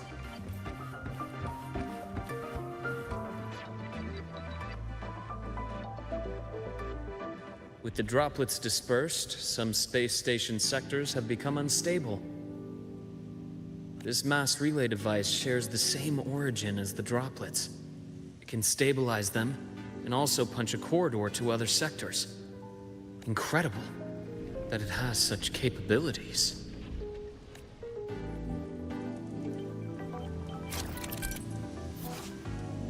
The mass relay device's energy cooler can restore the etheric sea droplets disrupted by void matter to stable state, clearing obstacles that block your path. After interacting with the mass relay device, you can use it to jump between different sector platforms within the space station.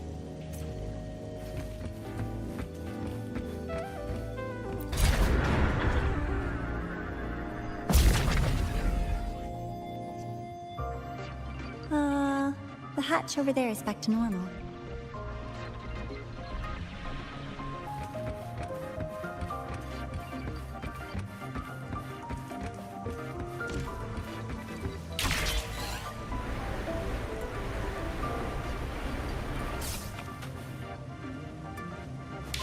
Interesting.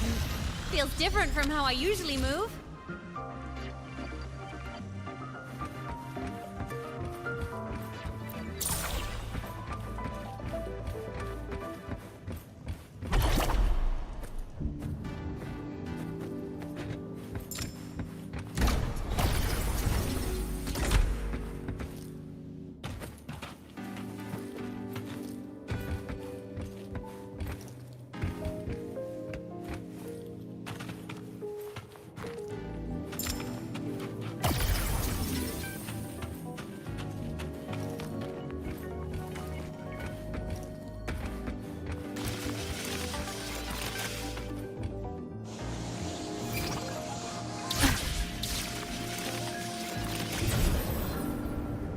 Oops.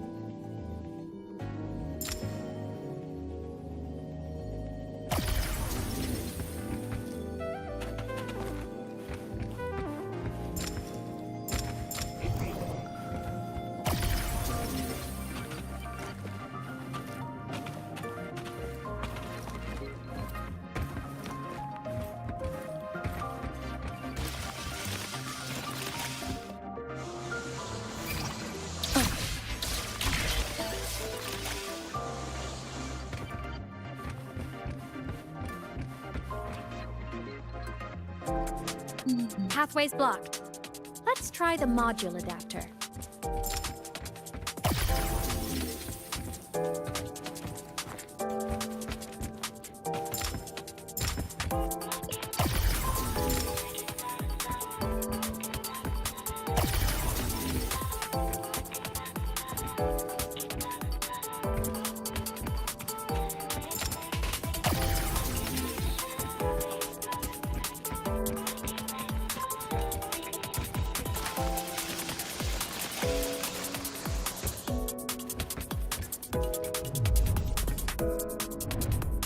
Here. Hello? Digital Ghost, remember?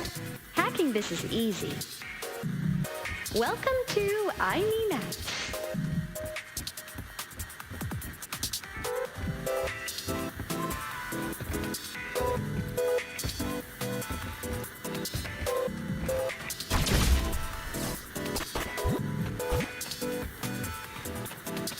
Cherish every game.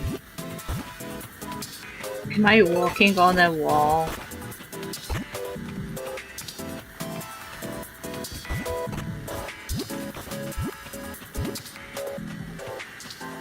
An unexpected discovery.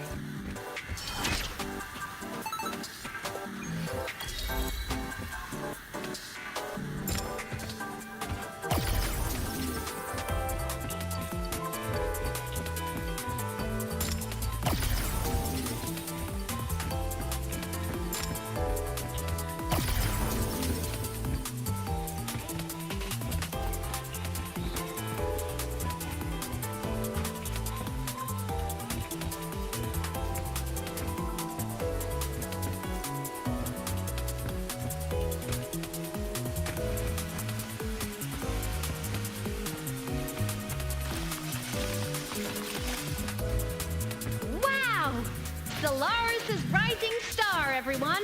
What a leap! Oh, come on.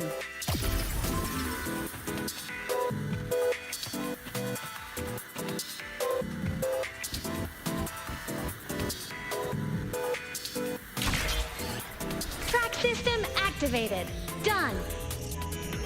This track was used to transport experimental samples from space. The storage facility should be just ahead.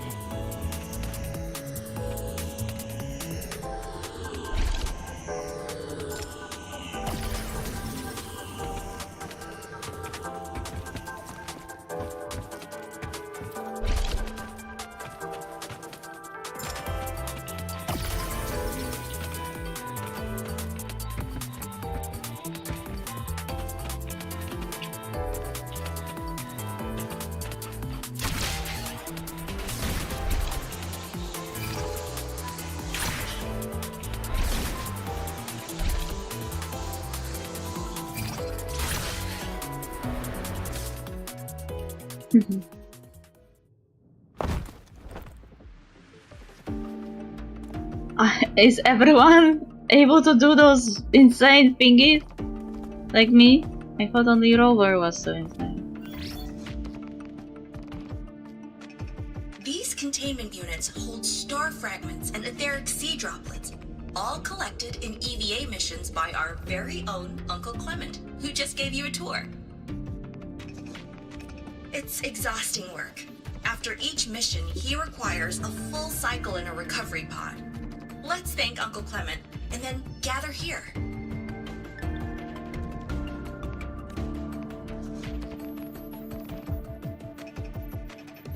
Now, please welcome Project Director Jun Shi to give us an overview of the Etheric Sea Initiative. By now, you will have experienced our mass relay device.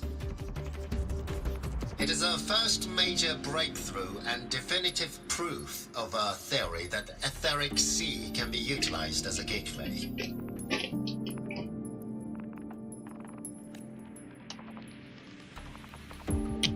The droplets exhibit unique quantum properties. Used as a medium, they could help us reach places no one on Solaris has ever set foot.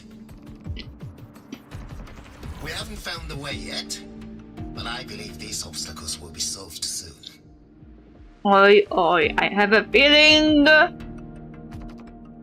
they opened the gate and they invited the Trinodian in. I have faith, not just in the court of Savante, but also in humanity's resolve to explore the stars, and in the budding curiosity I see before me.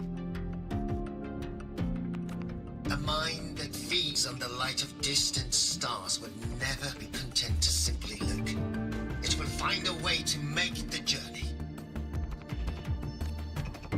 Recently, a brilliant new mind joined Skyark. Our work was instrumental in developing the mass relay device. Huh? Let's welcome Professor Wei Ying to share her vision.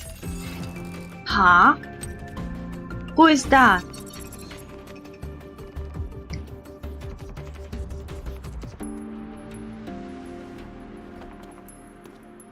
A pity. His hopes never came true. Humanity's quest to reach the stars has only gone backward. Who was the Professor Wayne? To feed on the light of the stars. Venturing into the unknown beyond the Etheric Sea. Romantic idea. Though who says something ugly isn't waiting out there in the dark? Over here. I found something interesting in the system logs. The station fell long ago. But according to this, the Skyark system was briefly reactivated after years of silence. Could someone still be alive? Not likely. We'd have found signs of life long before now.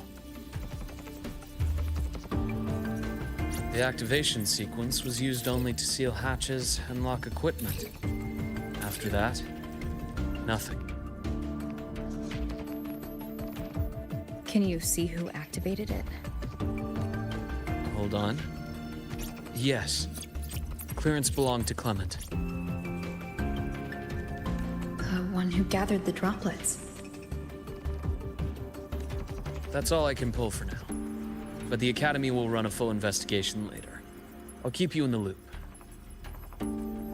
Good. Keep me posted.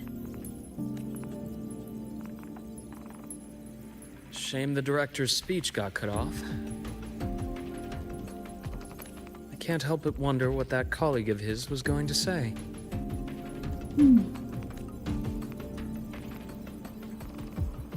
And was it cut off because of that girl? I must say that she tapped the key in the correct moment, and it was very convenient. Welcome aboard the Skyark. The station's security grid is offline in this sector. The monsters? Void matter has made them highly unstable.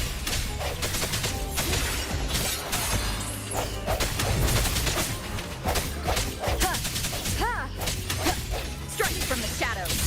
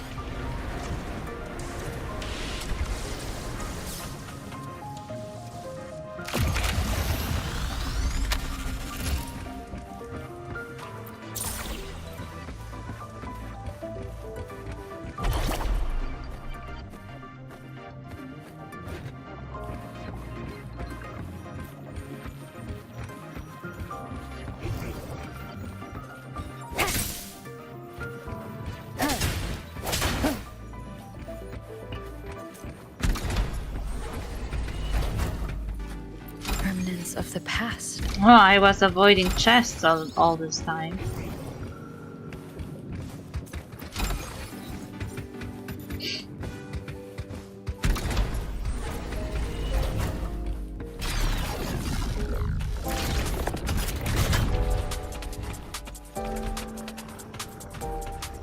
Leave it to me.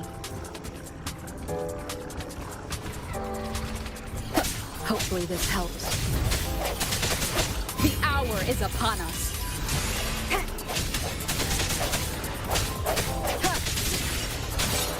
The frequency here is unstable too. Try using the module adapter to disrupt it.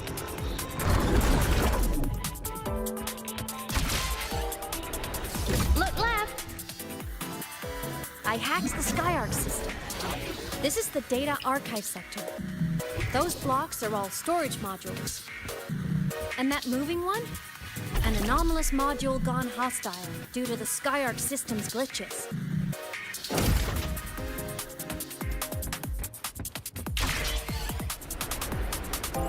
Leave it to me.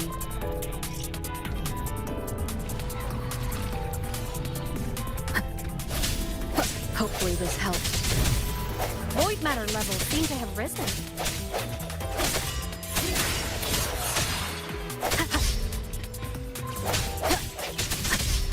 Sounds come from the end has come.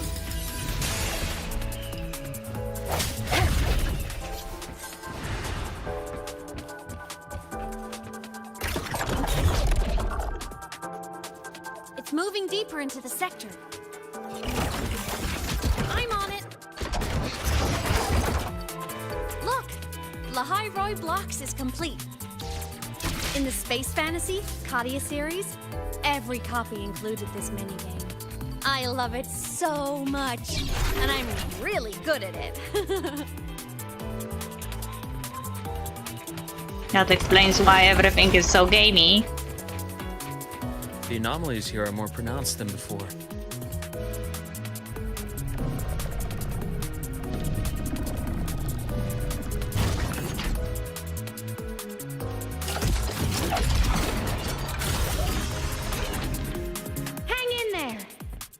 On something in the Skyark system. Use the adapter to disrupt these error modules.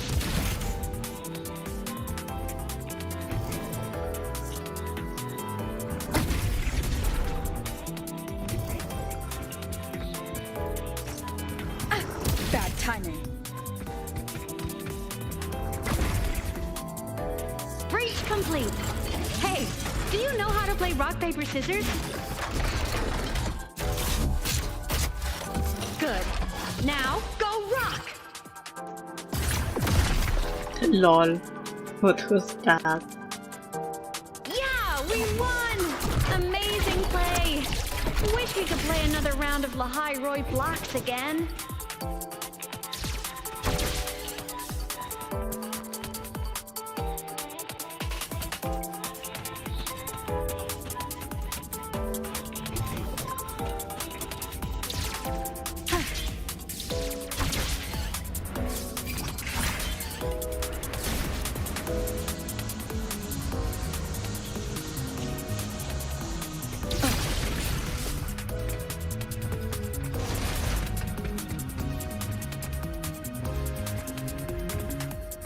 These things are just like minions in the Space Fantasy Katia series.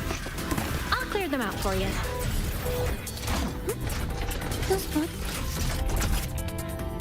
What just happened? Did I die?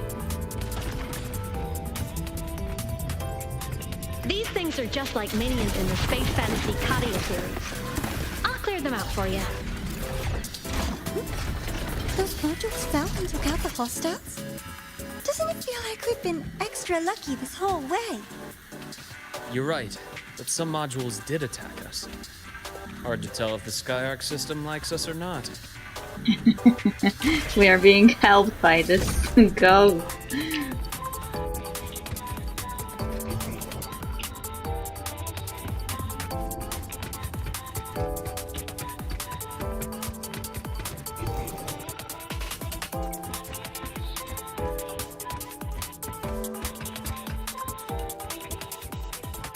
Welcome aboard the Skyark space station.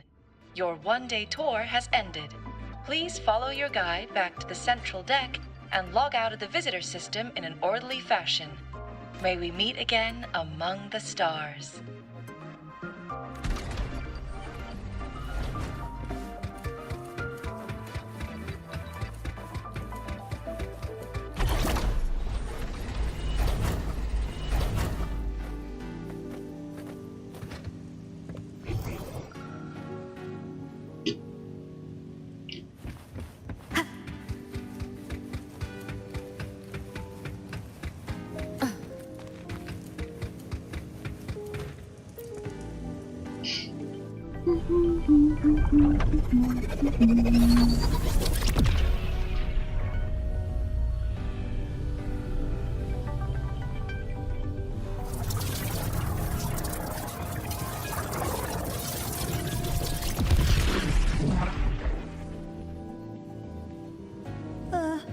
There are traces of void storm contamination everywhere. This concentration of void matter should have flooded the upper decks by now. Could something be containing it down here? Further in. Something's down there.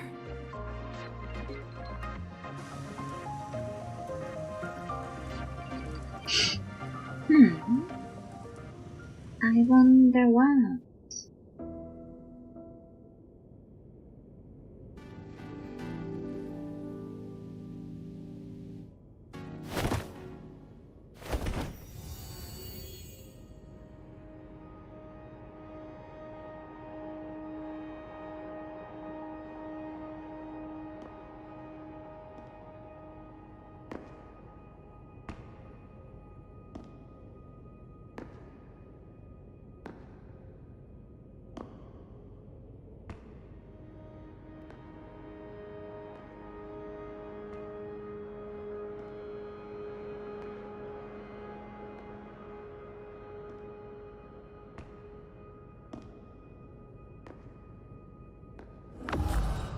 Cool. Camping on Happy is here. Huh?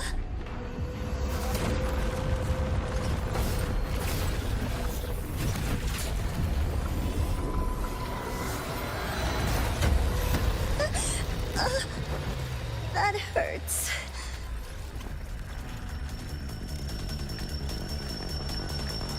Navora!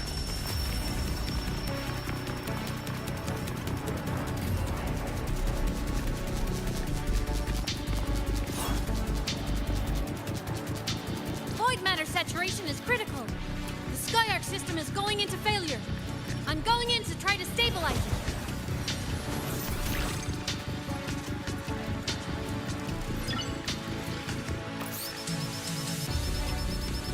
Everything here has already been contaminated, including that.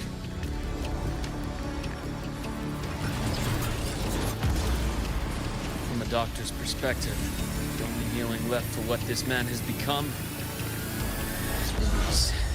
Damn it. He looks so cool.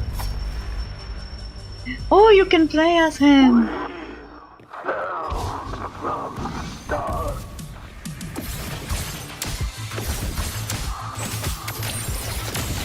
Charge. Ash takes form. I bestow eternal peace.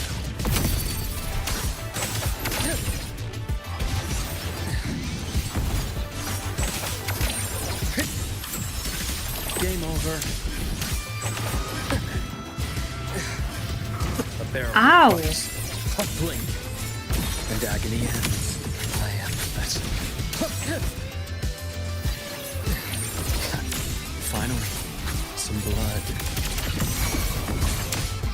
Wind calls. Waves rise. Judgment strikes. Wind rises. Hopefully this helps. Charge. One more time. Annihilation. Charge. I deliver merciful death.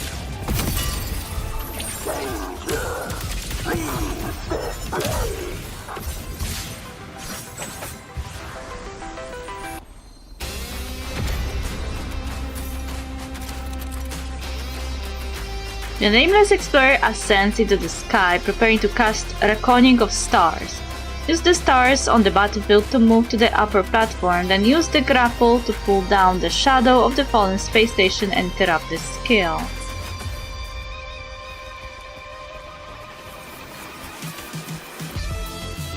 Wait, how? Ah, here.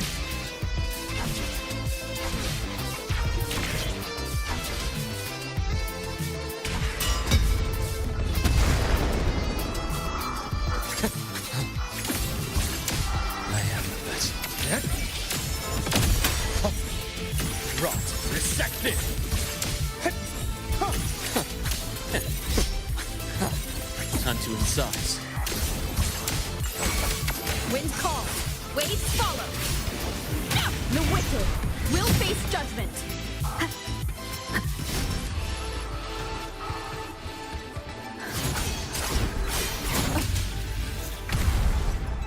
Ouchie.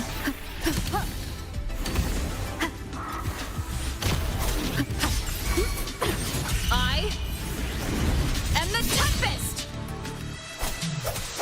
Hopefully this Pain helps. relief initiated. My scalpel etches your epitaph.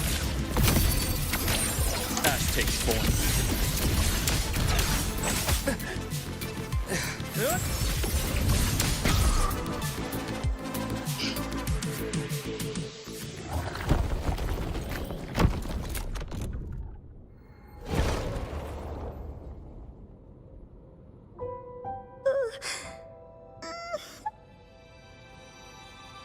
I'll check her injuries. Will you patrol the area to make sure there are no more threats? Sure. Why Got not? it. You go check on her.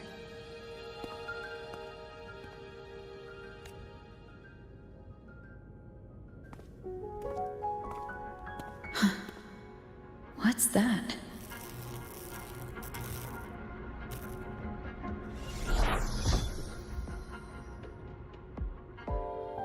The Skyark system is stabilizing. Look, a log entry. Clement. That must have been the astronaut's name. Huh. After he woke from his sleep pod many years ago, he initiated a lockdown that sealed in this entire wrecked sector, including himself. So he became the boss. The void storm had ripped through the sector. He must have been contaminated the moment his pod opened. That command was a failsafe. He knew he was going to lose his mind, so he wanted to stop himself from reaching the upper decks and hurting anyone. Tragic thing is, the station had already been down for years. There was no one left up there to save. I think he already knew. Even if his friends were gone, he might have thought of future explorers. Someone kind to children would have wanted to protect the innocent. To wake up from one long dream, only to fall into a deeper nightmare. Maybe it would have been kinder to never wake up at all.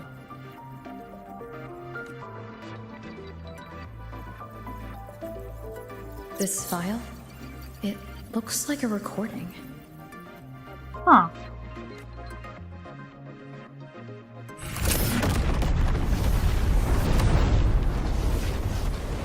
Oh shit.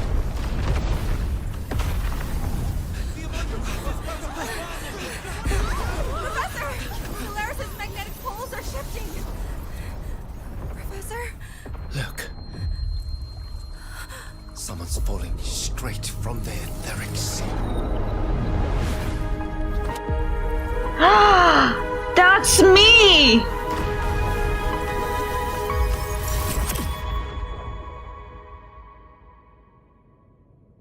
I am an alien.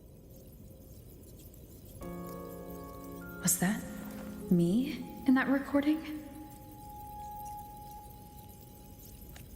That had to have been the station's final moments, when the etheric sea phenomenon suddenly spread and engulfed all of Solaris, like Luke said.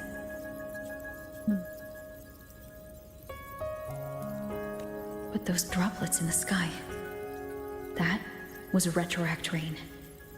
So that might have been an image of an event long ago, not part of the etheric sea phenomenon itself. Huh. Did I really fall from the etheric sea? Or what lay beyond it? Junshi did say the droplets could act as some kind of gateway.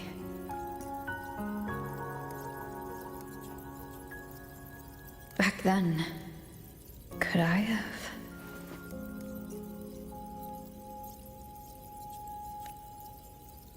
Imeth? What's up? You look unhappy.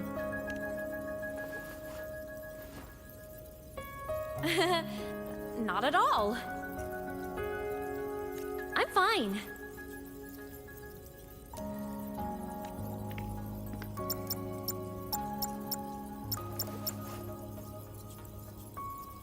I'd recommend you keep this private. Don't leave the recording for the Academy's teams to find. He's in the know somehow. Remember what I said earlier. It's a nest of competing factions. Anything connected to your past needs to be handled with discretion. So, what do you think, leader of the Black Shores? Very few people know about that. Be direct with me, Luke. I know you knew me before, but I acted mostly as a bloombearer in the past. You and I, what exactly are we to each other? Friends, I'd say. Not the kind who lived in each other's pockets. But, as a Huanglong saying puts it, true friendships are still waters that run deep. We met by chance, and by another twist of fate, you entrusted me with a rather long-term assignment. Huh. How about this? Strangers in passing who became confidants. How does that definition suit you? I need time before I can take your word for it. Fine. More vague than I would like.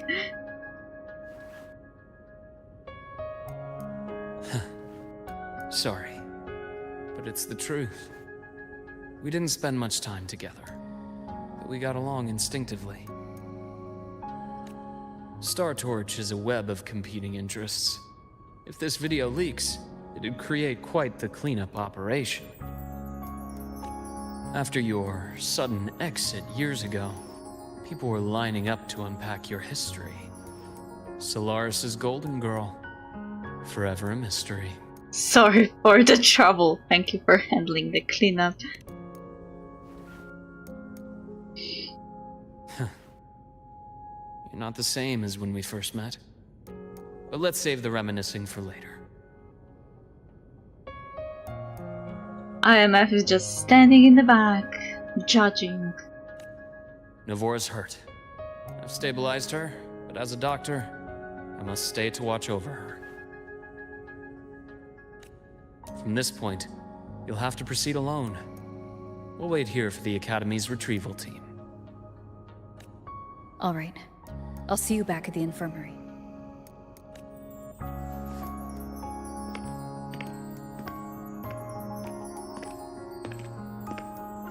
Luke, when you said I'm not the same, what did you mean? Just my impression. I could be wrong, but you seem lighter now. More hopeful. Happier. And that's not a bad thing.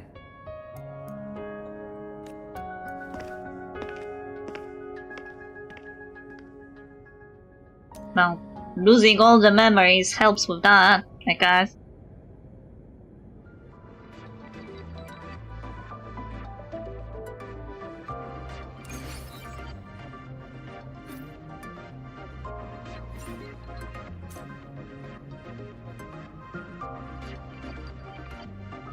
Did we just finish a quest? think so. If we continue, we'll start another one by accident. I don't think I have time for that.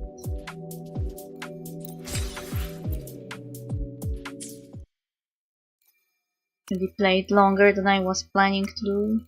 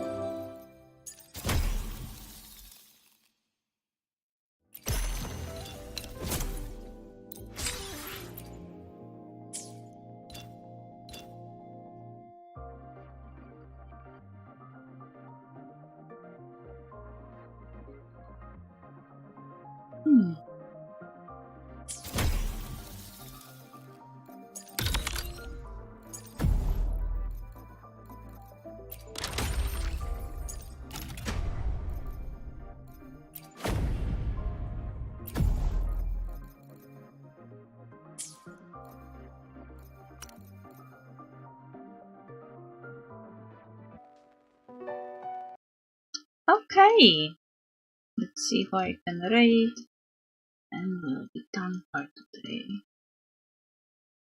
Almost the game would say to me, you played for 3 hours.